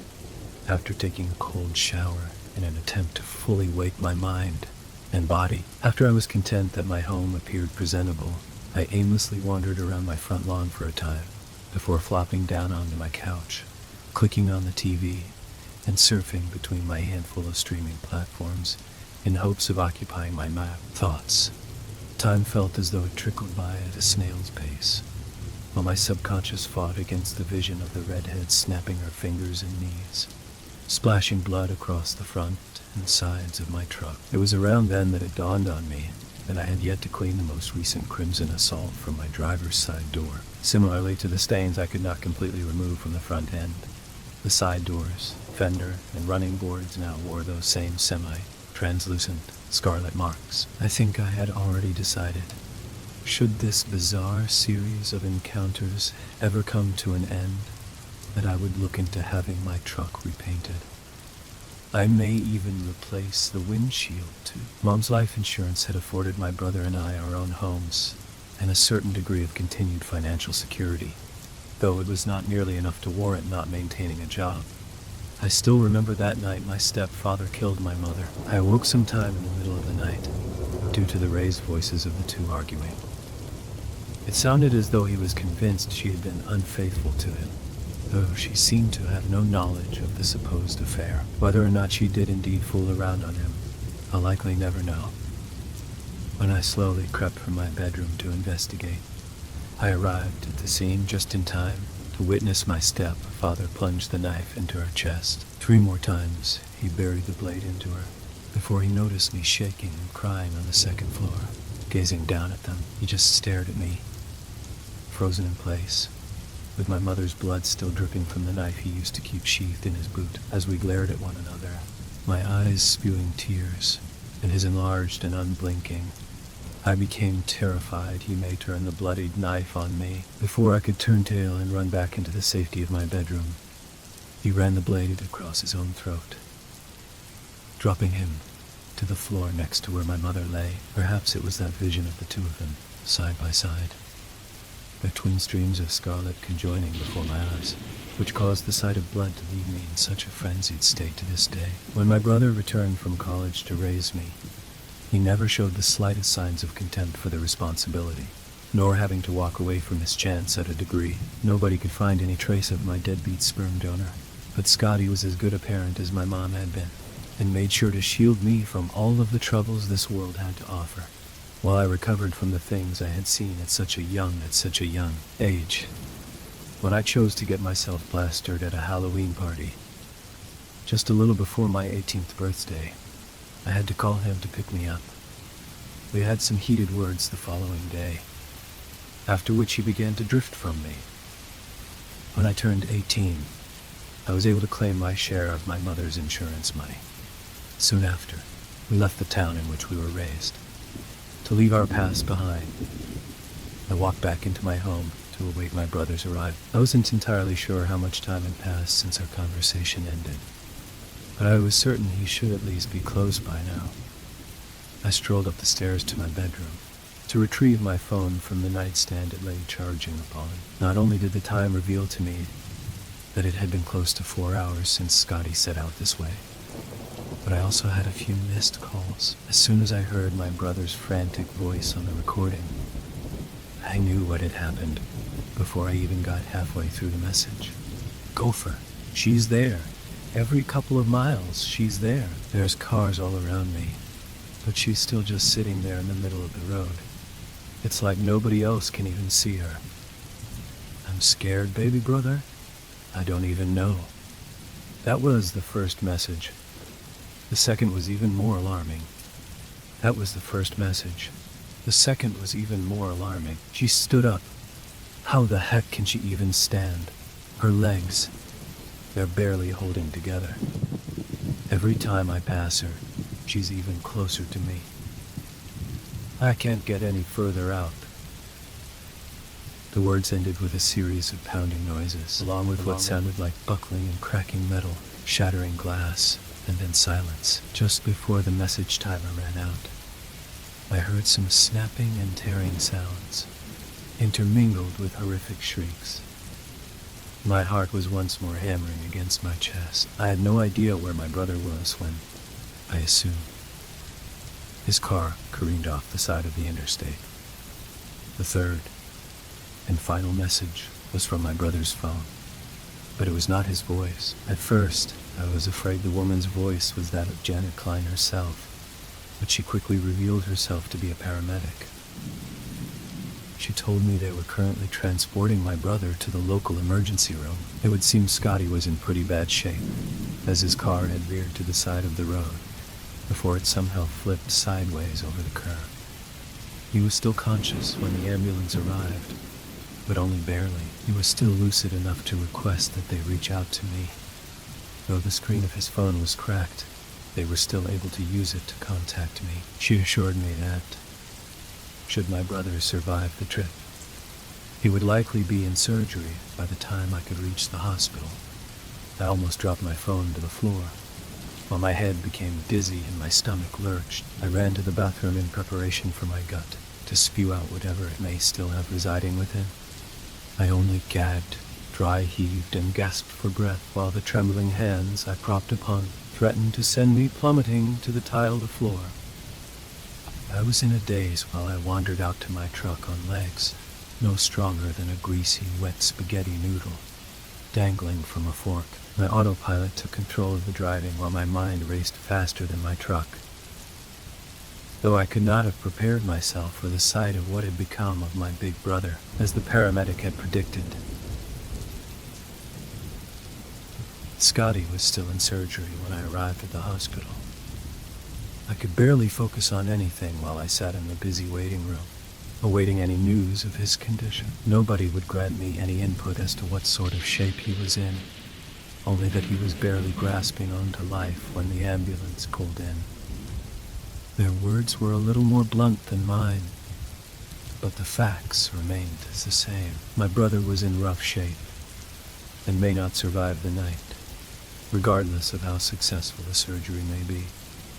At some point, exhaustion finally took hold of my body and mind, allowing me to sleep away the seemingly endless hours. The world was cloaked in darkness by the time a nurse shook my shoulder to pull me from the much-needed rest. He informed me that my brother's surgery had been successful, but I would not be permitted to visit with him until the following day, as he was still in recovery and the next few hours were crucial that he be under observation. I asked if I could stay, but it would seem I had already overstayed my welcome.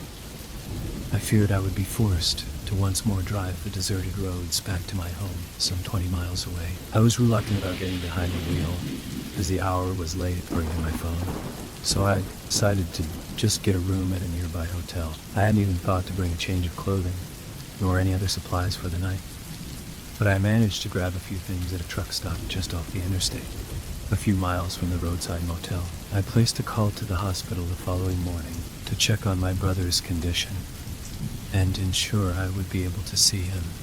With their okay, I headed back that way again. It was only a few miles from my temporary living arrangements, so I would not be forced to endure too much time in the truck. He was still asleep when I walked into his room, which was probably a good thing, as my reaction to what I saw was less than encouraging. The tears spilled from my eyes as I looked upon where the blanket covering my brother fell flat at his knees, where his legs now ended. His left hand was bandaged, while his right arm had a cast running the length of it. His left eye, along with that side of his face, was covered by gauze, which had scarlet blotches seeping through.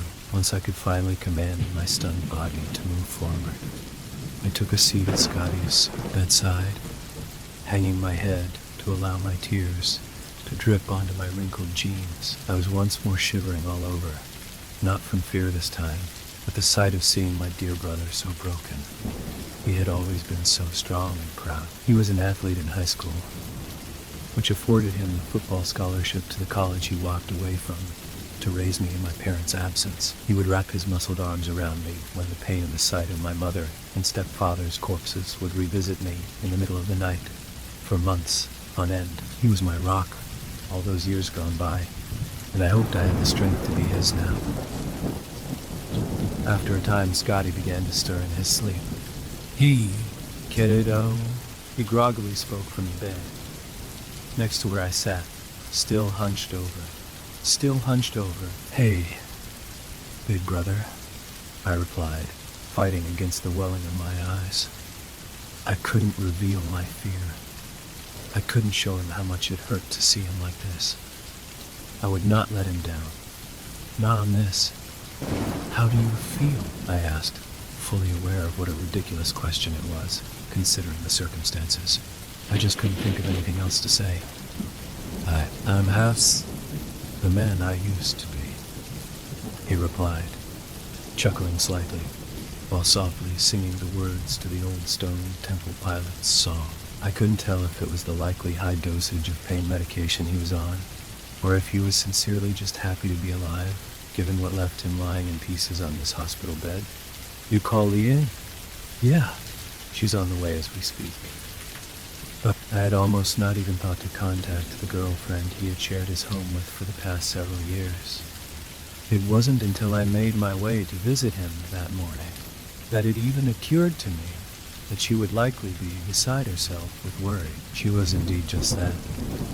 Again, I tried to remain strong while she sobbed from the other end of the line.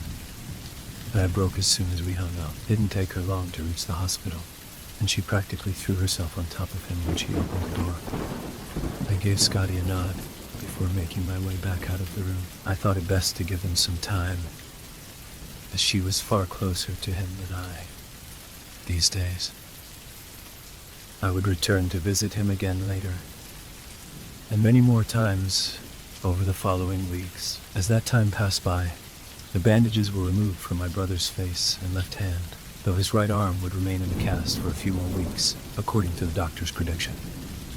The eye, which had been covered with gauze, was now absent from its socket, and the scarring across that side of his face would require a good deal more reconstructive surgery. 2 of the fingers, the ring and pinky, had been unable to be saved, and the remaining ones would have to endure a good deal of physical therapy before they may be able to function properly again. There had been no hope of saving his legs below the knee, as the amount of damage had been significant. Scotty had no doubt he would get the hang of the prosthetics when he would be ready to learn to walk again. Leanne stayed by his side through every single step. No god-awful pun intended. So did I, for that matter, though the injuries he had sustained that day left him with a very altered and more limited lifestyle. His spirits never waned, give or take the occasional breakdown when things got a bit too heavy. Leanne and I shared many tears ourselves, but we would never allow Scotty to see a bit of that. He had enough on his plate without having to bear the burden of our suffering. Through all that time, I didn't see the girl in the center of the road. Not once, regardless of how many trips I made, back and forth to the hospital, or the work days I would endure between them. The only other thing occupying any roads I would travel were other vehicles, maybe the occasional hitchhiker, who would inadvertently cause my heart to race when I saw them from a distance. But that was all. Once Scotty was healed up as well as he could be, I quit my job, sold my house, and moved into the same neighborhood in which he lived with his girlfriend, who had since become his wife when he was stable enough to stand on his new prosthetic legs, waiting for her to be walked down the aisle, arm in arm with her father. Not only was I thrilled he had come out of this whole ordeal so well, but I didn't want to risk us drifting away from each other again.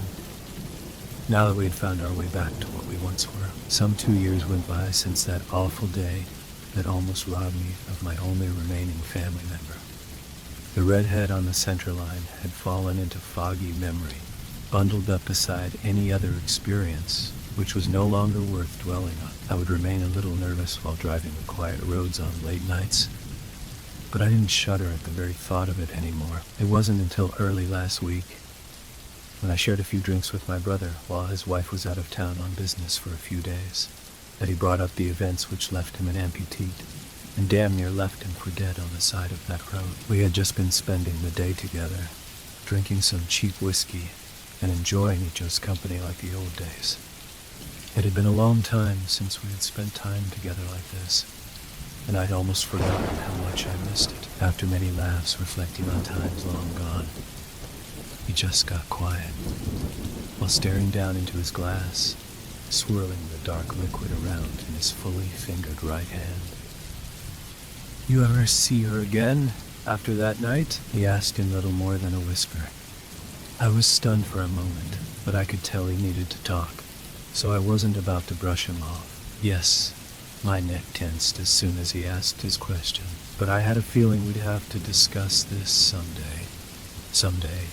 I haven't. No. You? He just shook his head, not breaking his gaze from his glass.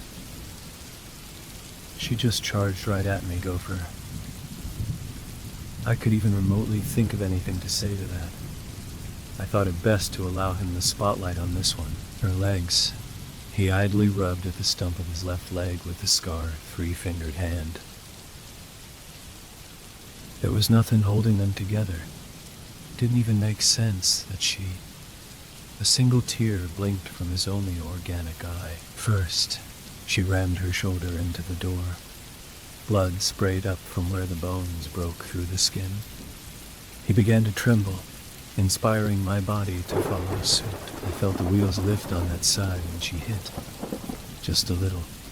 Just enough to make me damn near crap my pants. He offered a false smile on the smoother side of his face. That one hit, and she was gone again. Can't even imagine what it must have looked like to the other cars on the road. The ones that couldn't see her. You know. He swallowed the remains of the whiskey in his glass, before reaching a shaky hand to the bottle, before he could wrap his fingers around it. I grabbed it, pulled the stopper out, and refilled the glass, which still shuddered in his hand. He instantly knocked back the liquid I poured, before giving me a nod to request another fill-up. That's when I called you.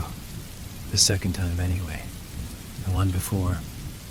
I swallowed what lay trembling in my own glass, before reaching for the still uncorked bottle to prepare my next swig. She was there again, about a mile up the road, still propped on those stripped-down kneecaps. She was waiting for me. We both drank again, before I filled his glass. Then my own. He still wouldn't raise his eye to meet mine, which could not break away from his face. I looked upon the side that still wore the subtle marks of what was once deep and grizzled scar tissue. The doctors did a good job on him, considering the mess he was in. The glass eye was close enough to the gray blue of his functioning one, but I could still tell it wasn't real. Most who knew him had no reason to question the reasons behind why that one would lazily drift to one side on occasion. As I imagine it fit the bill to the casual observer, but not to me. I had looked into those eyes since mine first learned how to function. They were as familiar to me as my own. More so, even. I would never tell him that I would only gaze into the real one. It didn't feel right to stare at the other. She ran at me again. I tried to pull over to the side as far as I could, but there was no getting away from her. Slammed her head right into the side bracket of the windshield. I heard the bones shatter, watched the eye pop out, rolled right across the hood. That's when I flipped. I fought against the tears which threatened to spill down my own cheeks. Perhaps I hoped to show strength to one who had always been so strong. Maybe I simply didn't want to rub in the fact that both of mine were still capable of producing tears. It was like slow motion when the car tipped and rolled. Heard the frame warp and crack. Couldn't tell if it was my car or my bones making that sound. Shock, you know? I clenched my jaw tightly, not caring whether or not I chipped a tooth or two. I couldn't cry. I wouldn't. I could let them flow later to my heart's content, but not now. When I stopped rolling, I was beat up a bit, but I wasn't broken. I wasn't. This. Not yet. Wait. Thought the worst of it was done. Thought I was gonna be ok. I don't know how she got in. Don't scream out. Don't let him know this is scaring the ever-loving crap out of you. Keep it in, kid. Yell out all you want later. Don't let him see you break. She did. The fingers first. Wrapped them all the way back, just like the ones on her own hand. Legs were next. Don't even know how she pulled them out from under the crushed dash, but they were out in my feet. My feet touched my ears on each side before I knew it. Barely even felt my knees snap the wrong way. The shock. I think it blocked it out. I was beginning to hyperventilate.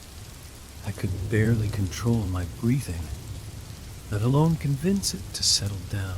His tone barely changed while he spoke, raising his brow to be more expressive than his voice was capable of at the time. I watched the false eye swim to the side as the raised flesh above it released the tension of the muscles surrounding it, allowing it a moment of freedom to roam as freely as it wanted. My mind was so scattered, I could barely register that I was in so much pain. She twisted my arm, shattering, splitting the bones, a couple cut through the skin. He idly rubbed his three-fingered hand across the scar tissue of the arm which held onto the shivering glass of whiskey. I felt my neck attempt to spasm. Control it, you idiot. Don't let him see you squirm. You owe him that much. As soon as she let go of my messed up arm, she grabbed me by the back of my head. I don't know if it was the steering wheel or the glass she beat it against. The eye went black, but I thought it just swelled shut. Then everything went dark. No. His words drifted off before he chugged from his glass again, filled it up, and knocked it back once more. We sat in silence after that. I wanted to say something, anything to make all of this all right, but I couldn't. Even if his words had not rendered me mute, I would never be able to find something to say to make this better. I couldn't even imagine what it was like to have to endure the memories of what he shared with me that night, let alone finding a way to verbalize them without losing track of every last marble I had. We didn't talk much more for the remainder of the night. Truth be told, I was feeling quite loopy by the end of his recollection of that horrific night, as I kept knocking back one drink after another in an effort to convince my body to settle down. When he reached for his crutches to lift himself up onto his false legs, I helped him to his bed. I waited until he fell asleep before walking the sidewalk of the neighborhood back to my home. I could barely walk a straight line, let alone even think about pulling my truck out of the spot in front of Scotty's garage. At that point, I didn't care one way or another about my vehicle. I just wanted to crawl into my own bed in hopes of burying the visual imagery my brother's tale had painted across my subconscious. As I reached for the knob to access my cozy living room behind the door, a subtle fog began to drift around me. I became aware of an unsettling crackling sound, some feet behind where I stood with my arm outstretched. I stood there frozen in place, one side of my mind battling to turn the hand clenched around the doorknob, while the other begged me to turn in place to seek out the source of the sounds which drew closer by the second. Unfortunately, I found myself unable to accomplish either task, as the crunching combined with a sound not unlike that of forming ground beef into manageable hamburger patties. I became aware that there was a third noise, one which finally forced my brain to make the choice to throw open the door and allow me to pass into my home. The footsteps sounded as though they were mere inches behind me. As I slammed the door shut without looking back, I stood in place again. This time with my back pressed against the wood, I couldn't only hope that what I expected to have been approaching could not breach my own. I tried to convince myself this was no more than a delusion of my inebriated mind, projecting the imagery my brother's story had practically tattooed onto the surface of my brain.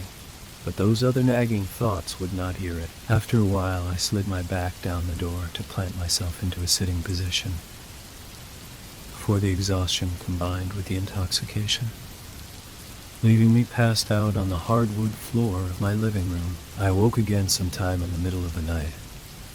It was still dark outside, and my whole body ached from the uncomfortable position I had been resting in. Not only that, but my head was pounding from the healthy degree of alcohol I had put away some hours before. Before I clumsily staggered up the stairs to my bedroom, I halfway considered opening the front door to look outside, but even groggy and still half drunk, I didn't want to risk what could potentially still be waiting for me out there. Fortunately, my drowsiness overruled the burgeoning thoughts which fought towards the forefront of my mind, allowing me to fall back into the safety of sleep until around noon.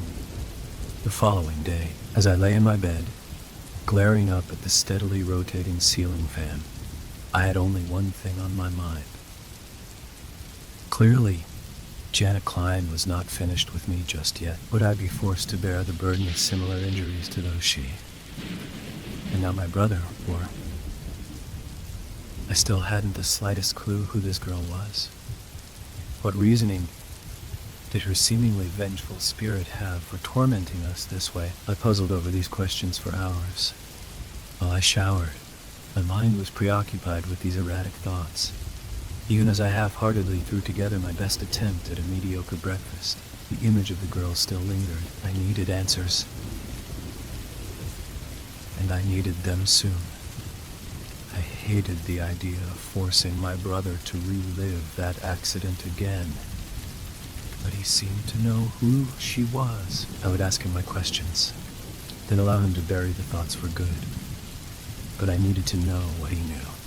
I had to walk back to his place to retrieve my car anyway. So no time like the present, I thought, after reluctantly opening my front door to find little more than the daily flow of vehicles coming and going through the neighborhood. I slowly strolled along the sidewalk. When I arrived at the home my brother shared with his wife, he was sitting on one of the chairs on his front deck.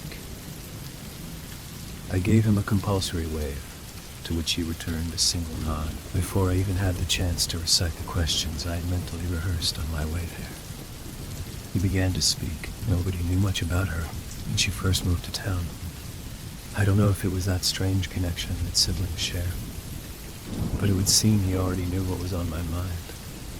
I didn't know a damn thing about her myself since I was away at school by then. I decided to remain quiet as I had the night before, I think. Somewhere in the darker places in my mind, I knew where this was going. Still, I wasn't prepared at all for the truth behind it all. This is what Scotty revealed. No, this was what my brother confessed to me just last week. She was a shy kid, from what folks told me. Of course, you know how it is in small towns. The quiet ones who try to keep their heads down get more rumors spilled about them than anyone. Can't say I ever spoke the first word to her before that night. You remember it, right? That night of the Halloween party. Of course I remembered that party. I was 17, nearing 18, and it was the first time I had ever taken a drink. One of the more popular kids in my senior class had invited just about everyone to his parents' massive house for the costume mandatory shindig. I had shared a car with several of my classmates to get there, but I ended up having to call and practically beg my brother to pick me up, as my previous driver passed out after a shot glass face-off with the quarterback of the football team. I know I was hard on you when you called me to come get you, and I'm truly sorry for that, Gopher. I wasn't pissed at you for getting drunk or anything. God knows I got messed up way more times than you when I was that age. I just had a rough day at work. Still, I'm sorry I snapped at you. Janet was walking out when I entered the house to pick you up. She sort of hung her head as we passed each other, but she looked so cute in her frilly skirt. I had to talk to her. Her folks were friends of the couple who owned the house you were getting hammered in, and she had stopped by to try to have some fun. But hanging with all the school kids made her feel like an old fart, so she just turned herself around and headed out.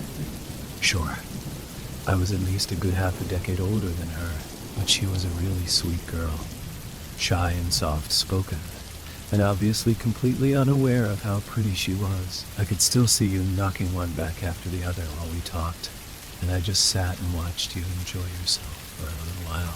After she said she had to head home, after a while you noticed me, and I helped your hammered ass to the car. You passed out within seconds of us leaving, and I already felt bad for getting pissed at you when you called.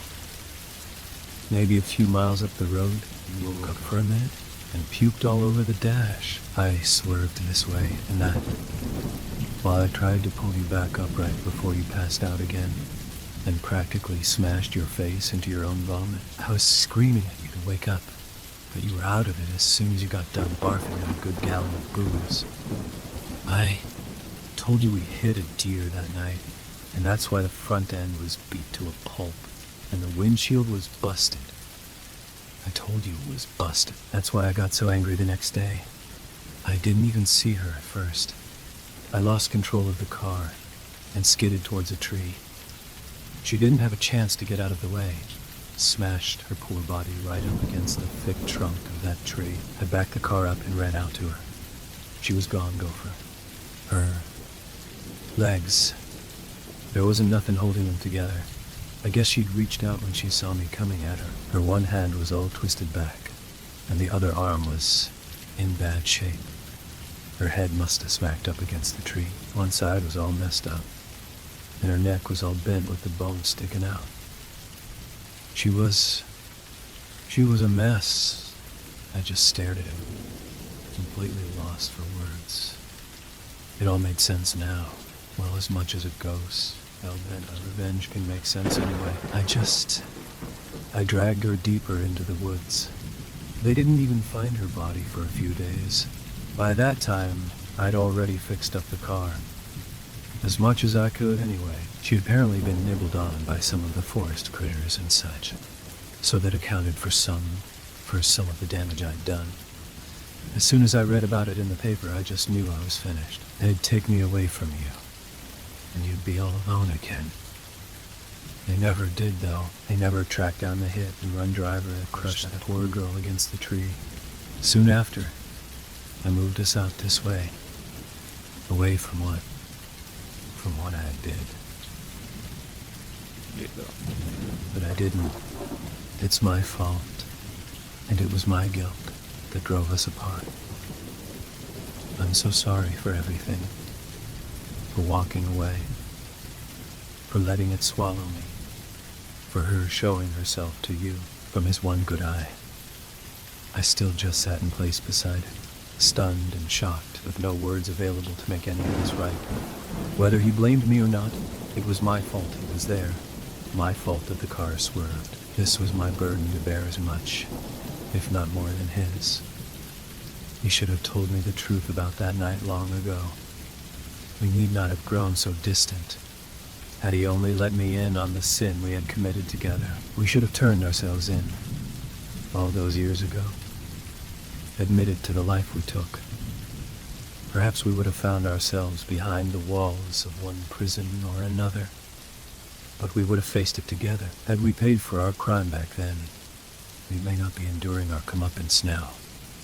I told Scotty those same words, with perhaps a bit more flair. I said little more to him after that, choosing to remain in silence as the random noises of the neighborhood provided the only soundtrack to our shared pensive stare. After a while, I walked to my car, backed out, and left my brother sitting alone on his front porch. I gave him a token goodbye before I drove off, but I truly could not think of anything else to add. I can't lie. I was angry. I know that what he did was to keep us together. But what did that accomplish? We had barely spoken for years after that night, even before we parted ways. In his efforts to maintain our bond, he allowed it to break. Only now, when the payment for our sins has come due, have we found a place back in each other's lives. I had no particular destination while I drove for hours on end. I stopped by a fast food joint to grab some lunch, though. Between my hangover and the conversation with my brother, I had little to no appetite. I still managed to ingest enough to convince my stomach to stop churning, though my head still thumped with every beat of my heart. I didn't return to my house that day. Perhaps I was not yet ready to risk facing Scotty again. Maybe I just needed to get away for a bit. Once more, I checked into a hotel, where I would sleep that night. Whether or not the mission I appointed myself proved fruitful, I picked up some necessities, along with a change of clothes from a nearby department store, took them to my room, and headed out in search of the most desolate and deserted back roads I could find. For some time, I weaved in and out of one road to the next, growing steadily more lost with each turn.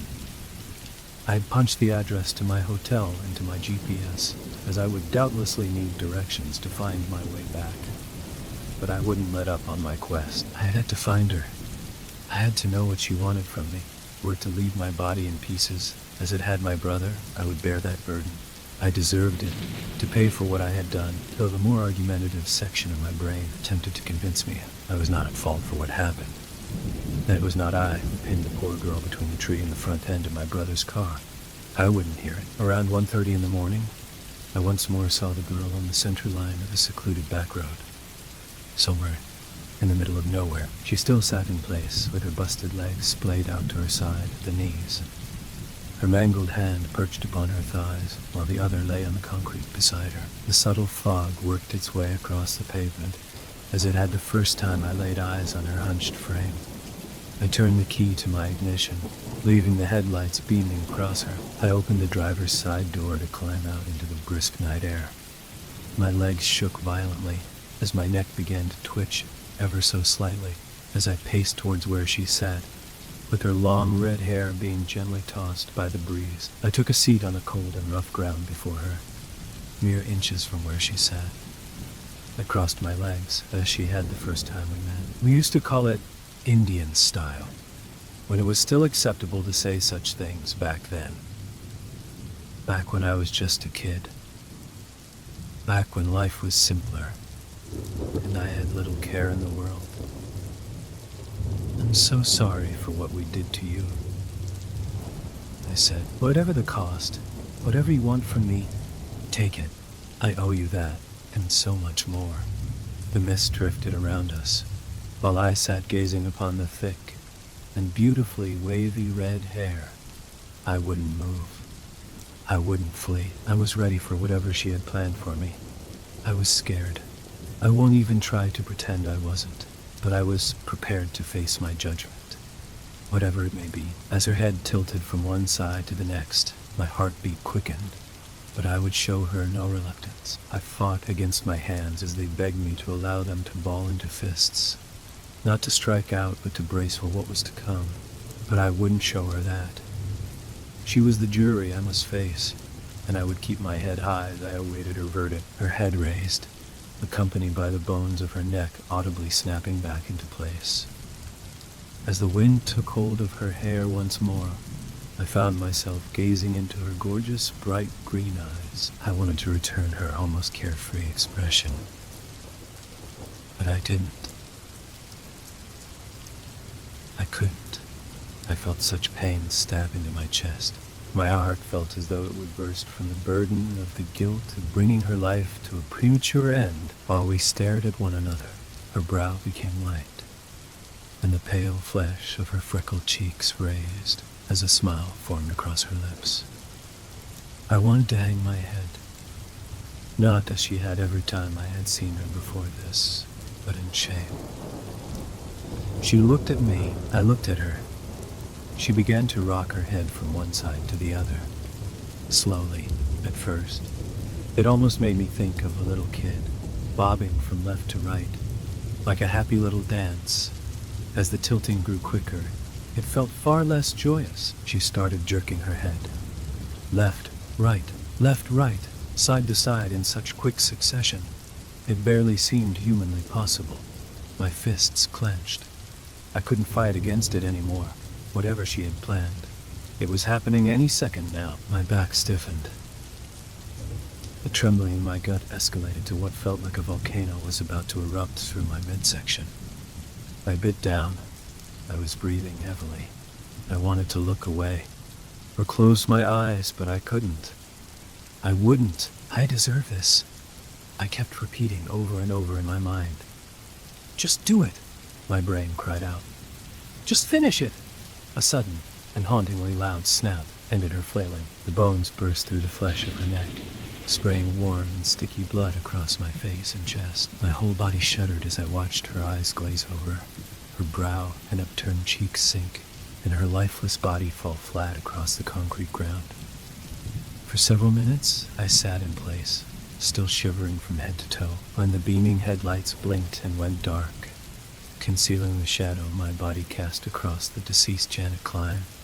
I finally cut my gaze from the corpse that was now covered by the darkness. I still stared at the nothingness I could make out for some time, before I finally convinced my numb and gelatinous legs to lift me from the hard ground. I continued to twitch and tremble while I staggered back to my truck. Somewhere behind the chaos of my thoughts, I worried my battery had died from having illuminated the road for so long. But my old Tahoe cranked right up, with the lights guiding the path that lay ahead once more. I saw no sign of the red-haired girl, nor the blood which had gushed from the torn flesh of her neck. I stopped by a deserted gas station restroom to clean myself up as well as I could. After pulling a discarded shopping bag from my passenger side floorboard, I wrapped my blood-soaked shirt in it and tossed it in a trash can next to the fuel pumps. When I climbed back into my truck, I noticed my windshield no longer wore those translucent scarlet stains. Could this really be over? I thought, while I pulled into the parking lot of the hotel. Before I climbed the stairs to my room on the second floor, I grabbed my spare jacket from the back seat. Not only was it cold outside, but I was currently shirtless. I sat on the floor of the shower in my room, allowing the hot water to rain over me once more. before I lay my weary head to rest. It was around 2 in the afternoon when I finally woke up, feeling dazed from the extended sleep. Unfortunately, my oversleeping had left me with little choice but to pay for an extra night in the roadside motel. But I had no reason to actually stick around. I began to gather up my things to make my way back to my home. When I once more retrieved my phone from the pocket of my discarded pants, I saw that I had several more missed calls, along with 3 voicemails. They were not from my brother this time, but his wife, as it was she who had discovered his body early that morning when she arrived back home from her trip. Though neither she nor the paramedics could find any reason for his neck being so violently broken as he still sat upright in his favorite chair, it was clear that no human hands had inflicted this life-ending injury, at least not those belonging to a 110-pound, 5-foot woman in her mid-30s. There would be an investigation, of course, one that is still ongoing. But my sister-in-law's lawyer feels confident that she cannot be held responsible for what happened.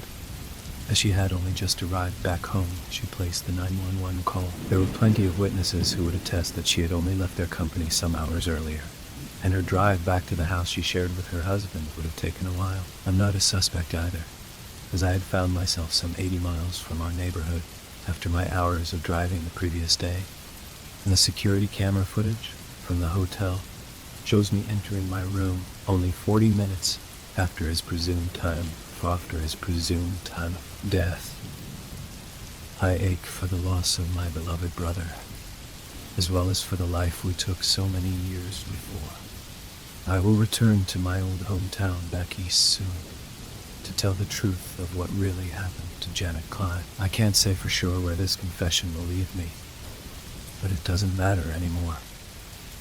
Not really. Yes, I didn't know the truth until recently.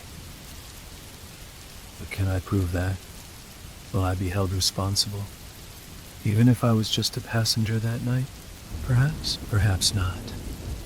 I still feel the weight of it, even if I wasn't behind the wheel. Whatever comes of this, I'm okay with it. I'm alone in this world now, so it doesn't really matter. Not anymore. Leanne plans to return to her own home to recover from the loss of her husband in the company of her parents. I didn't, and I won't tell her about Janet Klein. It's not her burden to bear, and I want her to remember nothing more than the loving husband she lost. I truly hope she gets through this. She stood by him through it all, and I will always love her for that. I hate that I acted so coldly towards Scotty the last time we were together. What he kept from me, I may never quite forgive him for that, but he was as much a father to me as he was a brother, even if we had grown apart. I miss him so much. But I will make right the wrong we caused together, as much as it is possible to do so anyway. I wonder what would have happened had I not offered her the payment she required that night. Would she have rendered me with the same disabilities as my brother and left it at that? Or would she have still claimed his life one way or another? I expect I will dwell on this a lot over the coming years. That, along with so much more. Of course, it's very possible that she's not done with me just yet. I don't think I would be surprised if I did see her again, just waiting for me in the middle of the road. Story 6. When I was a child, the school which I attended was peculiar, yet wonderfully interesting. Whether it was the fact that it was surrounded in places by overgrown bushes and opposite a strangely crooked wood which ignited my imagination, or perhaps the funny, eccentric, and sometimes fearsome teachers and kids which populated it, I do not know. I'm not sure when it was built, but it certainly stood out from the houses and quiet streets which surrounded it, covered as it was in a bright, fiery red paint, which drew your eyes to it immediately. There I went from the age of 5 up until I was 11 or 12. And like most children, I have both fond and cruel memories of it. Each day with a rucksack on my back, I would wander past the crooked wood and wave to the lollipop lady, Mrs. Collins, the kind old woman whose job it was to stop traffic with her bright yellow sign, letting us cross in safety, and after meeting my friends, walk through the rusted brown gates into one of 2 playgrounds. It was rumored that in the past the two grounds existed to separate boys from girls, both an understandable and utterly outdated concept. By the time I went to the school, the first playground had been assigned for those aged 5 to 8, the second for those aged 8 and up. In the older kids' playground, there lay a small red brick building which stood on its own, disconnected from the main school complex. It had long since fallen into disuse, and in fact had been sealed from prying eyes, its doors and windows walled up with stone and mortar, making it impossible to see what was inside. Its purpose seemed a bit of a mystery, as most of the teachers seemed to skirt around the topic entirely. But of course stories spread amongst the wild imaginations of children, and in my school this fondness for outlandish tales of tragedy and forbidden places often led to bizarre rumors and whispers, particularly pertaining to the sealed building. Obscurity is a fertile ground for the fantastical ruminations of youth. When me and my friends were in the younger playground, we would sometimes sneak down a narrow passageway which would lead to the other and peek around the corner. There we would see the older kids playing football or just hanging around. It is amusing how younger children look to their older peers, thinking that they seem to be having so much more fun than us. But before we would be chased away by the janitor or a passing teacher, my eyes would always lead to that sealed building. There was something lonely about it, isolated, and while it was surrounded by the yells and vibrancy of a schoolyard, its appearance suggested a grave silence to me. Some of the older kids liked to scare themselves and us, and told us dramatically that it had been used as a science department and that there had been a hideous accident there, one which had produced strange and gruesome things, which had to be kept from the world. Even as a child of 8, I knew made-up nonsense when I heard it. Then there was the account that it had been a previous and rather brutal head teacher's office decades earlier, and that he had died there in a fire. His ghost obviously still haunted the place, and it was better that the vengeful old sod be contained there, fuming at his desk as children enjoyed themselves and played nearby. Again, utter garbage. There was, however, one account of why the place had been abandoned, which seemed more plausible to me. The building was in fact a toilet. Yes, a normal toilet. No frills, no secret laboratories.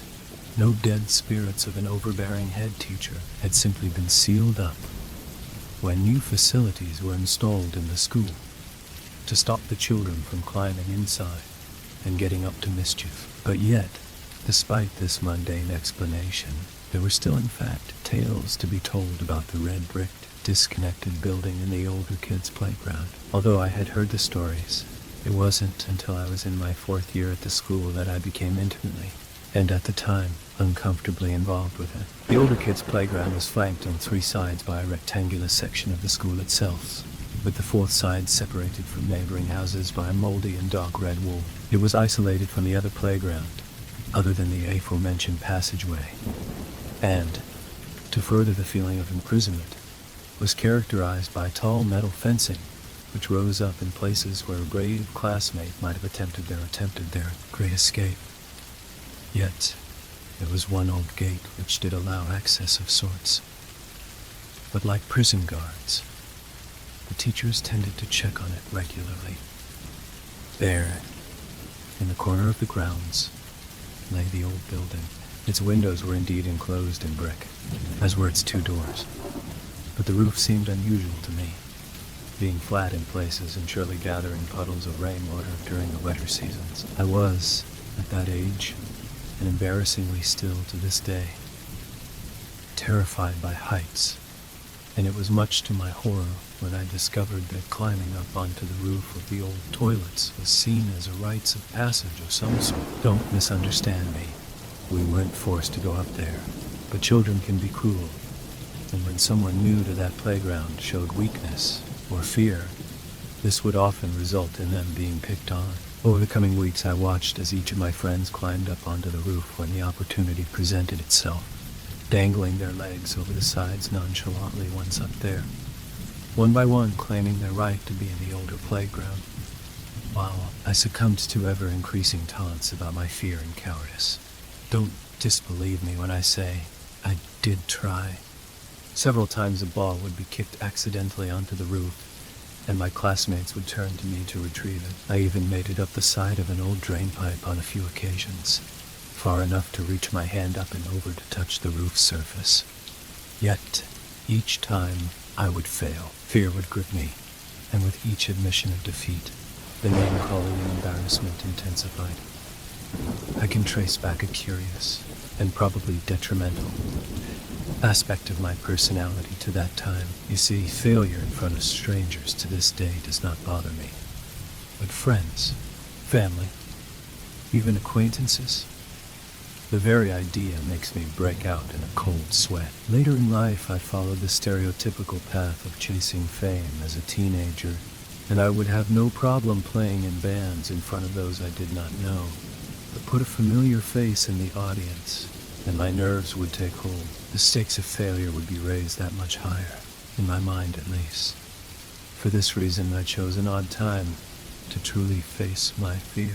One day after school, I waited outside the gates, watching as the other children slowly siphoned out of the two playgrounds, kicking their feet through the autumn leaves. Parents escorted the youngest of my fellow students, while those of an older age walked with their classmates, some eagerly, others not so, making their way down the hill, past the woods, to their homes in the surrounding area. As the school became ever emptier, and the teachers themselves began to leave, I walked down the street, entering the gardens at the back of the building. I always found the rear of my school to be an interesting place. It consisted of shrubs, bushes, and an old ash football pitch. Our teachers never seemed to use the area for anything, and we were actively encouraged to keep clear of it. Again, there were stories amongst the students that a child had been abducted while playing there years previously. Whether that was true or not, I do not know. Once I was as certain as I could be that everyone was gone, I sneaked through the bushes, up a small incline, to the rear of the playground. There, embedded in the wall, was the narrow brown gate, which the teachers kept a watchful eye on, but as far as I knew, was never used. I assumed that it had served a legitimate purpose years previously, but for me and my friends, it was the place where we would climb over to run around the school grounds at the weekend, when no one was there. It was an exceptional place to play one manhunt with so many nooks and crannies to hide in. As cautious as I was, I wanted to truly attempt to get up onto the roof of the old toilets. In my 8-year-old head, I had visions of sneaking up there in the morning and surprising my friends, or running up there to heroically retrieve a girl's ball. In childhood, we think that those around us really care about our actions, but in truth, they are of little consequence to anyone other than ourselves. Yes, I had been bullied a little for not being as strong or as fearless as those around me, and that sense of public failure, of insecurity, while a potent sensation at a young age, while in hindsight completely exaggerated, was enough to give me the courage to at least attempt to climb. I had considered asking one of my friends to join me, as I was nervous that a teacher might still be there, that I would get into trouble, and so needed a lookout. But this would only have given me someone to fail in front of. I decided to attempt it on my own. After waiting for what seemed an age, I slowly climbed over the gate, which rattled unnervingly under my movements, echoing out around the playground. Then, after hesitantly observing the hundreds of windows which dotted the school for movement, and happy enough with the absence of light emanating from them, I stepped silently to the sealed building. Even though I knew as little as an audience of one could affect my confidence, I partly wished that I had not been alone, as the building and its deserted surroundings left me feeling uneasy. I knew, however, that if I just got up there once, that I would have conquered my fear and would be able to climb up onto the roof with ease in future, hopefully putting any name-calling to rest. I stood staring at the drain pipe, which would be my avenue to success, clinging as it did through rusted fittings to the side of the building. My mind back then was often clouded with the worst possibilities, focusing on the most negative outcome, and as I began to climb slowly, I imagined that the drain pipe would wrench away from the wall throwing me against the concrete ground at any moment. The truth is that it did not move, no matter how much I believed that it did. Without a witness, I was now as far as I had ever reached, able to stick my hand up above me and touch the edge of the roof. My heart raced with excitement as I began to believe that I really could do it, that success was in sight. I then made the mistake of looking down to check my progress. The experience of height is something difficult to convey to someone who has no problem with it, while in reality, I was probably no more than 7 or 8 feet off the ground. I perceived this as a monumental distance. I felt my stomach churn, my heart beat erratically, and the world below began to spin and distort. Worse still, a loss of nerve permeated my body, leaving me feeling weak. And I could feel my grip begin to loosen. It's strange how the mind works, for just as I was ready to admit defeat once more and retreat, the insults and jeers of my classmates rang throughout my awareness, as if they were present, down there, taunting me with what was for me a huge effort. I found myself continuing to climb upwards, my hands reaching out to the damp roof, and then before I knew it, there I was, letting out a laugh of excitement. A sensation of relief washed over me. I could not wait for the next day, to be up there on the roof, proving those who had been cruel to me wrong. Peeking over the edge, I still felt trepidation at the height, but nowhere near as much as I had done before, my triumph quelling my anxiety. Still, I was not too keen to remain there for long, so I decided to investigate my surroundings briefly, then climb back down to the safety of the playground and head home. Ecstatic, the roof was painted in a similar fiery red color to the main school building, but it had long since peeled and cracked, suggesting that it had been a long time since someone had been up there to give it a new coat. Standing up cautiously, I felt my legs waver slightly as my stomach churned again at the thought of how high up I was. Laughable, really, as the height of the roof was probably no more than 10 feet. Yet, no matter how nervous I was, the sense of triumph which I felt coursing through my body was truly wonderful. I walked slowly from one side of the roof to the other, careful not to trip as I did so. The short walk from the drain pipe to the opposite ledge and back filled me with a feeling of conquest, as of someone patrolling their territory. For those brief moments, that roof, that building was mine. Just as I turned to finally make my way back to ground, I noticed that in the middle of the roof there was a hole. I'm not sure how I hadn't noticed it before, although it was quite small, big enough for me to fit my hand through, and little else. Curious, I took a few careful steps and then knelt for a closer look. Yes, there was a hole, and the light from the evening sky passed straight through it, illuminating what lay inside. I put my eyes close as possible to the opening without blocking the light, and was surprised by what I saw. Down there in the darkness, like a perfectly preserved tomb, the old-fashioned white tiling remained intact.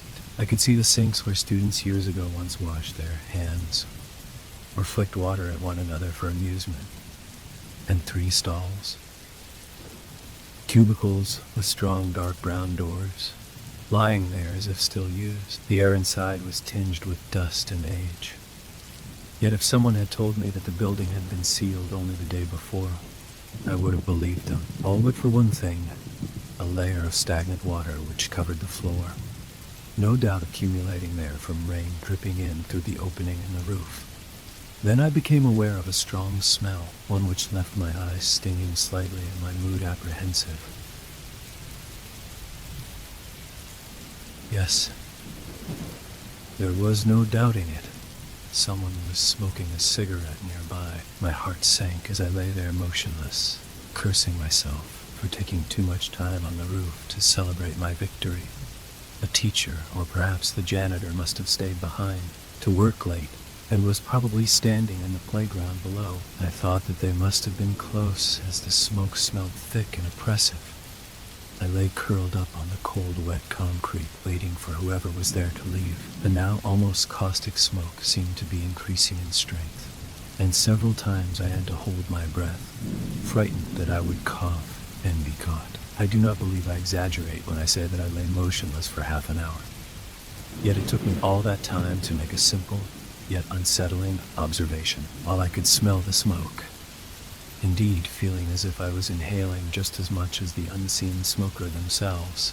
I couldn't see it. I would have expected to have seen the smoke rise up and over the rooftop, but not even the slightest wisp was evident. The autumn sky was now dimming, and I grew frustrated as the cold, damp stone below me sent chills through my body. Wishing that I had never went up there in the first place, I felt hunger approaching. I knew that by now my parents would be worried about me. I persuaded myself that I could at least dip my head over the edge of the roof and quickly take a look to see who was there. Maybe if they were on the other side of the yard, I could climb down unseen. I slid across the roof as quietly as I could and slowly peered downward, sure to not make any sudden movements to attract attention. There was no one there. The playground was empty, and the darkened windows of the main school building seemed as vacant as they had done before. Yet the smell and taste of cigarette smoke still filled my lunges and stung my eyes. Then I witnessed something which rooted me to the spot. A single curling strand of smoke slid upward through the hole in the roof. Someone was down there. Someone was inside that room beneath me. This seemed impossible. As far as I was aware, there was no way inside. The building had been sealed off perfectly from the outside world. Yet there it was. A puff of cigarette smoke which escaped first from the mouth of someone unseen below, and then through the hole in the roof to where I had been lying. My triumph of finally facing my fear of heights seemed a distant memory, and now all I could think of was getting off of that roof to safety down below. But the hole lay between myself and the drainpipe, and curiosity being as gripping a mindset as any, I decided to take a quick look inside before quietly making my escape and leaving the building behind. As I approached the opening, the smell of smoke grew stronger still, and as I peered inward, the thought of "don't look" filtered through my mind. But it was too late. I had looked.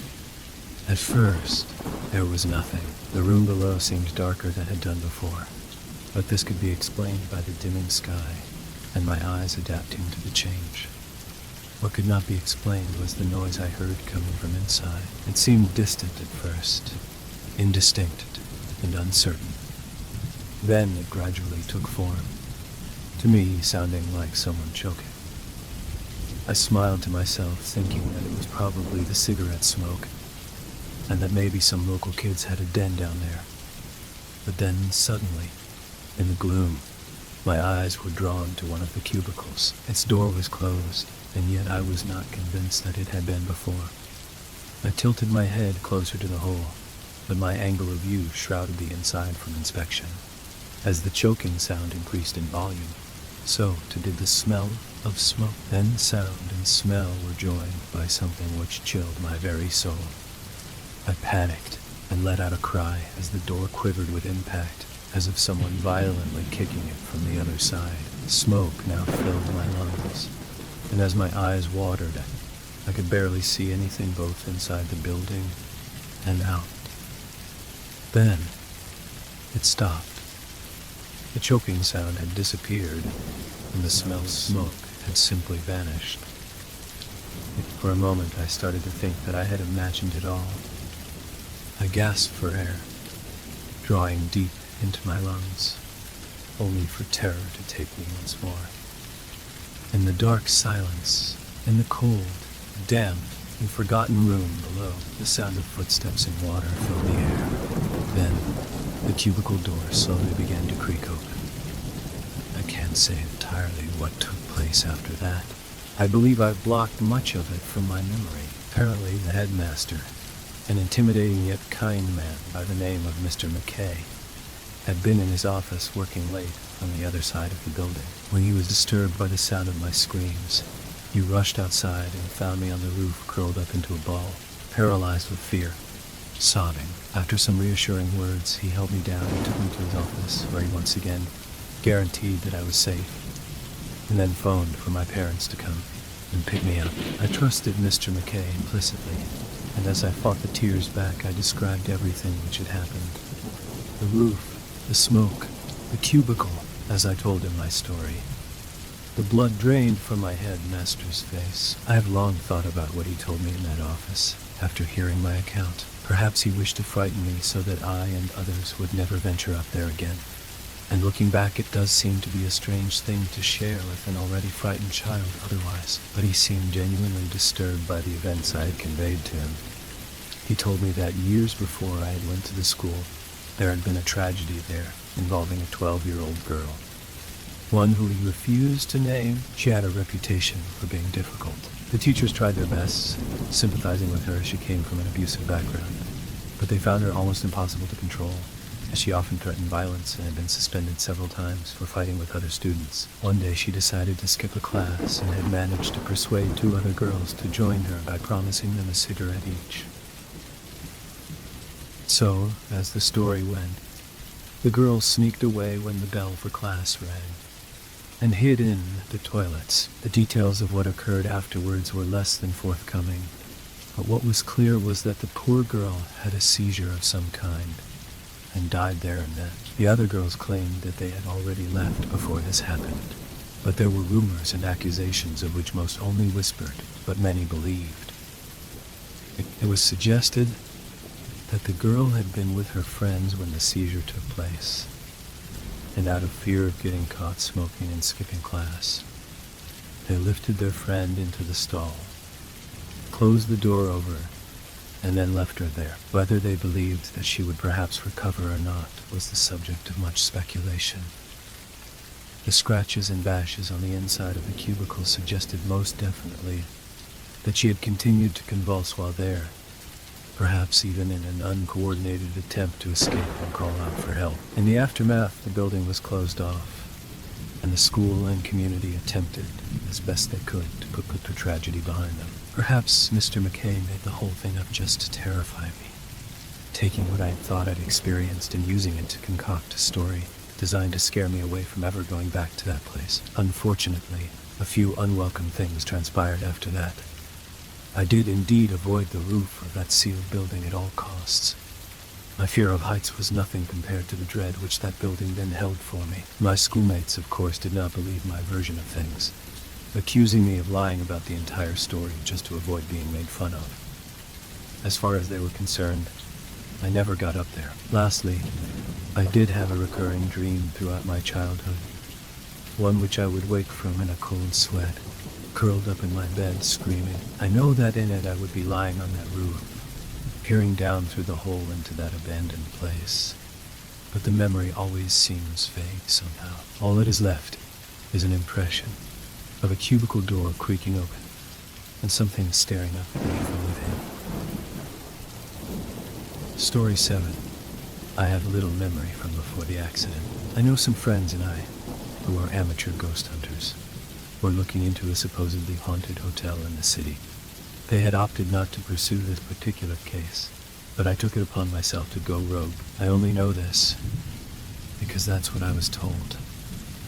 Apparently, I had fallen down a flight of stairs that led from the lobby to the 2nd floor. The hotel I visited that day was no longer in operation, since the fire that consumed the building had killed the majority of its occupants. Gerald, a tall and thin African-American man with a trimmed beard and long braided hair, told me it wasn't very smart of me to enter, considering the notice on the front door, indicating the place was condemned.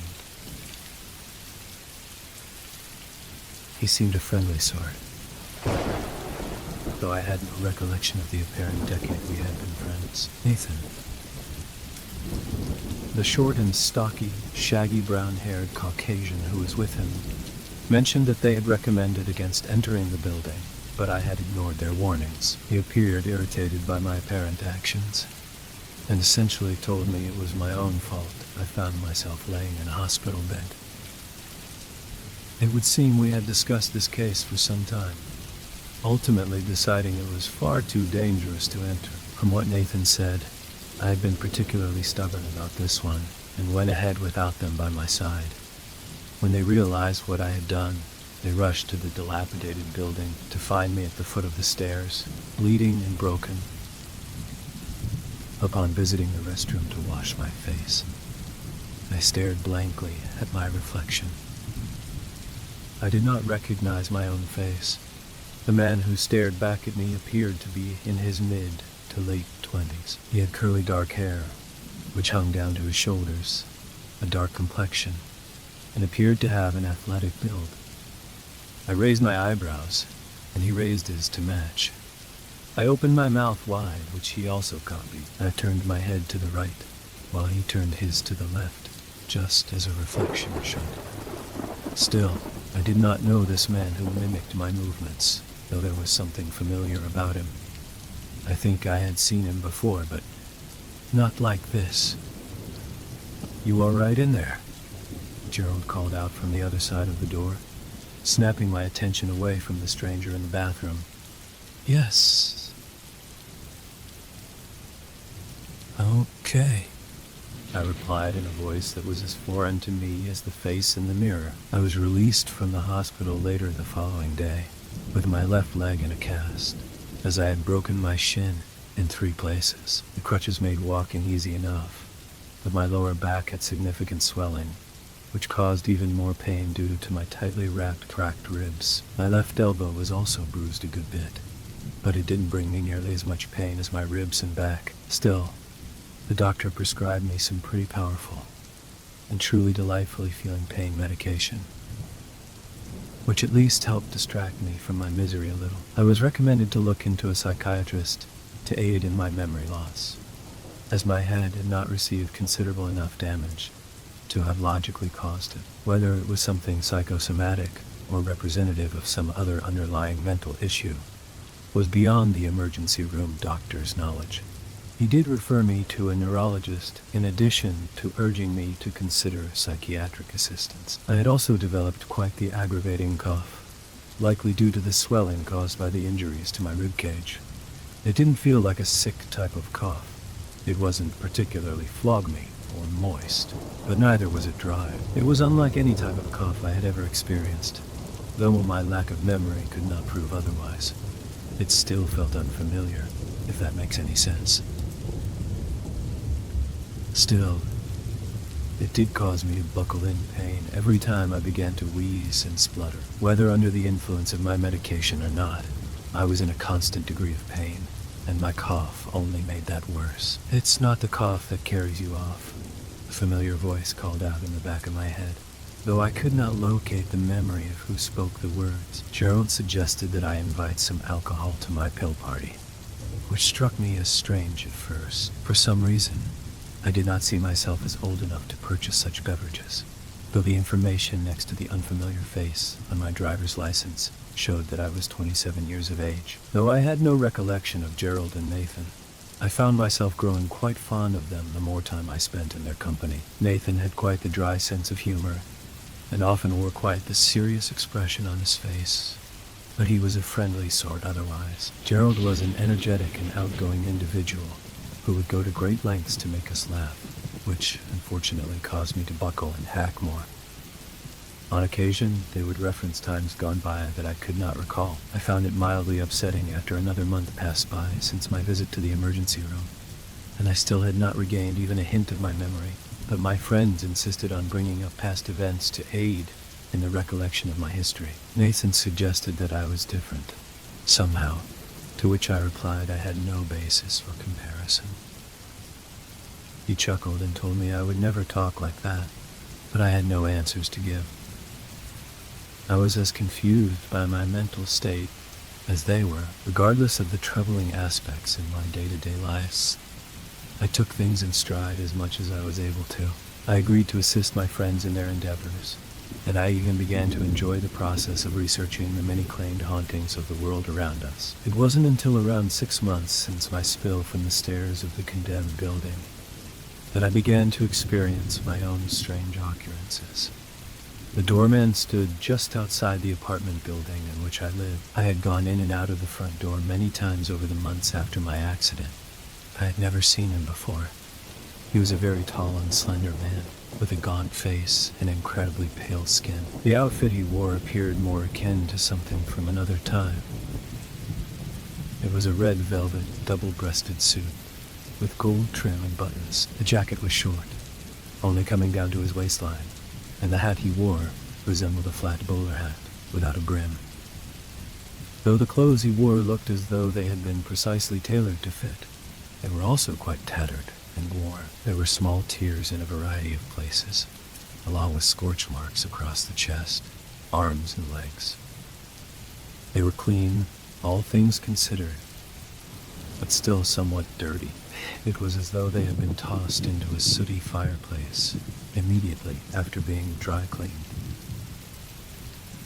"It's time to come home, sir," he said in an unsettlingly deep voice and proper English accent. Though he stood beside the entry to my apartment building, he did not gesture to the front door, but to another that stood to the left of him. The fact that I had never noticed this secondary entrance puzzled me just as much as the man next to it. I chose to pay no attention to the strange individual and make my way through the entryway I had intended on. I turned back to gaze back at the man as I entered, but he appeared unfazed by my ignoring him. He still stood in place, gesturing to the foreign door, acknowledging none of the other passers-by. That night, I was awakened from my sleep by the scent of something burning. As soon as my eyes sprung open, I could not contain the cough that had plagued me of late, as the smoke that formed beneath my door took hold in my throat, causing the regular spluttering to grow far more aggravated and sore. I rolled out of my bed and buckled over as the violent cough threatened to drop me to my knees. I wheezed and grabbed at my side while I made my way to the exit of my bedroom. I outstretched my arm and placed my palm against the door. I quickly pulled back my hand as the burning wood instantly scorched my flesh. I continued to hack in between strained breaths while staring down at the swollen skin of my palm. As I gazed upon my hand, the flesh began to bubble and pop, blood streamed between my fingers, while the flesh melted and dripped to the floor. I screamed out in horror while I stared at the bare muscle tissue that continued to steam and pull apart, revealing the bone behind it. My eyes were pulled away from my disintegrating appendage when the door gave way. The inferno raged on beyond the now open doorway. A lone individual stood in the center of the blaze, holding his hands out towards me. The doorman then waved his limbs back into the fire, before swatting against it, directing it straight at me.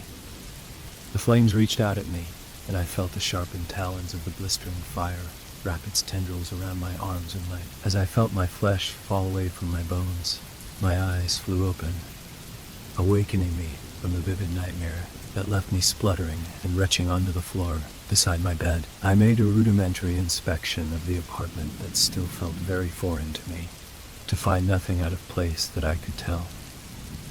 I still smelled smoke drifting into my nasal cavities, but I found no evidence of anything burning. I even walked out into the hallway, holding my hand in front of my mouth in an attempt to muffle the hacking cough. "It's not the cough that carries you off," the voice called out again from my subconscious. Once I was satisfied that my paranoia was no more than the result of the unsettlingly vivid dream, I attempted to lay back down. It took me some time to regain my grip on sleep, as my cough was far more aggravated than it had been during the night's first try. But I drifted off eventually. I'm not entirely sure why I did not mention the encounter with the unusual doorman to my friends, especially since it would be far more to their expertise than my own. The city houses many strange individuals, so perhaps this one was no different from the random strangers muttering to themselves in the subway. The more I let my mind wander to thoughts of this man, though my injuries from my fall had healed, the cough remained, as did my memory loss. Maybe this is the nature of psychosomatic symptoms. The neurologist I was referred to could find nothing physically wrong with me. He backed up the emergency room doctor's recommendation to talk to a psychiatrist. The shrink, as Gerald called him, advised some breathing techniques and meditation to assist in the relief of my ailments, but they were not very effective. Since psychological help required talking about the issues that plagued the patient, my inability to recall anything from my accident made it difficult to make any sort of progress. but I would still visit him once every 2 weeks. That would be the second time I saw the tall man in the gold-lined velvet suit. Though the taxicab dropped me off in front of the office, I did not see the doorman from a distance as I approached the building. It wasn't until I was reaching out to push the door open that I heard his cold, deep voice from my left again. "It really is time you came home, sir," he said, gesturing to the newly manifested entryway to the side, the one I initially sought out. This time I stopped and took the time to glance at the entrance he requested that I pass through. It was a large red door with intricate filigree around the border. It had a large, tarnished gold lever to gain entry to whatever lay behind it, which looked quite ornate and likely uncomfortable to grip one's hand around. "If you would be so kind," he remarked, as I stared into his sunken, hollow eyes, both of which were quite large, and a glossy black. Once again, I chose not to speak to the individual who towered over me.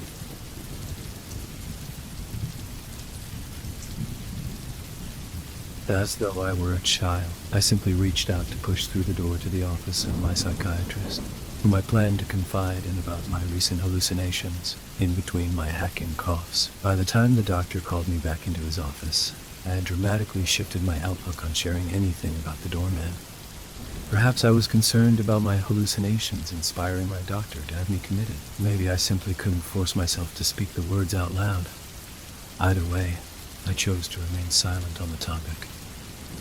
As the days went on, I was visited by the tall man in the gold-lined velvet suit more and more. He stood outside every building I walked into.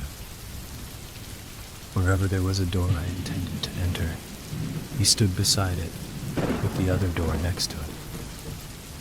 Even in my apartment, when I would head for my bathroom, he was there. Should I seek entry to my bedroom, his deep voice would beckon to me. Each time I ignored him, my cough would practically buckle me to the floor while I gasped for oxygen. I lost count of how many times I had seen his gaunt and lifeless face by the time I decided to begin researching the hotel that had led me to my current state. I'm sure I had looked into the abandoned building before, but I wouldn't know where to find anything I had already looked up. Gerald and Nathan had coached me on using the computer in my apartment, but I still found it quite awkward to operate. As my friends had demonstrated, I clicked the arrow over the Google Chrome icon. From there, I was able to type in my search request, which pulled up several links to information on the building's history. According to the website I settled on, the hotel was constructed in the early 20th century. It was 1957 when the fire consumed several of the higher floors, leading to the death of 23 people, including a variety of businessmen, women, and children. 10 years or so after the fire, the building was purchased by a wealthy individual who already owned several other such structures. He had much of the old place fixed up, and it would go on to house many more temporary residents until it was once more consumed by flames in early 2013. Over the decades, the second iteration of the hotel ran. Many guests would speak of strange sounds and unusual events having taken place within the walls of their rooms. Everything from spectral figures walking the hallways to random objects floating from one place to another were reported, though nothing ever left any trace of evidence. It would appear that I was not the first supernatural investigator to step foot into the building, but my predecessors had done their detective work while the doors were still open to the public. Regardless, no proof of anything paranormal was ever found, or never recorded anyway. While I absent-mindedly panned down through the images of the victims who were lost in both of the blazes that closed the doors to the hotel, I felt my back stiffen as the cursor traced over a face that appeared far more familiar than it should have. I clicked on the image to expand the black and white photograph of a family who died in the first fire that raged through the hallways of a deceased hotel. I had a vivid recollection of the mother, father, and child that stood side by side in the ancient photograph. The woman was very pretty, with dark curly hair, a very pleasant wide smile, and a polka dot dress that hung past her knees. The man had short, light hair that looked to be greased high and tight. He wore a suit that had a dark shaded collar that contrasted with the rest of the lighter jacket.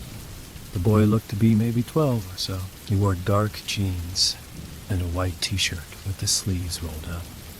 His hair looked to be the same style as his father's, but the color of his mother. I stared at the picture for some time, not coughing once while it entranced me. I knew these people. I was certain of that. I finally broke my gaze away from the eerie old photograph of the long-since dead, and I continued to pan through the images until another familiar face caught my attention. The doorman wore a much happier expression as he stood proudly beside the door that led into the hotel. He was a good head taller than the short and stocky balding man in the business suit to the side of him, but he did not appear the giant I had seen him as recently. His bright eyes looked far less malicious combined with the friendly smile he wore. Another fit of sputtering coughs distracted me from the image, causing me to fall from my chair to the floor.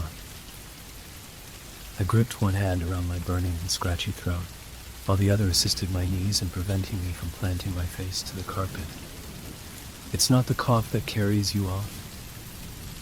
It's the coffin they carry you off in, I replied to the voice in my head, completing the phrase my father used to say, ending the invading heck. A sudden clarity awakened inside me, and I knew what I had to do. I would return to the hotel one last time. Fortunately, I would not have to travel far to get there. "Are you ready to come home, sir?" the doorman asked from behind where I still knelt.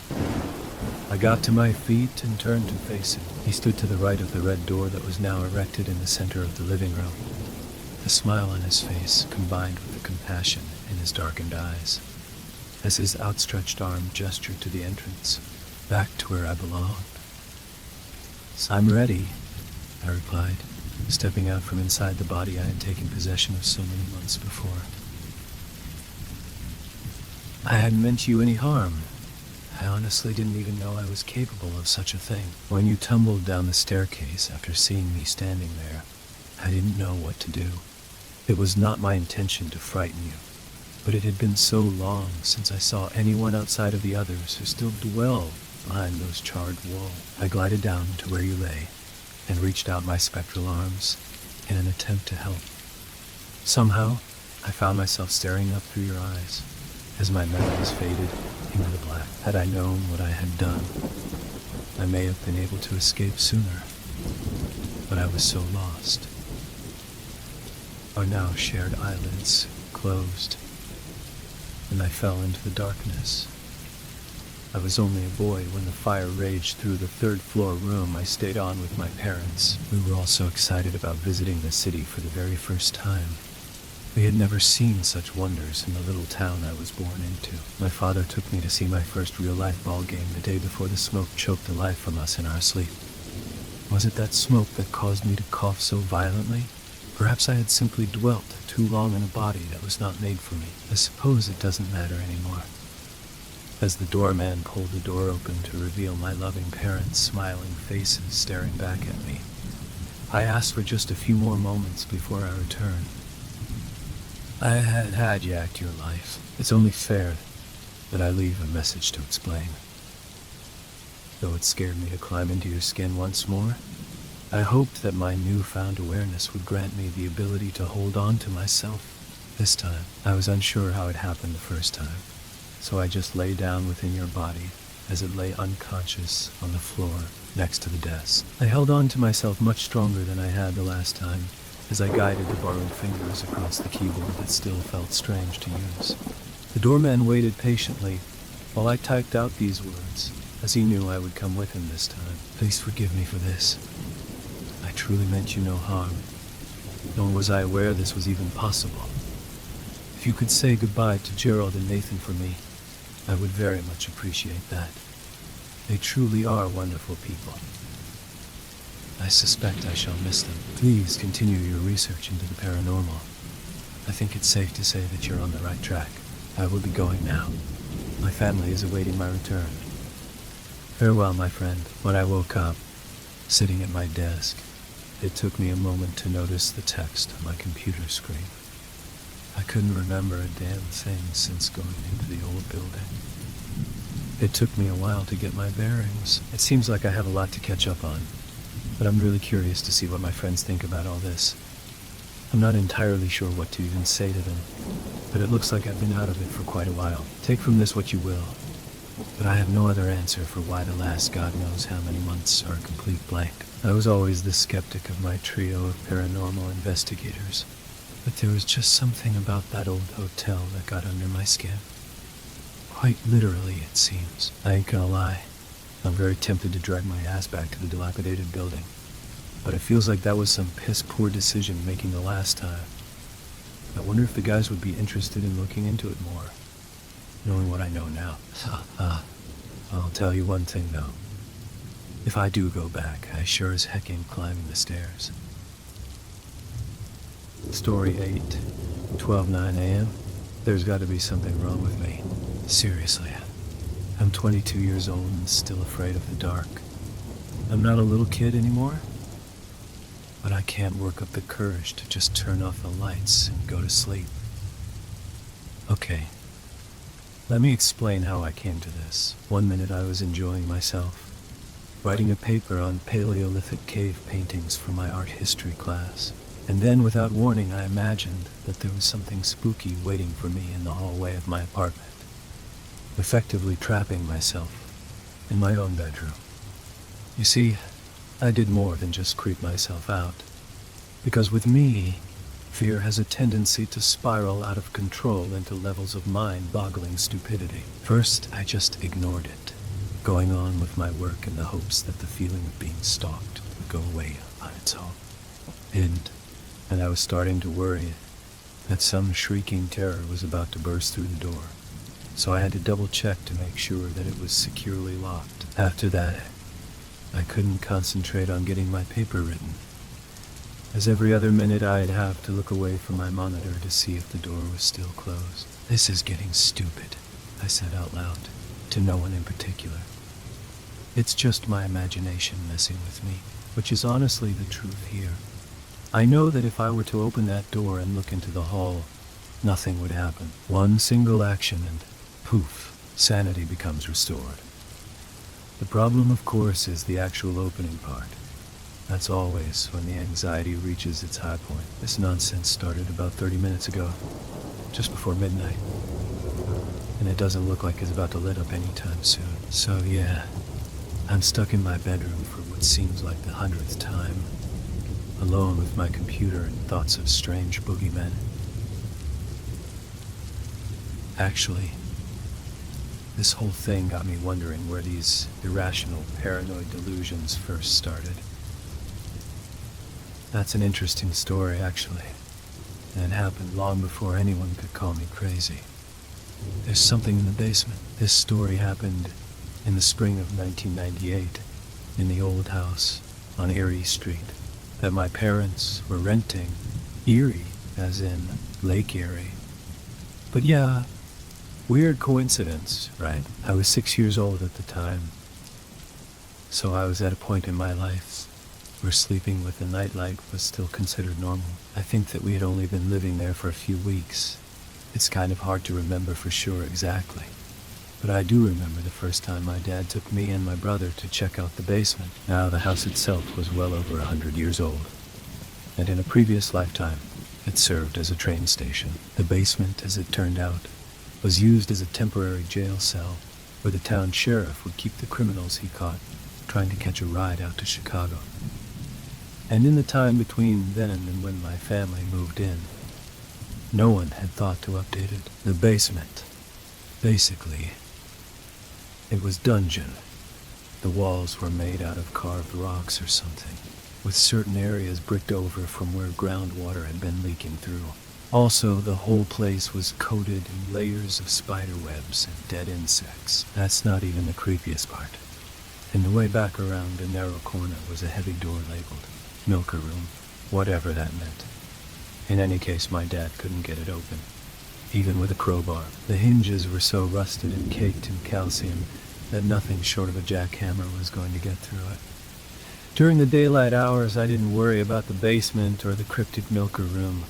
I just avoided going down there. But at night, I couldn't help thinking about it, and invariably, I'd end up hiding under my sheets until I could eventually fall asleep. Of course, I wasn't always able to fall asleep. Sometimes, the voices would keep me wide-eyed and alert. And when I say voices, I mean what I thought constituted the sound of a man's muffled speech coming from the cellar. To me, it sounded like someone under the floorboards was mumbling incoherent. The reality here, of course, was that sounds were bouncing around the air vents in such a way as to trick my little kid brain into thinking that there really was someone down there, trapped behind that huge immovable door, trying to get out an orderable door to, I'm not sure exactly. Perhaps I thought he wanted to eat me, I guess. Who knows? I was 6, remember? It doesn't matter what I thought this made-up man wanted. All I knew at the time was that it was bad, and it got worse when my older brother Joshua kept telling me that he knew what was really in the basement. He was a sadistic idiot, and he thought it was just so damn funny to tell me that a monster with a woman's face and a body covered in tufts of fur was trying to escape from the milker room. Let me repeat that. A woman's face and a body covered in tufts of fur. It was weeks before I could sleep a full night without yelling for my parents to rush to my room. Let's move forward a few years. When I was 9, my parents had decided to move to a better house for commuting reasons. I was helping my dad move some boxes out of the basement, and at this point, the place had been cleaned up a great deal, and being 3 years older, I didn't find the basement all that scary until I found myself alone down there while my dad ran off to talk to my mom about something. At first I was fine, but then, out of nowhere, I started to hear this weird tapping noise. I remember looking around for what was causing it, more annoyed than frightened, when I looked around the corner towards the milker room. It started getting louder, and it was coming from behind the huge black door. I didn't move for what felt like hours, petrified, when all of a sudden I heard a crashing bang come from where the tapping used to be. I shrieked and started running back towards the stairs, nearly knocking over my dad in process. When he asked me what was wrong, I told him about the noises coming from the milker room. He laughed. I swear he laughed and told me to follow him. Going around the corner, my dad walked right towards the milker room door, opened it, flicked on the lights, and showed me the loudest water softener in the world. He told me that he had it installed 2 years ago because he was sick of drinking rust-flavored water, and the milker room was the best place in the house to put it. How do you get it open in the first place? Well, a lot of hardware stores sell solvents designed specifically for rust and calcium. I had nothing to be afraid of. Never really did. But to this day I can remember with perfect clarity that one single moment of pure terror where I was absolutely sure that something terrible lurked behind a few inches of wood and shadows. 12:42 a.m. So the point of that story was to remind myself that there's nothing evil waiting for me outside my bedroom. I don't think it worked. I tried to open it about a minute ago to use the bathroom, but the second I placed my hand around the doorknob, my heart started racing, like I had just pounded 6 shots of espresso. Images of a writhing mass of rot and flies filled my mind, or a black hound waiting to pounce from the darkness. I'm freaking out a little inside, because not only do I have a feeling that there's something out there, but also the sense that whatever it is, it knows that I'm scared. I keep telling myself that it's all in my head, that I'm just projecting my fears onto the environment. But it's not working, which is a shame, because I know firsthand how frightening one's own imagination can be. So here's what I'm going to do. First, I'm going to pee in the beer bottle I found in my trash can. And second, I'm going to write down another story, one where I had to go toe-to-toe with my own nocturnal demons. Sleep paralysis. About 4 years ago, I was trapped in a state of almost near total depression. I had just graduated from high school, but my grades were so low that my choices for college were very much limited to the first place that accepts me category. Add to this that I was unemployed. My best friend had already left the state, and my parents were in the process of getting a divorce. In hindsight, I handled the whole situation in an extremely immature way by smoking a ridiculous amount of weed and barricading myself into my room to play video games all damn day. In other words, I was starting to turn into a complete loser. Now, Some schools of thought suggest that nightmares serve as a subconscious mechanism to resolve perceived stressors. If this is true, then I was lucky that things hadn't started to get strange earlier. I fell asleep just as I always had, except this time I woke up right in the middle of things.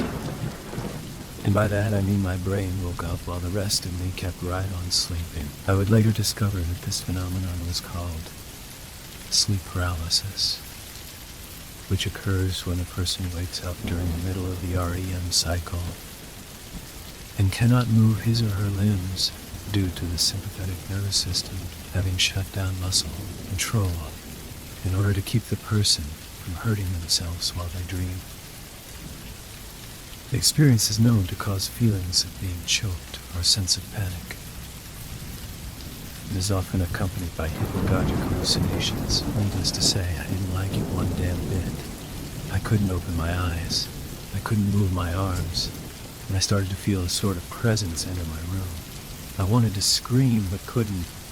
And the entity was surrounding me, observing me, judging me. Dude, I didn't know what it was. But somehow the thought got into my head that it wanted to hurt me. I struggled to break free, yelling at myself internally to wake up before it got any closer. But I couldn't move so much as a finger. Then I felt a pressure, a tightness on my chest, like the life was being crushed out of me by something huge and angry. If someone were to try to read my thoughts at this point, all they would hear would be the sounds of a wild animal backed into a corner, vicious and scared, borderlining madness. Right when I thought that I was about to die, I heard myself scream, "Wake up!" Whether from inside or out, I don't know, but suddenly I bolted upright in bed, feeling very dazed and tired. I looked around my room, looking for whatever it was that was trying to kill me, but everything seemed fine, so I decided to get a glass of water. Almost immediately after getting out from beneath the covers, I started to hear a very deep, almost painful moan coming from the hallway outside of my bedroom, followed by a thud and footsteps. At this point, I was more angry than scared, so I grabbed a baseball bat and moved towards the door. I didn't rush out into the hall immediately, because by now it was slamming itself against my door, trying to get in, all the while its moan sounding more and more like it was in a state of constant agony. Eventually, I heard it start to shuffle away. So fast as lightning, I threw open the door and rushed into the hall. That's when I saw it. It was very, very tall. So tall that it had to crouch a little to avoid the ceiling. Also, it was thin, more bone than flesh. It didn't have arms, or skin, or even a face, really. I suppose that the best description here would be that it was an elongated skeleton wearing a straitjacket made of bacon. Whatever it was, it had turned around and was beginning to shuffle towards me. So I ran forward, swinging my bat like a madman until it had stopped moving, gurgling in a puddle of its own blood. I woke up the next morning around dawn, lying face down on the hallway carpet next to my bat. Apparently I had dreamed the whole encounter, and now there was a hole in the wall from where my bat had punched out a chunk. I haven't had a case of sleep paralysis since, nor did I ever witness the bacon monster again, but it just goes to show what sort of nightmares my own brain is able to conjure. 1:38 a.m. Well, that clearly didn't help. No, I'm not worried about the bacon demon hiding out there. I already stomped his ass into the ground, but I'm still unable to just open the door. I can't sleep if I think there's something out there. I can't force myself to stay awake until sunrise either. I really don't have a clue here. Damn, I just pulled a neck muscle from turning my head too fast. I thought I saw something moving in the corner of my eye. It was just a shoe, an unmoving, unlaced, dirty work of a shoe. Okay, enough screwing around. I just found a hammer. Wish I had a shotgun, but I guess a hammer will have to do. I'm going to try opening the door again. I'll be back in a minute. 1:39 a.m. Nope, not going to happen. I started sweating before I could even touch the handle. I really tried, but it was too much. Even worse, now I'm hearing noises coming from outside of my window. Good thing the blinds are closed. I wish my roommate would just come back. He works a late shift, so he usually doesn't get home until around 5 in the morning. Wait, hold on. That's only like another 3.5 hours or so. Yeah, I'll just wait for him to get off work and then I can finally put this nonsense behind me. Then again, it's not such a great idea to have too much faith in your friends, especially when they know just how easily you can be startled. Like my friend Stephanie, who decided to tell me one of her own horror stories just as I was about to head home for the night. The Union Street Cemetery, the Union Street Cemetery, the Union Street Cemetery is the oldest graveyard in town. It's also the worst. Over the years, a combination of vandalism, poor upkeep, and harsh weather have made the headstones virtually unreadable, and the surrounding patches of grass that haven't been overrun by weeds are a sickly yellow color. Similar to bile, the cemetery itself sits squarely on top of a slight hill, and despite the fact that it's been there for ages, most people in town don't even know where it is, if they even know that it exists at all. This might have something to do with the fact that the entire area surrounding the Union Street Cemetery has been unofficially designated as the town ghetto. In other words, the houses in that area are made homes by the lower income families. My friend Stephanie was one of them for a while. When Stephanie was in her early 20s, she led the glorious life of a single mother, working as many hours as possible as a diner waitress. And in order to survive, she had to move herself and her 4-year-old son into a house on Union Street with 2 roommates. Or maybe she wasn't single at this point. I'm a little fuzzy on the details here, but I do know that she lived in one of the Union Street houses with her son. So, the story is told by Stephanie was that one night while her husband, boyfriend, roommates were all out of the house, Stephanie was in the kitchen trying to make some diner while her son played in the living room. Now, her son Tyler, at least I think his name was Tyler, was being loud as usual, banging toy trucks into each other like little boys are known to do. So, naturally, Stephanie became worried when everything got quiet, when she walked into the living room to see if Tyler was doing all right. She saw him looking out of the front window from in between the curtains and the glass pane. Keep in mind that their house was right across the street from the cemetery. "What you looking at, Tyler?" she asked. "You're coming over," he responded, still looking out of the window. "Who's coming over, Tyler?" "The people from across the street," he said. It was here that Stephanie looked out of the front window, expecting to see actual people, but instead saw only gates to the graveyard. Now, Stephanie isn't some dumb bimbo from a cheesy zombie movie. She's a real person, and like most people in real life, she's seen her fair share of horror films. She wasn't going to shrug this off as just another child saying strange things. She was going to get the hell out of there, which she did. Stephanie grabbed Tyler, an overnight bag, and spent the night at her mother's house. She returned the next morning after whoever else lived there had told her that everything was fine, that the walls weren't bleeding or anything else, even remotely supernatural. Even still, Stephanie moved out of that house within a year. She told me this story one night, just before I was about to leave my ex-girlfriend's house. Stephanie was a good friend of my ex's. That was how I came to know her. So I was more than a little nervous to walk home alone in the dark. Actually, it really wasn't a big deal until her story ran through my head when I was about halfway home, which got me wondering just where I was exactly in position to the Union Street Cemetery, so that I could plan my walk in order to avoid it. I remember thinking that I was pretty close to Union Street, so I stopped walking briefly to try and locate any notable landmarks.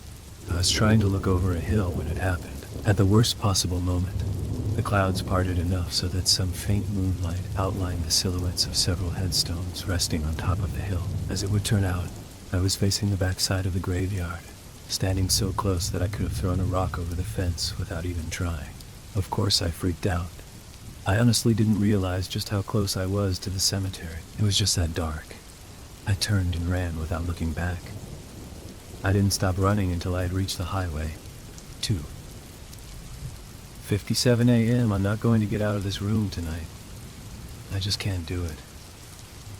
There's something terrible out there, not just in the hall, but also outside my window, staring from behind the blinds, waiting for me to let it in. I've been griping the handle of my hammer so hard for so long that I know every groove in the carved wood better than I know my own face. The light bulb of my desk lamp blew out about 15 minutes ago. So now, the only source of light is what little comes from this screen. I'm starting to think that it's already gotten in here. Yes, it is definitely in here. Maybe it's always been in here, with me. I can't face the darkness. That's how it gets you. It only becomes real if you look at it. If even for just a moment. It will flicker to life, like a movie reel that skips a frame. There for a heartbeat, and then gone. But that's all it wants. All it's ever wanted. It will blink into existence for only a fraction of a second, but the damage will last forever.